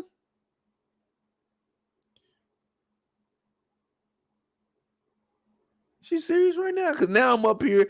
We in public. I don't like having these kind of conversations out in public. I don't really like, when I'm out and about, I don't like people hearing me. I don't like talking on the phone around people. None of that. I don't like people listening to my conversations. So having a serious conversation like this in the public space, I'm thinking, man, dog, why you hating on me? Sir, you need to leave. Because anybody listening to that, like, sir, why are you talking to her about hating? See?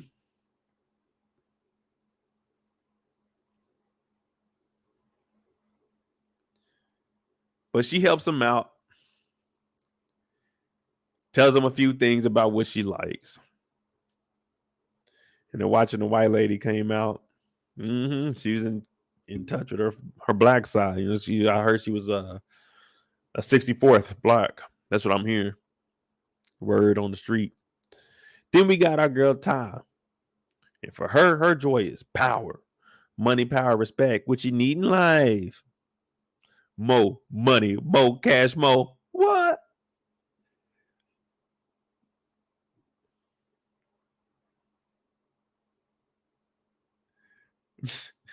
Damn, Erica calling her out. What you right? Don't nobody come in that damn store. Don't nobody come in that store, man. You got to move that motherfucker online, man. We talked about that in season 1. You got to convert over to online. That floor space is getting expensive nowadays, man. I'm here, they busting people over the head left and right. Like, it ain't even funny.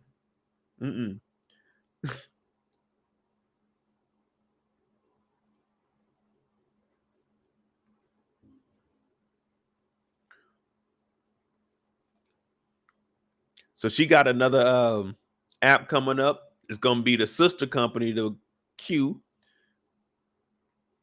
This gonna go by P. Because some say 3 is a crowd. They say 3 is just getting the party started.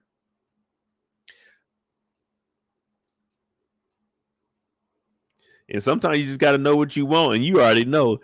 Back when she was a player, she ain't the same no more. Ty ain't the same no more. But when she was a player, she was getting all the girls. She got Zoe right here, went straight to the crib, getting it on the floor behind the couch. I said, man, damn, it must be nice to live in a penthouse. Must be nice to live in the penthouse. One day we're going to get there, y'all. We're going to get there, man. If we don't, we still live the hell of a life. But just think that addition would be nice. We could be living like Ty right now, just out getting all the girls. Then she pulls up on Amy with the dead orchid. R.I.P., man. We see so many of them dying. She couldn't take care of one, and guess what? Ty isn't good with relationships. She's a player. She's not good with them. But hear me out. Marquisha's a player also. She don't really want to be in a relationship. She just leading a young boy on and in a relationship. And she killed an orchid. If you can't keep an orchid alive, man, watch out. If they can't keep an orchid alive, watch out, fellas. They play us. We got 2 of them, 2 different shows. The case study is showing us we are 100% right now. If they can't keep an orchid alive, fellas, watch out. They either married or they a player. Watch out. Watch out. If they can't keep an orchid alive, run, nigga. Run.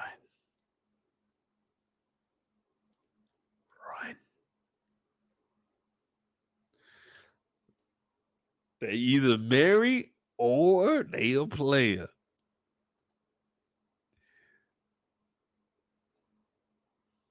I'm putting y'all on, man. Ladies, you know everybody talking about. See, I got different standards. I don't go by, you know what I'm saying, the old rule book. You know what I'm saying? If they can cook, they can clean. I don't do that. Can they take care of orchid? Because on my channel, every plant needs a home. That's how I'm feeling. Every plant needs a home. I told y'all, environmental safety over here. Every plant needs a home. And if they can't keep an orchid alive, run. Married or a player. There's no in between. It's either or. Either or. If they got some love in their heart, they'll tend to that orchid. That orchid will stay alive. See, the thing about the orchid is directly connected to the heart. If it feels that the human that brought it home isn't genuine, then oh yeah, it's gonna die. You gotta be right within to keep an orchid alive. I once had an orchid for 19 months, but then I broke down one day, and the orchid died. And I said, "Damn, I'm a player. I'm a player."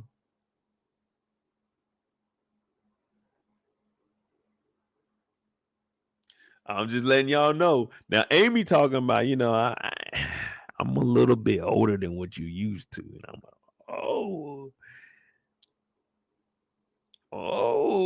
okay. Amy turning up. Amy went from selling cacti to trying to get some of that behind.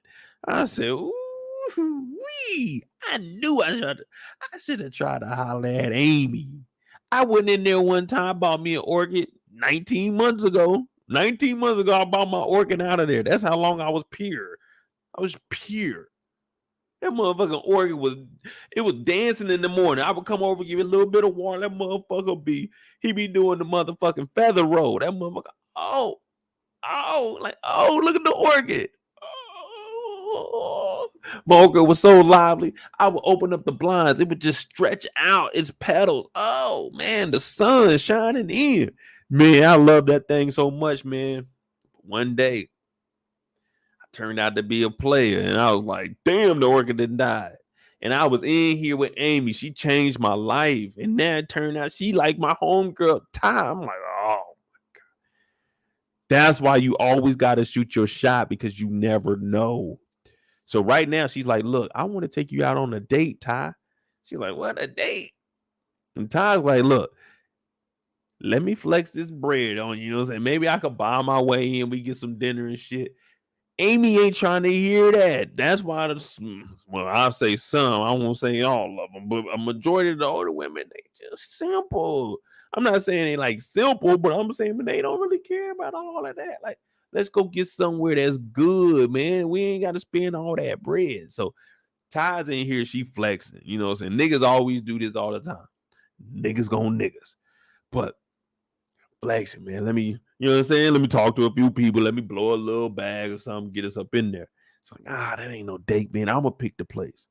I'm like, oh, okay, cool. Now, this rarely ever happens. Well, no, where you wanna go? Hey, damn, all right. I'm about to pick somewhere I wanna go, so just be prepared. I'm about to be chilling like a motherfucker. But Amy's like, I want you to go on a date with me. I don't want to do all that expensive bullshit. And I'm like, damn, okay, Amy. Let's make it happen then. And this is turning Ty on, because Ty ain't never had this. Ty's always been in control. Ty's a player.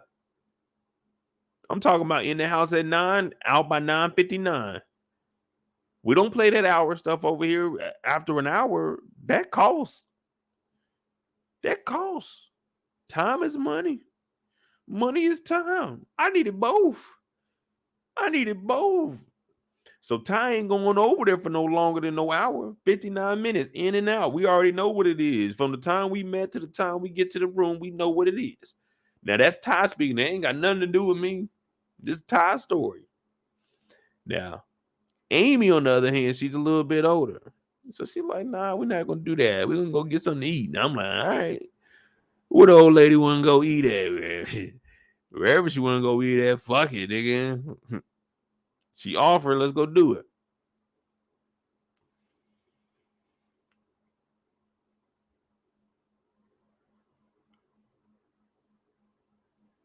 Hey, Eric, you got to be careful. If you get an orchid, y'all got to be careful, man.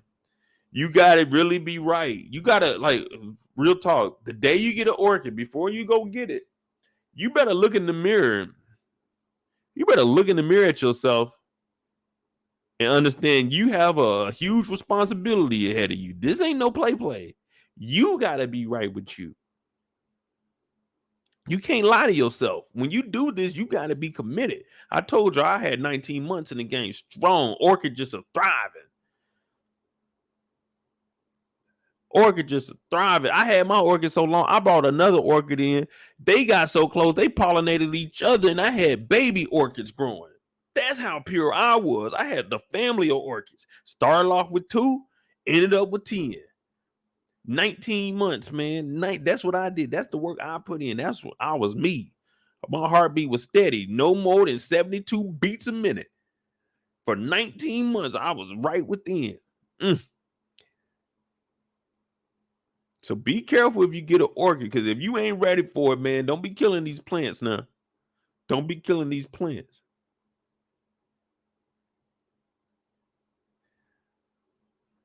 See, Dina, that's what it is. I got that perfect heart. It's always warm in my house. Because you know why? They said home is where the heart is. So as long as I'm comfortable where I'm at, that means me and that orchid, we good. We good. So they end up hitting the block. It's just a little spot down the street. And they're just asking each other, okay, so Amy, when did you decide that you talk to girls? She's like, well, a little bit after my husband, and my daughter's around. So the whole time she was talking about her daughter, she kept making it seem like she said it was an adult kid, but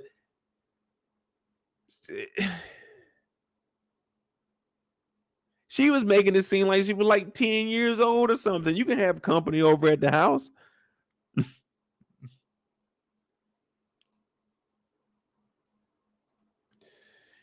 And then our girl, Camille. Mr. Do Dirty. Every time you think Camille about to do right, something bad pop up. And you're like, come on, Camille. Really, today of all days. But Camille, my girl, man, we're going to stick with her, man. We're going to stick with her for a little bit. We're going to see how this turned out for her.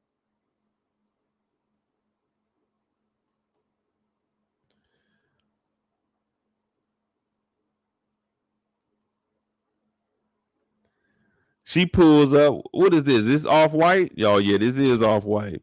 I couldn't tell during the episode. Okay. At first, I thought this was like that Rihanna stuff or something like that. But it's Off-White. All right, she turning up. She turning the fuck up, knowing they got a lot of money to try to get up out of debt, though, don't they? We about to talk about that whole debt. And I'm looking at Ian, man. So when she shows up at the house, Ian comes in. Hey, babe, where you been? Man, come on in here. You see these two windows up here? We gonna knock this shit down. We're gonna put up a big ass sliding glass door so we can look outside and showcase the motherfucking yard. I'm like, all right, we're gonna do that. Whole time in my mind, I'm thinking, nigga, don't you owe $63,000 or $69,000? You don't need to be thinking about a goddamn thing. You don't need to be thinking about spending no money like that. That was the first thing that popped in my mind. This nigga talking about knocking the glass down, putting up a door. I said, what kind of dumb shit are you talking about, man? We do this, we showcase that, and we could turn the guest room into the baby room. And she's listening to all this shit like, nigga, what you mean? He's like, man, for the kids. Man, there was this homegirl up at Home Depot, or what am I supposed to call a homegirl, home woman? Well, she told me about this paint. He said it's gender neutral, no one to care. And in my head, I'm thinking, nigga, you owe $60-something thousand, nigga. You don't need to be having no kids or bringing no kids into this house. Now, he did say that his parents drew the equity out of their house to pay off this nigga's wedding that he backed out of. And he slowly pays them back on it. That's what his parents did.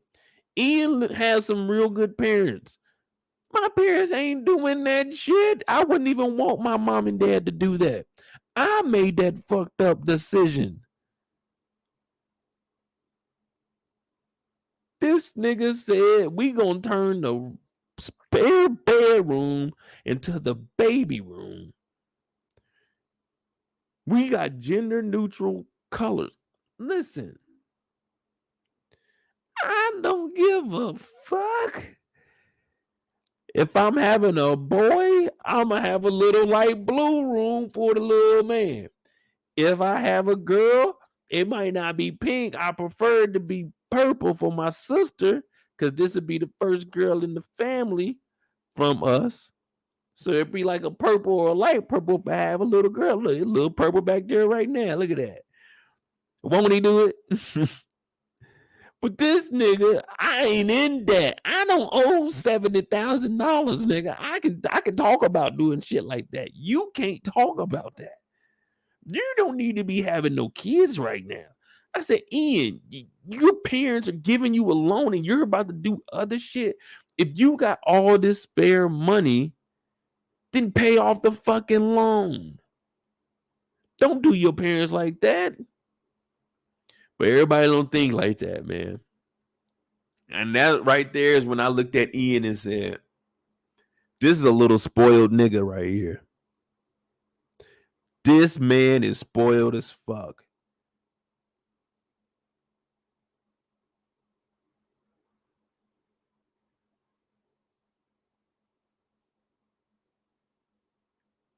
You still making mistakes in your 30s like this, and your parents are bailing you out. Come on, man. He was spoiled. You supposed to know better by now, man. And then he made this decision to talk about turning the spare bedroom into a baby room. Man, nigga, pay your parents back. Fuck you talking about a baby. They baby need to pay them back.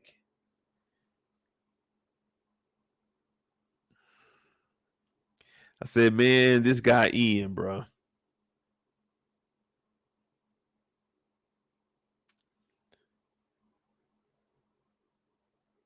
What will possess you to think that you can start spending money when you owe money?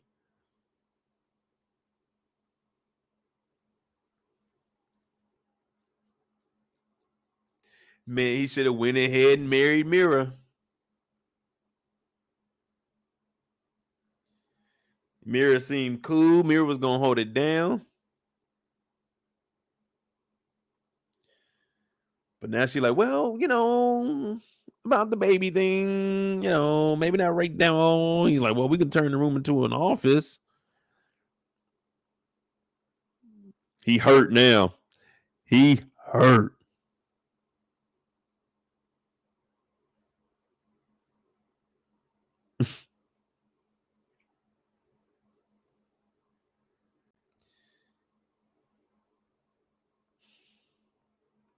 You got to sit back and ask yourself, is it all really worth it?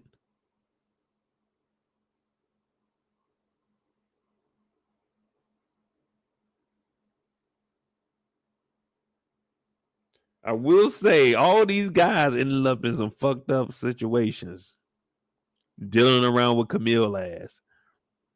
And She Be Toxic told us that this motherfucker uses niggas, gets what she wants, and dips the fuck out. She Be Toxic was right, y'all. So we need to find out who wrote that in She Be Toxic, because Jameson didn't do it. Did Ian write it in that motherfucker or someone else before? Because if it's 3 niggas in the same city, oh my. Word should get around by now. Man, that one chick, she look good as shit, but she be playing niggas, bro. You don't want to get attached to that. She be playing niggas. We need to find out who wrote that on CB Toxic. Somebody should have made a shebetoxic.com a real website and put it up there and let people go look at it. That'd be marketing for the show.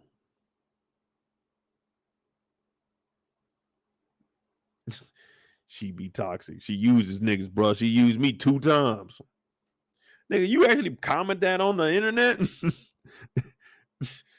They trying to find your IP address. Like, who is this that said that?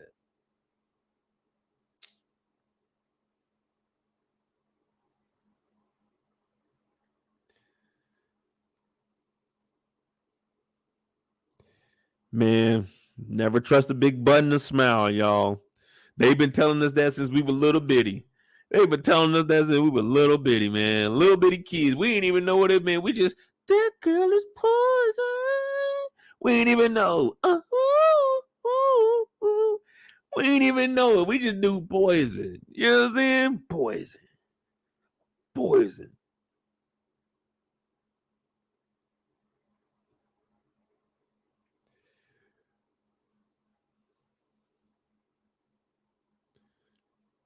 They smile in your face. So she talking about, yeah, man, I ain't really ready for that shit. Let me go ahead and do this damn presentation shit. Now Jameson pops back up.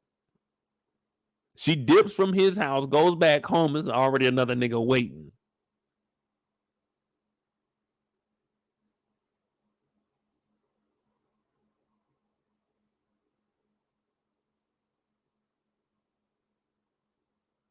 I've been the nigga waiting before. Ain't nothing wrong with that. Just be aware of your surroundings. Don't be quick to hop about the car, man. You make sure ain't nobody pulling up a little slower. Even if ain't nothing going on, man. You just gotta always be aware, man.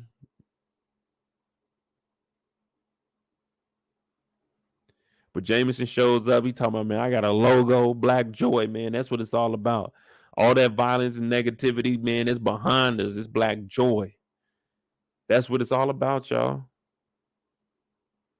What I want y'all to do right now is reach out and touch somebody's hand.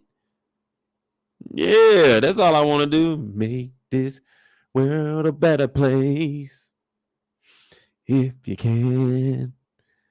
So Jameson is like, man, this Black Joy is gonna unite all of us, the whole community. Black Joy, sponsored by Canva. I used to make thumbnails on Canva. It's actually a pretty good website. If you want to start trying to experiment with making things, go over to Canva. It's actually pretty straight. This is not a sponsored ad, but that shit actually cool. It's straight, man. They give you all kinds of templates and stuff. I've been using it for projects. But yeah, go over to Canva. It's actually straight. If you just want to mess around, man, you ain't even got to take nothing serious. Just fuck around with it. But they got the logo, Black Joy. They got the afro. It's a rainbow. Well, would it be a rainbow? Yeah, it looked like a rainbow.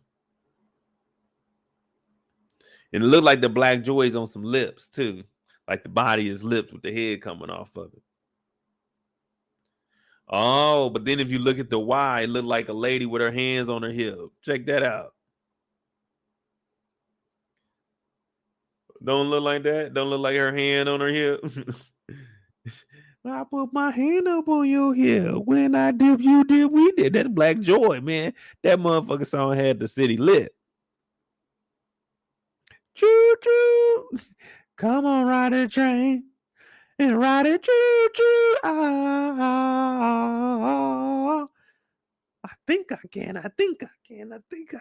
That's Black Joy. Well, for me, that's Black Joy for me. Those songs used to bang. I ain't gonna lie to you.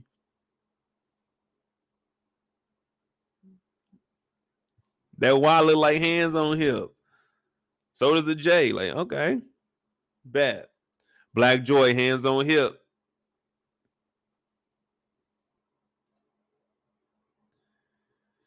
Now it gets a little bit awkward because he says, this is our baby. This is what we came together to do. And this is our baby. This is the product of us, you and me. You and me, baby, ain't nothing but mammals. So let's do it like they do on the Discovery Channel. Do it again now.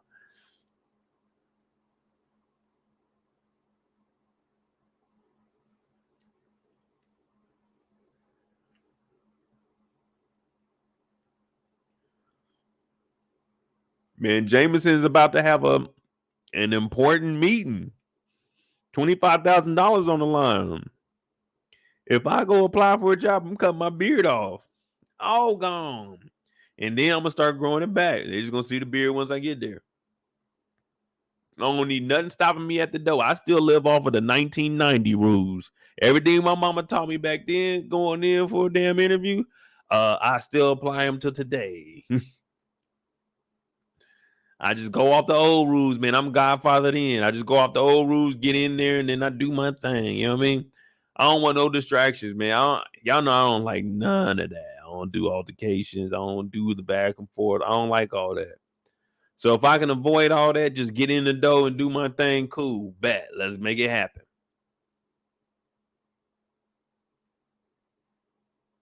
Oh, yeah. One of these TV networks, they call me, Mo, what's up? We need your interview. I'm cutting it all off. Like, what's up? I'm like, ugh, nigga, you like a creep with no beard.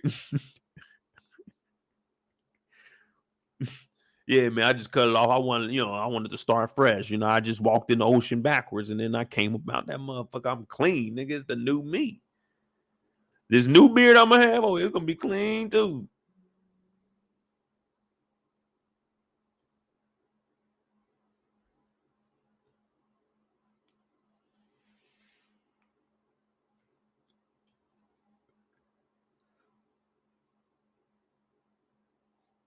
This relationship is real awkward. It's like the conversations that you have in these kind of environments, they're supposed to be professional. You relax, you focus on what you got to respond to because you're not going to do too much personal talking. You don't need to know too much more. All right, y'all did a good job together. We didn't already did that. We didn't already lay in the bed. We don't know what happened from the time y'all took a nap and woke up with the covers on. We don't know what happened in between there. All we know is you just mentioned this is our baby, and we know at the end because we gotta figure it out. We gotta get DNA samples. We gotta we got a lot of digging to do. So we're gonna kind of get to the end because there's a lot of shit we need to worry about. But he mentioned the baby. Oh.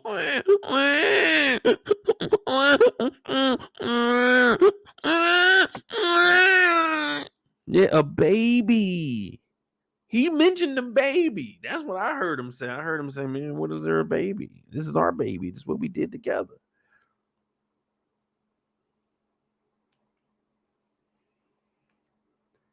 See, Dina, in elementary, I told you they used to make fun of me, man. I was fat. I was a little short, fat kid, and they thought I was Arab in school because of my hair. Like, my hair don't really, like, wave up. I mean, it'll lay down, but I don't know what the fuck wrong with it, man. But yeah, they said, Mo, you an Arab. I'm like, man, no, I'm not, man. My parents are black. They used to make fun of me. I'm like, nah, man, my parents are black. Like, y'all know my dad. My dad be up here, man. That nigga ain't Arab. This is a nigga. He's one of us, man. I'm just light. Goddamn, nigga. I can't help it. I'm just lighter than y'all. But nigga, I'm black, man. Stop saying that.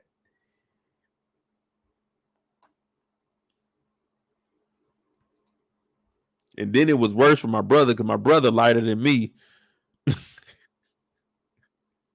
But he got a little bit better hair texture than I do. My shit just be wild. My stuff don't even grow even, man. That's why I be having to put the do-rag on. I be like, man, cut that down even. Let me get the motherfucking mid-fade. He do that shit, the backside, it still be sticking up. Like, it don't lay down with the rest of the hair. So, be all kinds of dumb shit. But Mama Quinn shows up and she's like, oh, shit, okay, you got a nigga up in the house. You got a nigga in the house. She's like, nah, this is my boy. I mean, my friend. I mean, my this is my co-worker. Yeah. We're actually on a grant together. Jameson, this is Quinn's mother. Like, oh, hey, nice to meet you. She's like, hey, man, I got a couple. Hey, I'm on that good cushion alcohol. I got some damn bitch I can call. I don't know what I would do without y'all. But I'm a ball to ball. As long as she's love me. Yeah. Mama Quinn said, I got some homegirls. I got some daughters for you. I would have said, shit. You got a picture of any of them? Because shit, me and her, we broke up a minute ago. Let me see what they looking like. Is Quinn single? Is Quinn single? Shit, you ain't even gotta introduce me to the friend. I already know Quinn. Just let me know if she's single or not. But until then, I like to see your friend's daughter. Let me see. Okay. Matter of fact, get me in contact with all three of them. I just want to see how my options are. See which one I'm vibing with a little bit more. Now, I'm not gonna lead them on. I'm gonna let them know. Hey, this is just a trial basis right now. We're just trying to see if we gel, if we vibe. You know what I mean? That's what they say, right? We seeing if we vibe. Now, I ain't gonna lie to you. Mama Quinn said that it was 3 of y'all interested. So, I ain't gonna lie. I wanted to see what all 3 of y'all was about. Now, we ain't got to see what all 3 is about at the same time. We could do individual, which I prefer. But whatever y'all want to do, whatever y'all comfortable with. And if you ain't interested, you can gracefully leave now. We will respect it. So I definitely would have asked Mama Quinn for all 3 of them. Like, yeah, let me see all 3 of them. Because out of 3, you got the odds. One of them going to be straight enough. You be like, all right, this was straight enough. Now, it's going to probably be, you could get the odds where probably 2 out of 3 that you could potentially, but that's where you mess up. You might get the one that really ain't feeling a nigga. She was just entertaining you so she could have something to do. So then you screwed because it's like it's nothing you can do from that. Now you definitely can't jump to the other friend because this didn't happen before. This one that took somebody else from. So that shit is a big ass circle. So you gotta play the cards. But if it's just one out of the three, those are good odds. Cause now it's just 50-50 she hit you back. It ain't like 33%. You good now. It's 50-50, nigga. Good luck.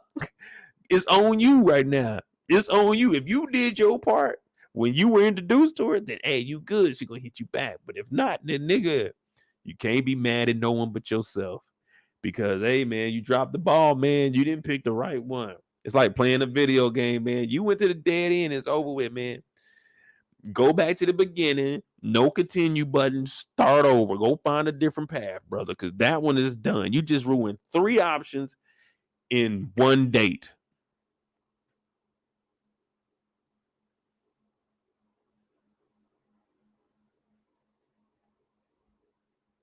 Oh, yeah, you definitely ain't asking for no pictures. Oh, don't pick the wrong one and ask for pictures. She gonna rub it in. She gonna tell the other 2. Yeah, you know, Mama Quinn, she introduced me to a dude. They like, oh, for real they did? She's like, yeah, man, he whacked though. That nigga was asking for a picture and shit. Oh, yeah, it's over with for you. Y'all know how the game go.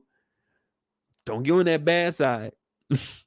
Now, you can redeem yourself. You just got to go find them out in public on their own, not under the influence of the evil one. When they get from under the influence of the evil one, you know, the one that be in there rubbing it in the girl's face. The one that be hating. Niggas got that too. Niggas got that too. But y'all know what I'm talking about. Got to get rid of that evil one.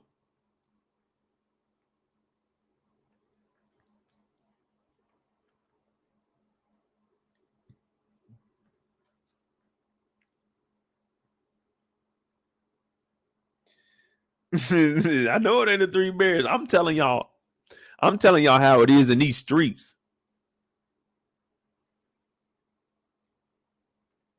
Y'all know everything I'm saying is the truth. I swear to tell the truth and the whole truth. Oh no, I might get up there in 1, 2, 3, 4, 5th. Fifth.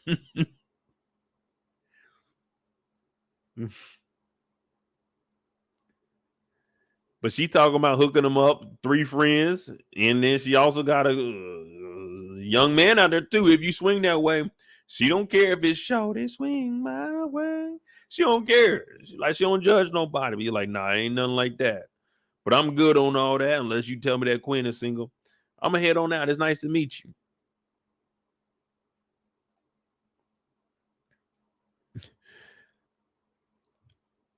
So she's like, what's up now? She said, wait a minute, you and Ian broke up again? She said, no, not this time. It's just, I don't know. She's like, look, I'm a mom, and when you have that motherly instinct, you're going to do anything you can for your daughter. And that's why she was always checking on Quinn. No matter what, it may have seemed like she was hard on her when we first seen her at the golf course. We were thinking, man, damn, we don't want to have to say it, but her mom's a bitch. We don't want to have to say it, but that's what we was all thinking, like, man, we can't stand her. But we know that Rick Fox, Papa Quinn, you know what I'm saying? He was depressed, but he always showed the best side of himself. We never seen the good side of Mama Quinn. We were just watching her yell and tell us what we had to do every day. And I'm like, man, I respect Mama Quinn, but golly, why she got to talk to her? We adults now. But she don't care. But she's telling her, listen, you got to make the decision for yourself, home girl.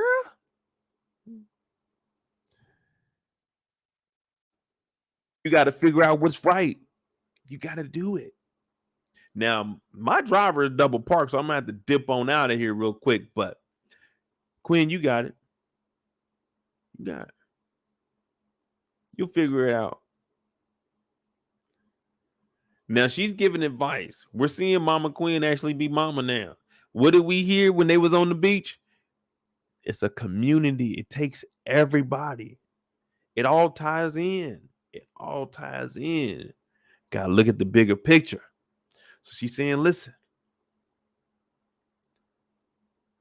I know with you and your mama, y'all relationship ain't the best. It's a little bit rocky. When I say rocky, I mean rocky. You know what I mean?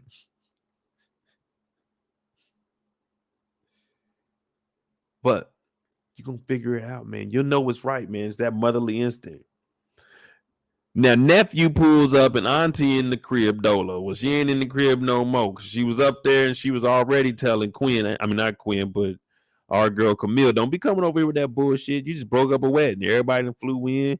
We got 15 pounds of crab legs, shrimp, and we got all that. We got barbecue shrimp. We got deep fried shrimp. We got casserole shrimp. We got shrimp and cheese. We got baked shrimp. Yeah. So we had all the fixing at the house, but you didn't call it off the wedding. He's like, what'd you call me for? You hate me. She's like, nah, I don't hate you. Now, unlike the rest of the family, I mean, I got a little bit of money. I was married 4 times. Count them up. 1, 2, 3, 4. Married 4 times, and I received nice sums of money. You know what I'm saying? I was on the receiving end. I was winning. And I heard you got a loan from your parents. He's like, yeah, man, what are you talking about my business for? She's like, listen, I don't hate you. I actually love you and I care for you. I want you to get this shit together, man. You got to do better for yourself. But also, she was paying them off. I like what Auntie did there. She said, when I asked you to make me something, make it the real way. You know what I mean? Don't make that fancy shit for me. Don't forget where you came from, man. Auntie is telling them, slow down. Nigga, you moving too fast. That's because he knows that he has a safety net behind him. When you know you got someone to fall back on, you can live reckless like this. Us regular folk, we not moving around like this because we know we ain't got nothing to fall back on, and we wouldn't put our parents in a financial strain like that. Now, his parents might have it. They might have it. But come on, man. Your auntie over here dropped you off a check.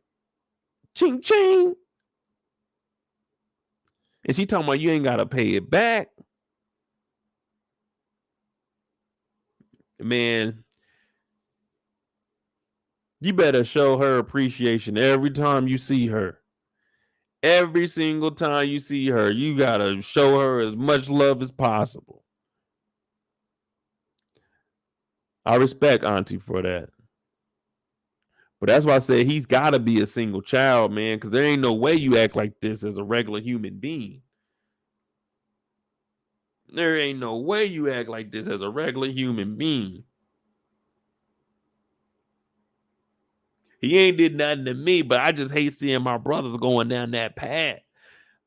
Ian is living, it looked like 5 to 10 times more comfortable than me.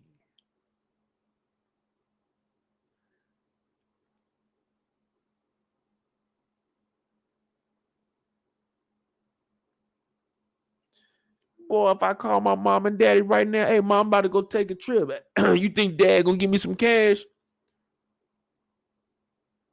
Dad probably give me like, I'm talking about, I'm just telling y'all just like ballpark figures. If I really needed some money, my dad probably give me like $300. There you go. Nigga, if I ask my dad to take the equity out of the house, man, what? Man, shit. Nigga, you not about to fuck up our shit because of your fuck ups. Hell no, nigga. We ain't that comfortable in life, y'all.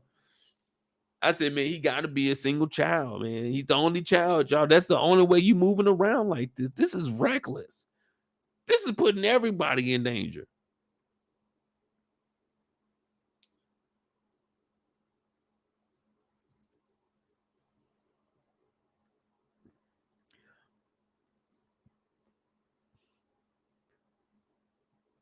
Now, listen to me carefully.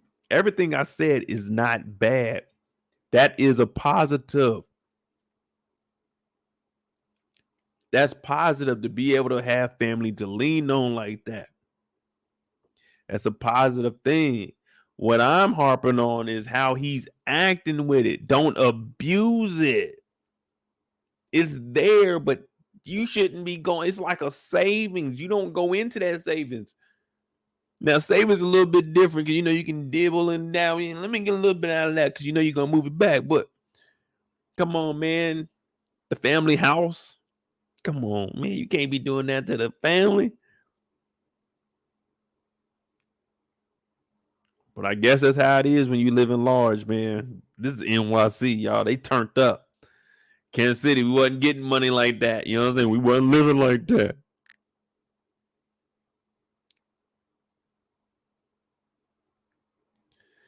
Auntie talking about these shoes. I was like, these shoes is cool. I'd probably take them over some Crocs.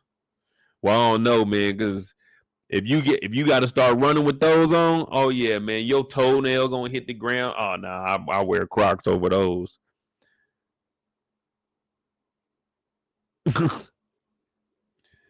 You might run, slide, tear up your foot. Hell no, give me the Crocs. I put the Crocs in sport mode. Oh, it's on now. It is on now, man. I'm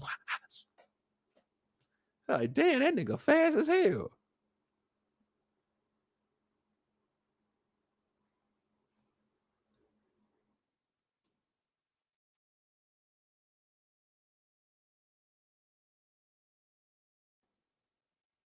We got the convention center. Oh no, what is this? Like an art museum that it was at?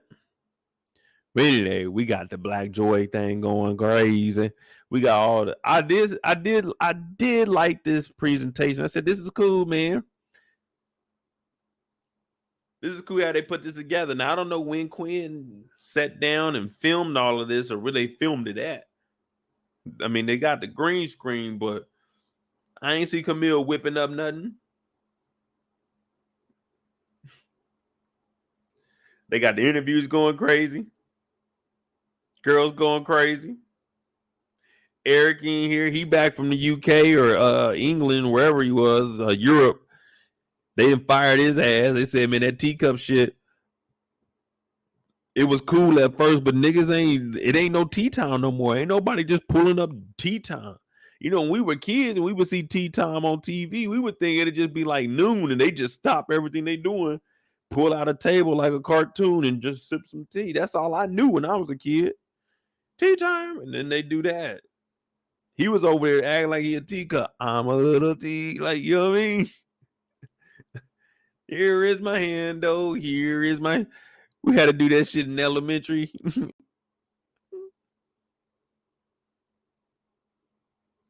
Good times, man. Good times. Jameson shows up. Say, hey, Quinn, what's up? I met your mom. She said you were single. Is that true? Would he be wrong to shoot his shot right now? Or would he be all right?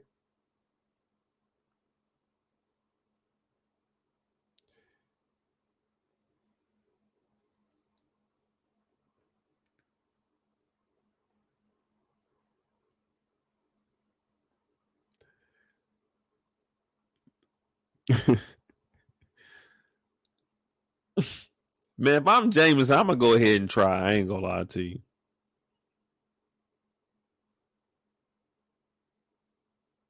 I mean, why not?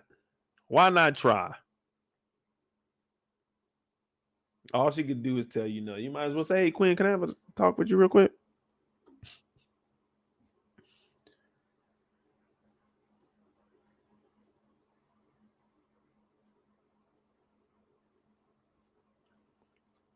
Dr. Pruitt's in here. She's showing love.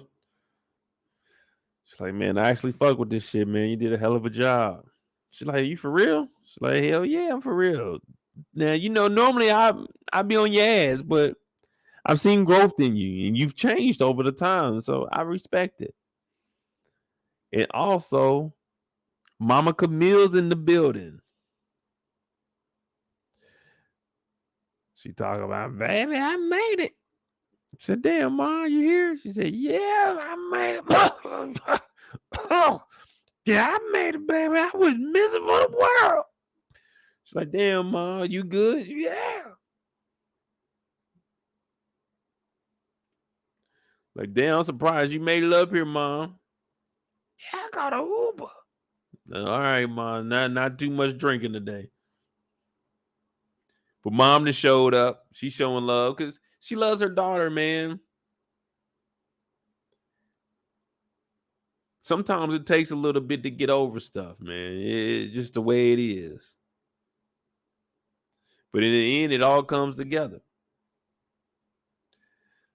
So it's looking like, hey, it's a success. Black joy. Quinn wants to talk about the whole situation with Michael. Michael. Mike. We're just gonna call him Mike right now. Because it's my Michael. That's what she said. It's my Michael. And she was like, huh, you're Michael. I call him Mike. So we're just gonna call him Mike right now. She's like, I don't want to talk about this shit right here. That's what I was telling y'all earlier. I don't want to talk about nothing serious like that in public. So she said, nah, not right now. Nope.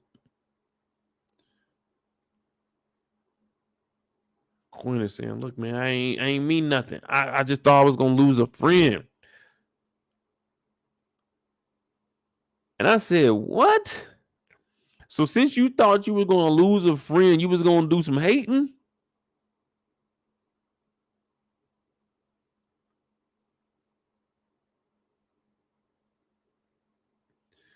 Is that what y'all do? That's how it go down?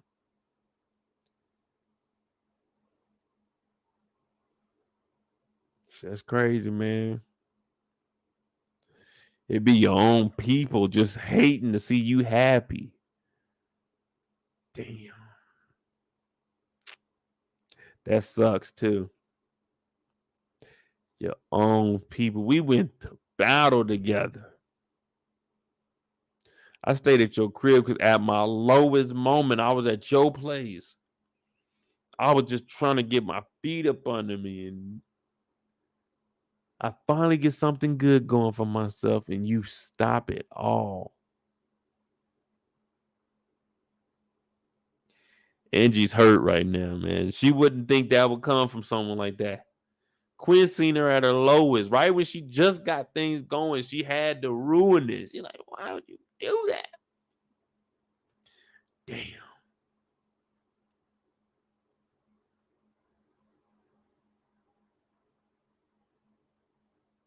Angie's hurt. She's hurt, y'all, man. That's the gut blow right there. Oh, why? Why me? But they look up. They see the girls on the L train. That's the L train in Harlem, y'all. I don't even know if there's an L train. We're going to say that's the L train in Harlem. And my boy over here fresh too, man. I wonder who he is. They probably get all the fame. They get all the fame for this photo. Don't nobody show my dog love. He was in it too, man. He part of the culture too. Ain't no one show my dog no love. I mean, I know it's the Black Joy event, but he black too, man. My dog was in the first picture of Harlem. The Harlem L train, man. Get loose tonight. Yeah, the L train. Boy, I bet the L train was cool as a motherfucker. Dangerous, you got to be careful when you're on there, but man, the L train was probably cool as a motherfucker. See, we didn't have no subways or no trains or none of that shit growing up. I ain't experienced that till I was an adult. I felt like Ellie on The Last of Us. I was riding on the subway. I'm like, damn, this shit's straight. Whoa, wow.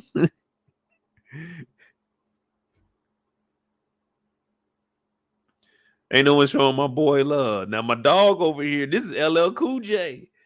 Y'all ain't even know this is LL Cool J back here writing his lines. Mama said, knock you out. I'm going to knock you out. Damn, LL Cool J was in this picture too. Damn. This is an iconic photo. She got the pearls on. Okay. She got, what y'all call those braids? The braids that go around the side. The French braid.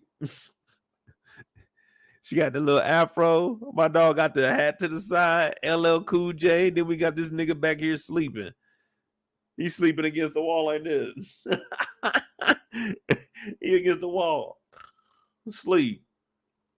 Oh, there's a white man right here too. Or it might just be a light-skinned brother. That might be my dad. That might be my dad right there.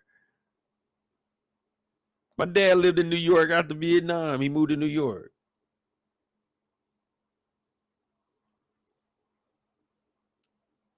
Shit, that might be my pops on there, man. Damn, he ain't lean forward to get in the picture.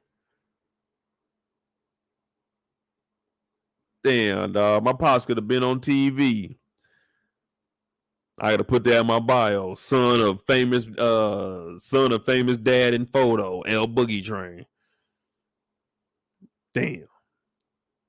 All my dad had to do just lean forward a little bit. All this space right in between the hat and her back, right here. We wouldn't seen the dude sleep. You'd see my dad like, what up?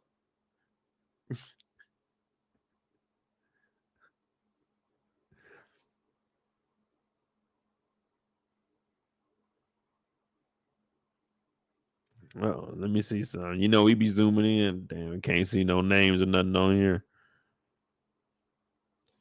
You know, we was gonna Google whoever it was.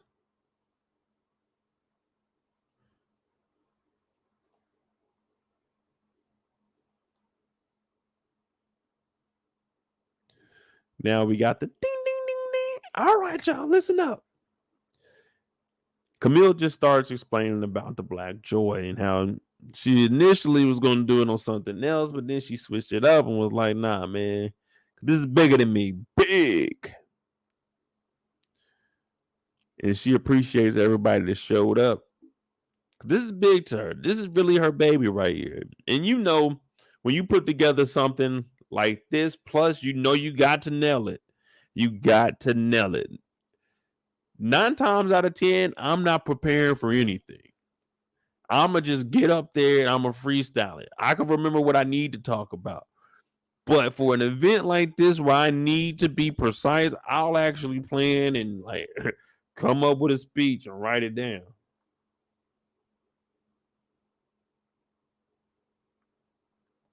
I'm going to sleep the night before because this is big for me. I can't be up bullshitting, man. Go up there tired, I'm going to forget everything I'm supposed to say. She gets up there and she's passionate about this. She's letting everybody know this is the real deal. And this is just the start. And this is going to be open to take. She wants to take this thing on the road, go to all these different colleges and show everybody this is what she does, man. This is real. Black Joy. Black Joy. So everybody out here, they turning up. Yeah, woo. She said, Harlem. Harlem in the house. Everybody like, yeah, yeah, yeah. Our boy Jameson's up front. He looking like, damn. We should have did it one last time before she left.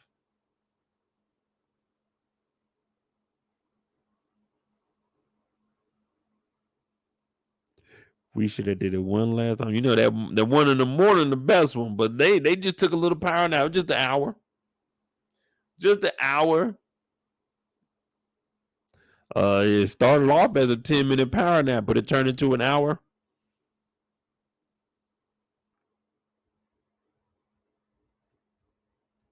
You ain't that sleepy, you need a power nap. If you that sleepy, you need to go home. A power nap ain't gonna do nothing but make you even more tired. That means after you get up from that power nap, what you about to do? You about to go to sleep now because you done woke your dumb ass up. But she's up here, everybody toasting, drinks in the air. Dr. Pruitt and Jameson both say, I don't think I'm ready to let her go. So did they just cuddle up that night or did they get some action in and then take the nap? Because every time we hear him, he talking about a baby. He talking about not letting go. Dr. Pruitt talking about not letting go, and they both agreeing. Now, Dr. Pruitt talking about working, keeping her up here, be her successor. But he talking about getting back together, back it up and dump it, back it up and dump it, because we like her. And we like her too. So they dapping up. Everybody in here. Mama in here, she two-stepping. Amy that showed up. Dr. Pruitt in here getting it in with Jameson. She's taking a liking to him. So that's going to be a one-up for him once him and, not him, but once Camille and Ian start having their little mess ups. Now Dr. Pruitt likes Jameson, so he right there. He's back in there because we know they was in the bed. She's comfortable enough being around them. They keep talking about babies, and it's just so comfortable, and just he can just easily say that if it ain't nobody I'm trying to have a kid with, I ain't never mentioning having no baby with him. Not even playing around like that.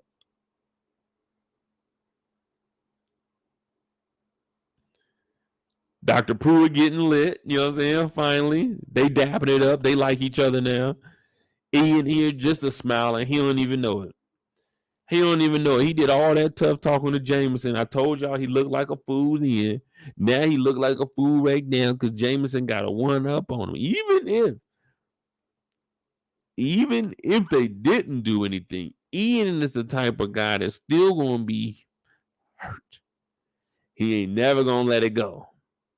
He ain't never gonna. It's gonna always be on his mind every time. Every time something go wrong, if she late, he thinking about that. He thinking about that. Oh, she with old boy. And the dudes just in here. They was over there. He don't even know that she spent the night over there. It just looks bad for him because Jameson knows it all. Now Jameson ain't no hater. He ain't gonna say nothing. Ian is just the guy that, man, he's just one of those guys. You just gotta watch them niggas, man. You can't trust them niggas, man. They might lose their mind. They doing too much worried about this chick. That's a crazy mofo right there. So you gotta watch Ian.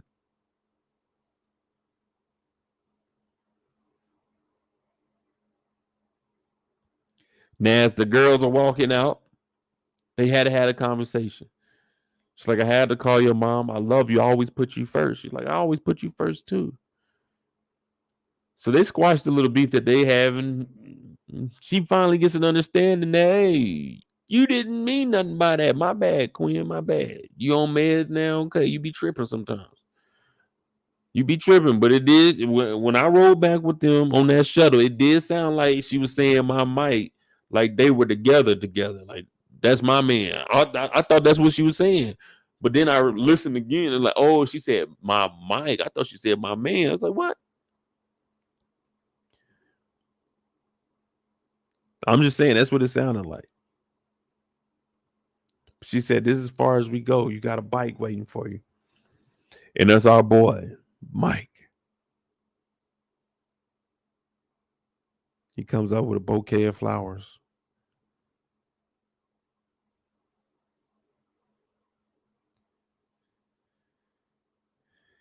He said, I never meant to hurt you, baby. I know sometimes our words get crossed and communication doesn't always go through, but I would never do anything to hurt you, your mind, your body, your soul. No, I wouldn't. For some strange reason, it seems like you're the one. Now your chariot awaits. It is a bicycle, but don't worry, I'm going to do all the pedaling. She's like, oh, okay. So she hop in the back of that motherfucker. This nigga in a suit on a bicycle. Man, fuck all that. NYC taxi. Y'all be in New York, y'all be riding on the back of these bikes? Or is this more for like tourists? I rode in the back of one of these in London. But I think it's just a tourist thing.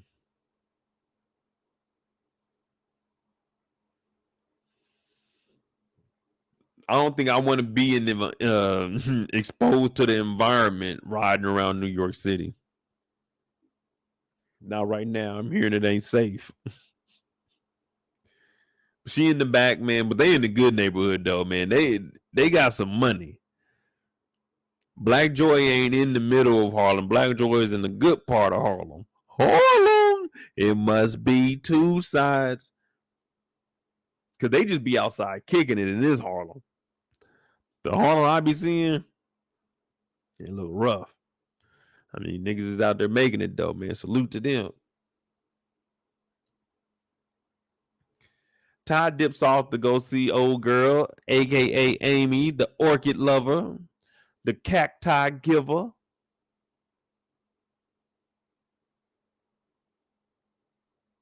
The bluegrass, IVH2O slanger, Amy. Her and our girl Ty, you know what I'm saying? They didn't showed up, showed out. It's the end of the night. Why not go to the crib and chill for a little bit? What you about to get into after this? Where you headed? You know what I'm saying? I mean, shit, I ain't got nothing going on. I can come with you. I'll slide over there. You trying to get something to eat? You know, we got to get something to eat before we go back to the crib. Got to get something. I can't be at the house. Stomach just a rumbling. Oh, it's late. I got to go order something.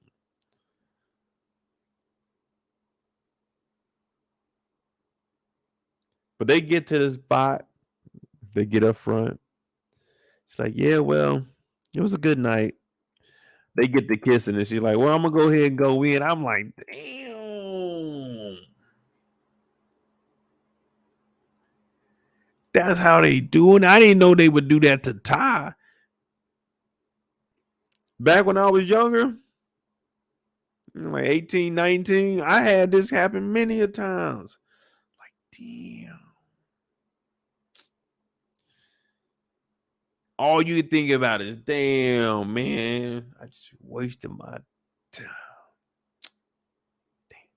Now I gotta head back to the house, man. My plan was to chill, man. I was gonna chill. Now I gotta head back to the house. Get on the game, talk to these niggas. They be like, damn, that was quick, boy. I'm like, damn, shut up, man. Shut up, man. I don't want to talk about it.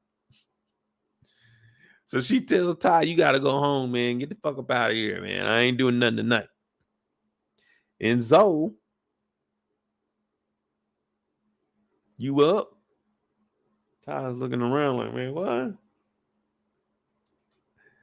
Ty said, be at my place in 20. Be at my place in 20. Look, Ty don't play around. Y'all thought you could take the player out the game, but you can't take the game out the player. Put it like that. You can't take the game out the player. The game is always going to be there. The game is always going to be there. It's just, do you have a continue token? Can you keep up with the game? Because the player is going to be the player, but the player can change. But the game never changes. Remember, don't ask for no picture. That ain't part of the game. That ain't part of the game. Now, when we were growing up, when phones first started getting cameras, sending a picture, hey, yeah. Now you got social media. You ain't got to send a picture.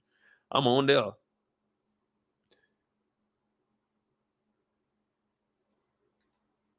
She head over there. They get ready to get started. I said, Ty, damn, okay. I see. Zoe over here tied up, and she like, yeah, ain't nothing going down tonight. Ew. She said, hey, man, off doesn't work. What we doing? She like, wait a minute. Amy said, change the plans. Can you come over? Ty said, there in 30 minutes. Now, this is how the house works. Amy don't like having people at the crib because after everything that happened with Pops. So she don't want her daughter to see her with a new person. And now she likes girls. So she definitely don't want her daughter to see that. But if she does mess with somebody, she waits till Zoe leaves the house because she just don't want Zoe to know that she's messing with people. And Zoe be staying out. We know that Zoe is a player. Zoe is a player. Her mama used to be a player. See, what did I just tell y'all? You can take the player out the game, but you can't take the game out the player. See, Amy is a player. Look how she just played her. Oh, she about to follow it up too. Amy is a player. Amy is she ain't even throwing her best game at her right now, and Ty falling for it. She kissed Ty, told Ty to go home. Just for her to tell her to come through, just to chill. And Ty just going back and forth. Oh, whoa. Amy's a player. She be toxic, said Zoe a player. that shit in the bloodline. I told you, you can take the player out the game, but you can't take the game out the player. They may change, but that game is always going to be there. And some reason it gets passed down. It gets passed down. If I have kids, I'm sorry. I'm sorry. Y'all got to take that trait. It ain't mine no more. It's y'all's. I changed, but the game ain't changed. The game remains the same. Just a new era that we're in. That's all it is. So Ty tells Zoe nothing's going on tonight. I'm dipping out just to go head back to Amy's house. After she didn't already came over here, they about to get started. You know what I mean? They about to get started in here. Now, all of that's going on in the park, up under the, you know what I'm saying, the dark black sky with the bright moon. Mike is pulling out all of his best moves. Now, he got a couple of recommendations from Quinn. Quinn cleared up everything. These two, they look like they hitting it off. He comes out. I think she said her grandma or aunt or somebody made this quilt for her. She's like, oh, my favorite quilt. He like, oh, yeah, and I got these Funyuns too, man. I was going to go look for some Funyuns today. I was going to get me some for this stream, but I didn't, man. I couldn't find none. The little liquor store I go to, man, ain't have it. So then they got some hot fries, though. They got some hot fries, but I ain't buying them, though, man. Discipline. Hell no, I got them. They up in the cabinet. They up in the cabinet waiting to be cracked open. And they got her favorite drink. The first drink she had with Quinn and them too. Pomegranate champagne. Pomosa, I think that's what she said. Pomagrosa. Pomagrosa. And then he gives her a scratcher ticket. It says you got to get 3 diamonds and you win big. So she get the scratching. 1 diamond, 2 diamond, and the third one, it says, will you marry me? And Mike is on the ground with a 6-carat. Oh my God, with the light in it too. Oh, illuminating the whole scene. People are in the crowd. They don't even know what's going on. They just are clapping. Oh my God, the most beautiful ring ever. Now, this is a short time to know somebody, but he just feels like this is right. He feels that him aligned with Angie. The possibilities are endless.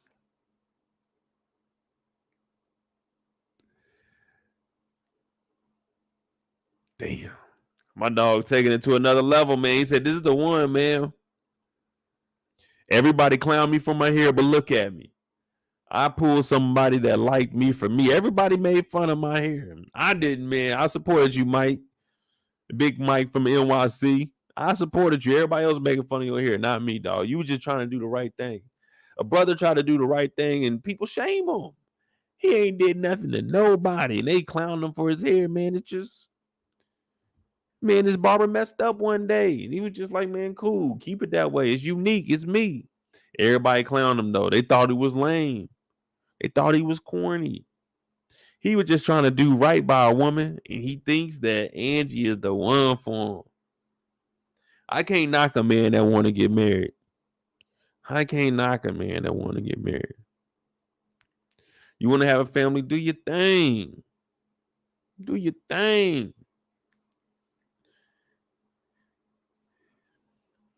Do your thing. Just be prepared for it.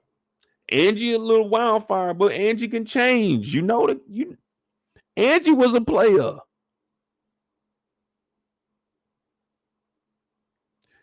Well, I don't know, man. Angie was just a free spirit. I don't know if she was a player or not. She was just, if she wanted, she got it. That's a little wild for me. Now, I know people say, man, Mo, that was before you. What you mean that was before me? No, I wasn't shaming him. I was giving him his props. I was giving him his props. I was explaining. I was giving y'all a side. I was giving what y'all were looking at him. I was like, man, you cool dude. You a cool dude. But I don't know, man. Angie was a little wild for me. I ain't gonna lie to you.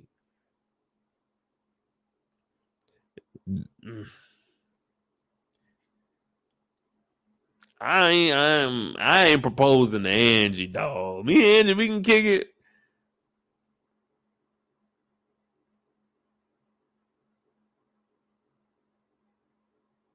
Angie cool as hell, man, but Angie was wild, bro.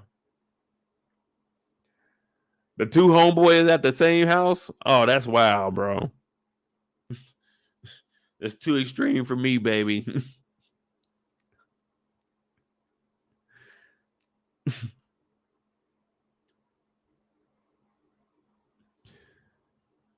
Then we got our boy Keith. He pulls up.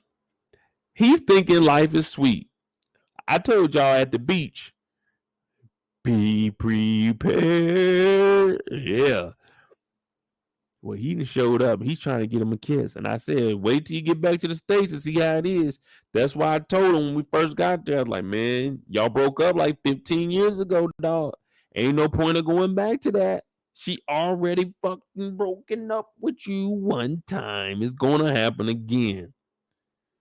That's why I said just enjoy this time on the island. But when I say it, people are like, nah, Mo, man, you wrong. I'm just trying to, I'm looking out for a friend. So Keith comes up here. He has some flowers. She told this man to get dressed and let's meet up.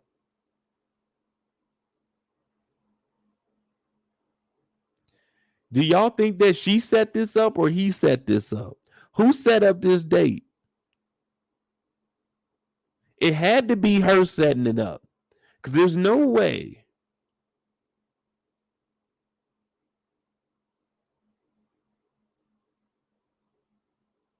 She had to set this up because there's no way I'm showing up here with a suit on, giving her some flowers, and all I get is a side cheek kiss. And I ain't did nothing wrong.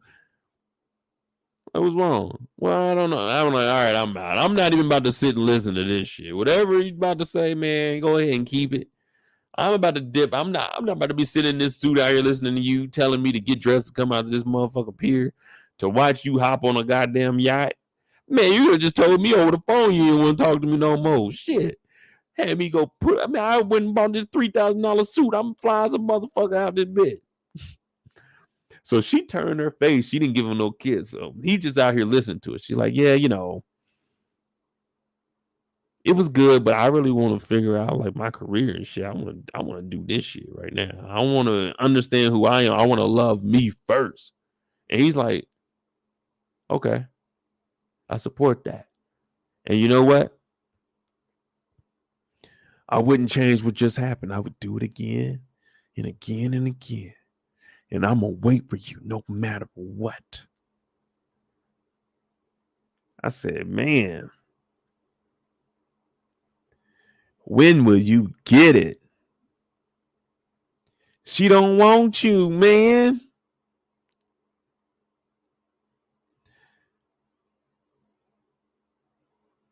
Just stop. Sometimes you just got to take it on the chin, bro. It's over with, man. You can tell her all the shit you want to tell her now. It don't matter. The mind is made up. He talk about I'm always going to wait forever and ever. She don't give a fuck, nigga. She about to hop on this yacht, listen to these niggas jam. It's a live band on the yacht. You think she worried about you waiting forever, nigga? No. So she about to dip out. I'm getting on the yacht. I'm out of here, y'all.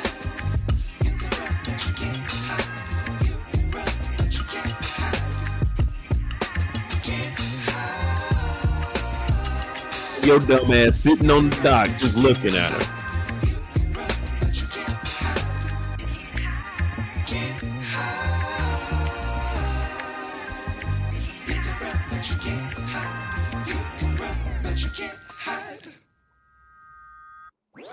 Now look at you, a complete fool. And all you had to do was listen to me when you was in Puerto Rico, but you didn't.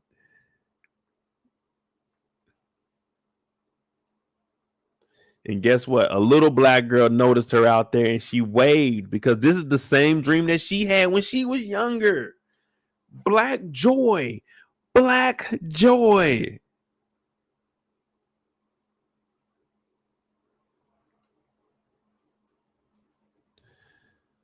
Now Ty get over here and Amy talking about, yeah, we here now.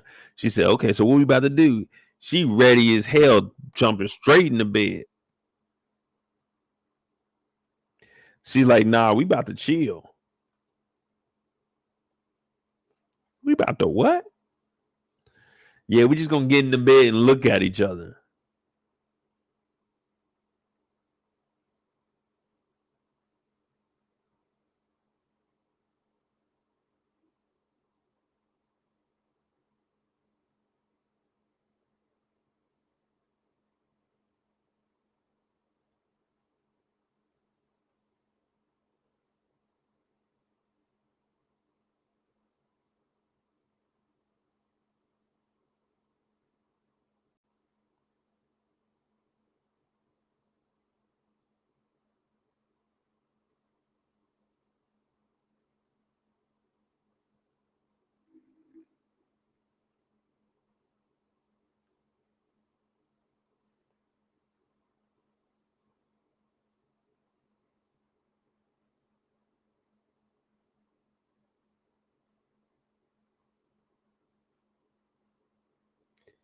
We just gonna hang out in the bed.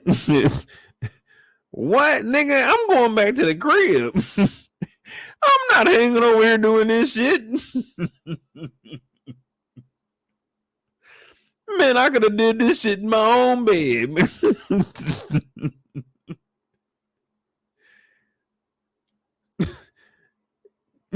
Man.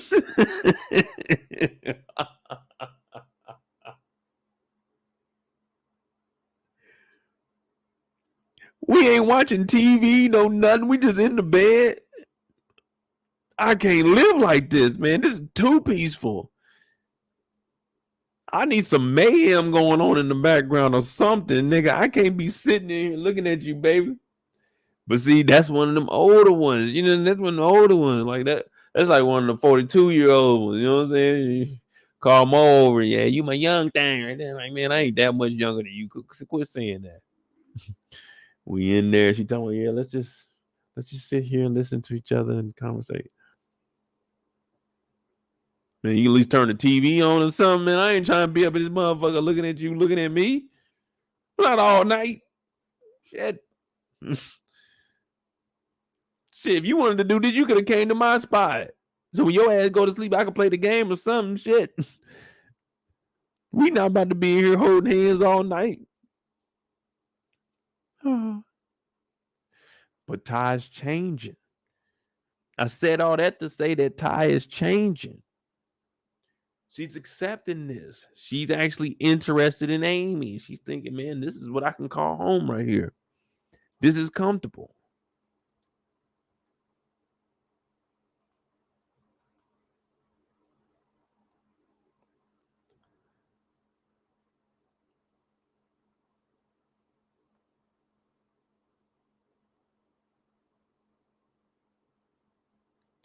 So she got a little radiator on the ground. This is a cool little layout of the room, though. Okay. Yeah, if I pulled up, I have my phone right here, but I have my keys and shit in my shoes. You know what I mean? But I ain't coming over here with no driver's license or nothing anyway, man.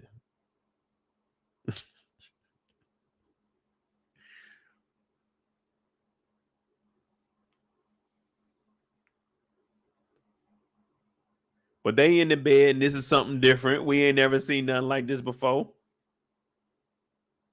She tiptoeing to the bathroom, tiptoeing in my Jordans. And she kept saying, don't wake my baby because I don't want my baby to be. Man, this motherfucker old as hell. Turned out this is Zoe.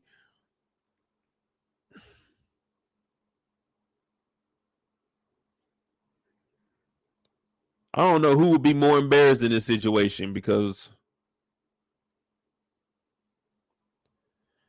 Ty shouldn't be. Ty shouldn't be embarrassed in it. This is between the mama and the daughter. Or Ty ain't got nothing to do with this. Ty ain't got nothing to do with this. So she like, wait, you know my mama? The mama talking about, you know my daughter? And they like, how y'all know each other? They like, how y'all know each other? So now is everybody getting caught caught in the crossfire. It's kind of like the Spider-Man looking at the Spider-Man. It's like, oh, wait a minute. Who did what? So now she been kissing Amy, the mama, and kissing free lipping Zoe at the crib. Dola, man, this is some crazy shit right here. This is only in New York, in New York. In New York, concrete jungles where dreams are made of. There's nothing you can't do out here in New York. Yeah, New York is crazy as hell, man. I might have to slide up to the NYC. I might have to slide up there. Is it snowing up there right now? Because if it's snowing up there, I'm going to have to wait till it warm up a little bit. But I might need to go stop in Harlem. Harlem seems like the place to be.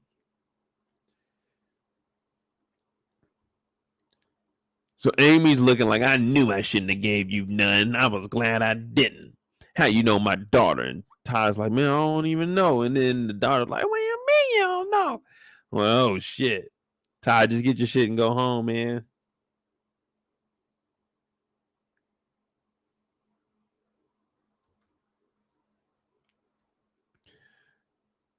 So all hell was about to break loose.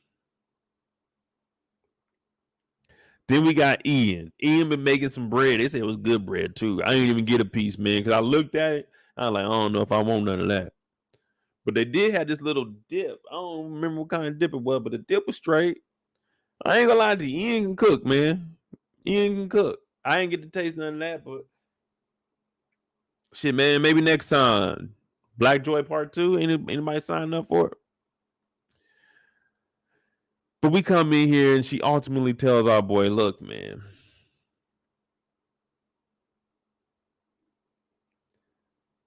You and all this baby shit, that's your dream, nigga. That ain't what I want to do. This is really what she's saying. I'm trying to, man, my baby to me is this, man, this Black Joy, man. This is it. I'm figuring out what it is in life. So Ian, he hurt now because he thinking, man, I thought we discussed having a baby. I stopped the marriage. I did everything. I'm doing all of this. And he's like, my dream is to have a baby and be a father. And just like she told Jameson,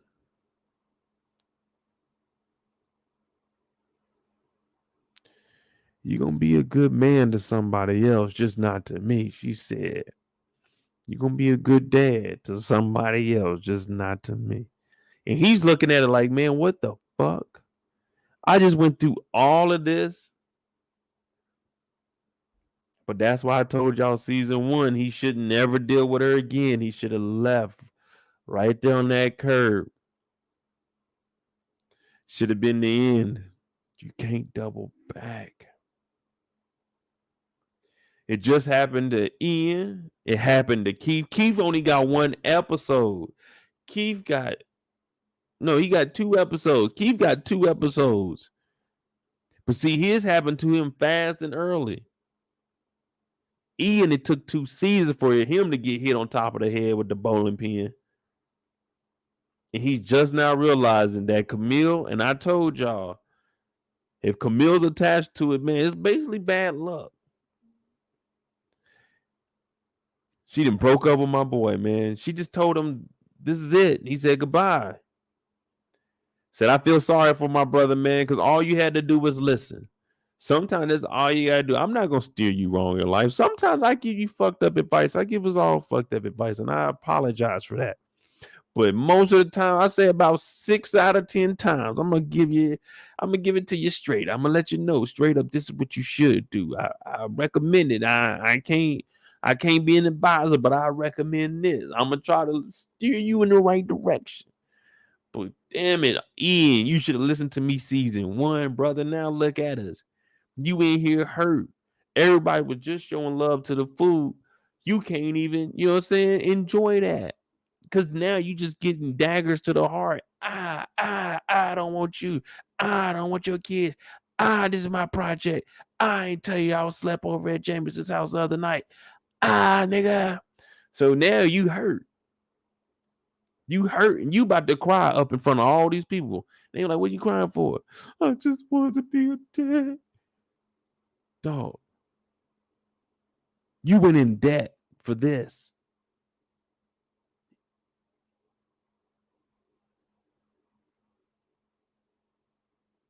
I hate to say it, Ian. I was right, man. You should have left her alone season 1. Jameson, please dodge this brother. We can't lose 2 brothers to these streets. It ain't no telling how many men before because she be toxic. It sounds like it's verified. We just seen 2 niggas get knocked out by 1 woman. Oh my goodness. 1 episode, 2 blows. Bop, bop. No more Ian. Bop, bop. No more Jameson. It's over with. Both of them. Knockout blows. She strikes again. That's why I said it took this long for Ian to realize that he got hit with a damn bowling pin. She striked these niggas out. And I've been telling everybody, and no one listened. The only good thing I can see from this is Ian got some leftovers that he can go to the home and cry over. I'm taking that bread home. I'm tearing that bread up mad. Now, I ain't going to be crying. I'm probably going to hop on the game. You know what I mean? I'm going to chill a little bit. But Ian, he going to cry. When he get in the car, he going to cry.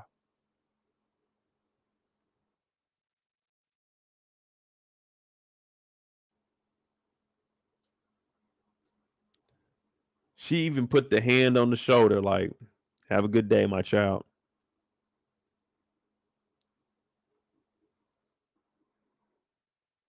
And the last thing we see is somebody is pregnant. Who y'all think is pregnant? Or who y'all think is bi? And there you go. The finale of Harlem. Just under 4 hours, a little bit over 4 hours. But we did it, y'all.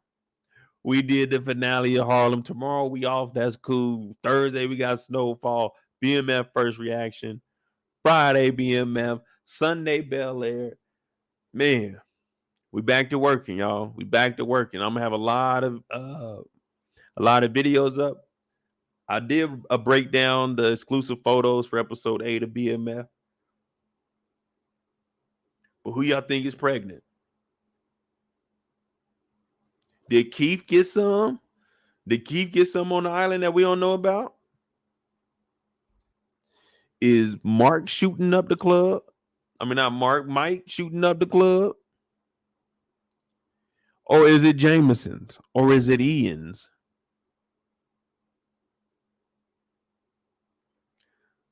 I don't think the only one I can't verify, we ain't seen her everywhere, is Ty. We don't know if Ty been messing around, you know what I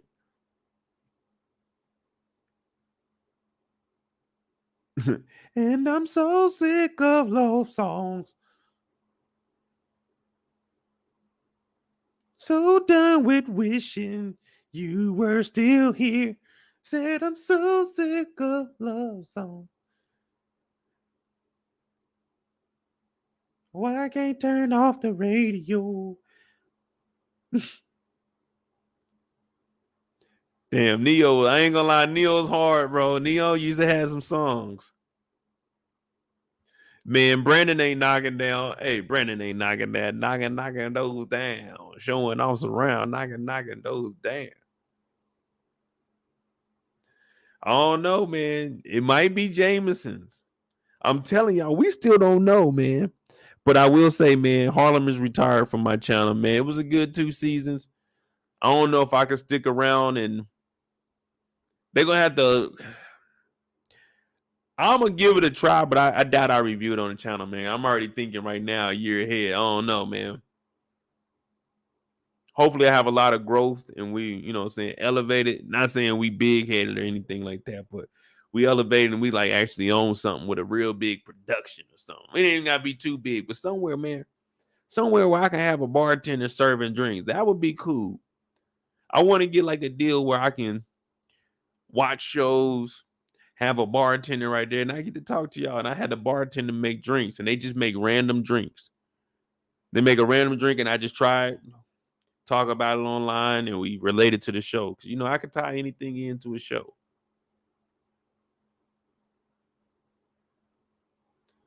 But yeah, man. But if not, we'll be here. I don't know, though. Still got to figure it out. But we'll see, man. No problem, Kendall. I mean, we were already committed on season 2. We talked about a little bit more. I mean, yeah, a little bit more during 2022. So I was like, yeah, I'm gonna go ahead and do that. Like I said, I'll probably start back live streaming during the day, probably 3 p.m. Eastern or probably 2. I don't know. Probably get earlier. Start doing more articles about anything I see. So if you have anything you want me to talk about pertaining to a show or an actor or something, just DM me on Instagram. I try to reply to everybody. Hit me up, man. We'll jump into it, break it down. But if not, I'll probably start doing them during the live shows, just during the daytime. So anything that pop up, and I can entertain y'all while y'all at work, man. Just chilling. Just chill. What's tomorrow? Wednesday? Oh, yeah, tomorrow, Wednesday. Tomorrow, ball hall day. Yeah. You got ball hall tomorrow. You got to go to work. You got to knock out all your work. Get as much work as possible done tomorrow. So Thursday and Friday, you can skate into that weekend chilling, man. Don't be having no deadline on Friday, you bullshit. You get that motherfucker done to Wednesday. Bow, knock that motherfucker out. Thursday, you make sure everything's straight. Sit on it, though. Sit on it. Don't turn it in. Sit on it. And then turn it in on Friday. Because as long as you got that motherfucker sitting with you on Thursday, they can't ask you to do nothing. It's got to be done tomorrow. They're going to try to overwork you.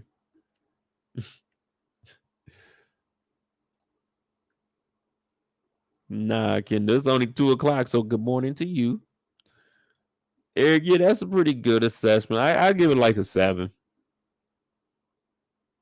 It had its moments. It was a good show, though. It was a good watch. I didn't like that they dropped 2 episodes at once. You might as well.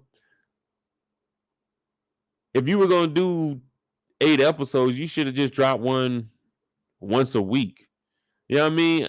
If not, just combine them into an hour and just do it as a 5-part series or a 4-part series and just do a whole hour episode.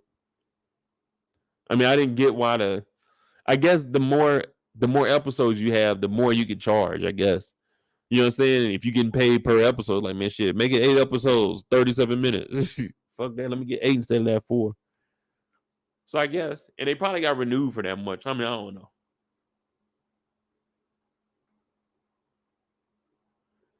Yeah, Eric, this is it. 7 and 8. That was the last one. But yeah, man, we got us a nice little 4 hours in. That was cool. That was cool, man. It was more entertaining than I thought it would be. But like, that's what I'm saying. Like, I can't really give y'all. I mean, of course I could try. But I can't really give you a full synopsis. You know what I mean? Because it's like, I don't live this life. I don't. Now you give me some other shit, man. We start talking. Hey. Man, Tariq St. Patrick's Day. 3 weeks. 3 weeks. 3 weeks, Tariq St. Patrick's Day. We're gonna be back on Power, man. That's gonna be a good time when that come back on. Hopefully they did right on this season. But this is Harlem, the finale. I'm Modi J, and just like this show, I'm signing off, y'all. We did it. We made it. We did it, Joe. We did it. We did it, Joe. But if you're new to the channel, hit that subscribe button, hit that like button, man. Thank y'all. Thank y'all, man. We knocking out these lives. It's always a good time, man. As long as you're respectful in the chat, I don't care what y'all talking about, man. Sometimes you just gotta, you know what I'm saying, have Kindle writing all caps and tell me to read something, because sometimes I get carried away with my storylines. But one thing I can tell y'all, I can 1,000% confirm that in season 3, Harlem, I will not be in it because that baby ain't mine. That baby ain't mine. I don't care which one of them say it is. It ain't. This is one I'm standing on it. That baby is not mine. So don't be asking me in season 3 who kid that is, because I don't know. It ain't mine. That ain't my business. I wasn't with none of them. All I did was ride with them on the shuttle to the hotel. I rode on the shuttle back with them. We ain't kick it. They did some shit on the beach. It wasn't nothing. It wasn't mine. I'm not the pappy. But thank y'all for tuning in. Oh yeah, Zendaya did just renegotiate. She talking about I need an M. Man, they talking about an M episode. Man, that thing gonna come out till like 2024, maybe 2025. Man, that's a long ass time to wait. I don't know about you, but I lose interest in shows, man. If you got to make us wait that long, like a year off is cool, but that's going to be what, 3 years? It ain't going to have the same feel unless it's a time jump. You know what I mean? It's a time jump when she's what, in college or. So I mean, I don't know how they're going to do it. I'm going to watch it. That show actually caught me by surprise too. I rewatched. Well, I didn't rewatch. I watched the first season the week before season 2 came out.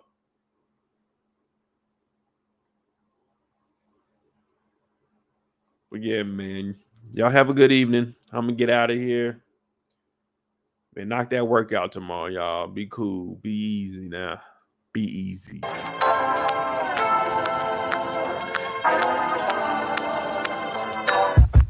Support this channel. Cash App at the bottom of the screen. MOEGOTJ. Hit that like button, hit that subscribe button if you do. Harlem the finale. I'm on that Jerry. I'll see you guys Thursday night. Snowfall breakdown. BMF first reaction episode. Thank y'all. Good night.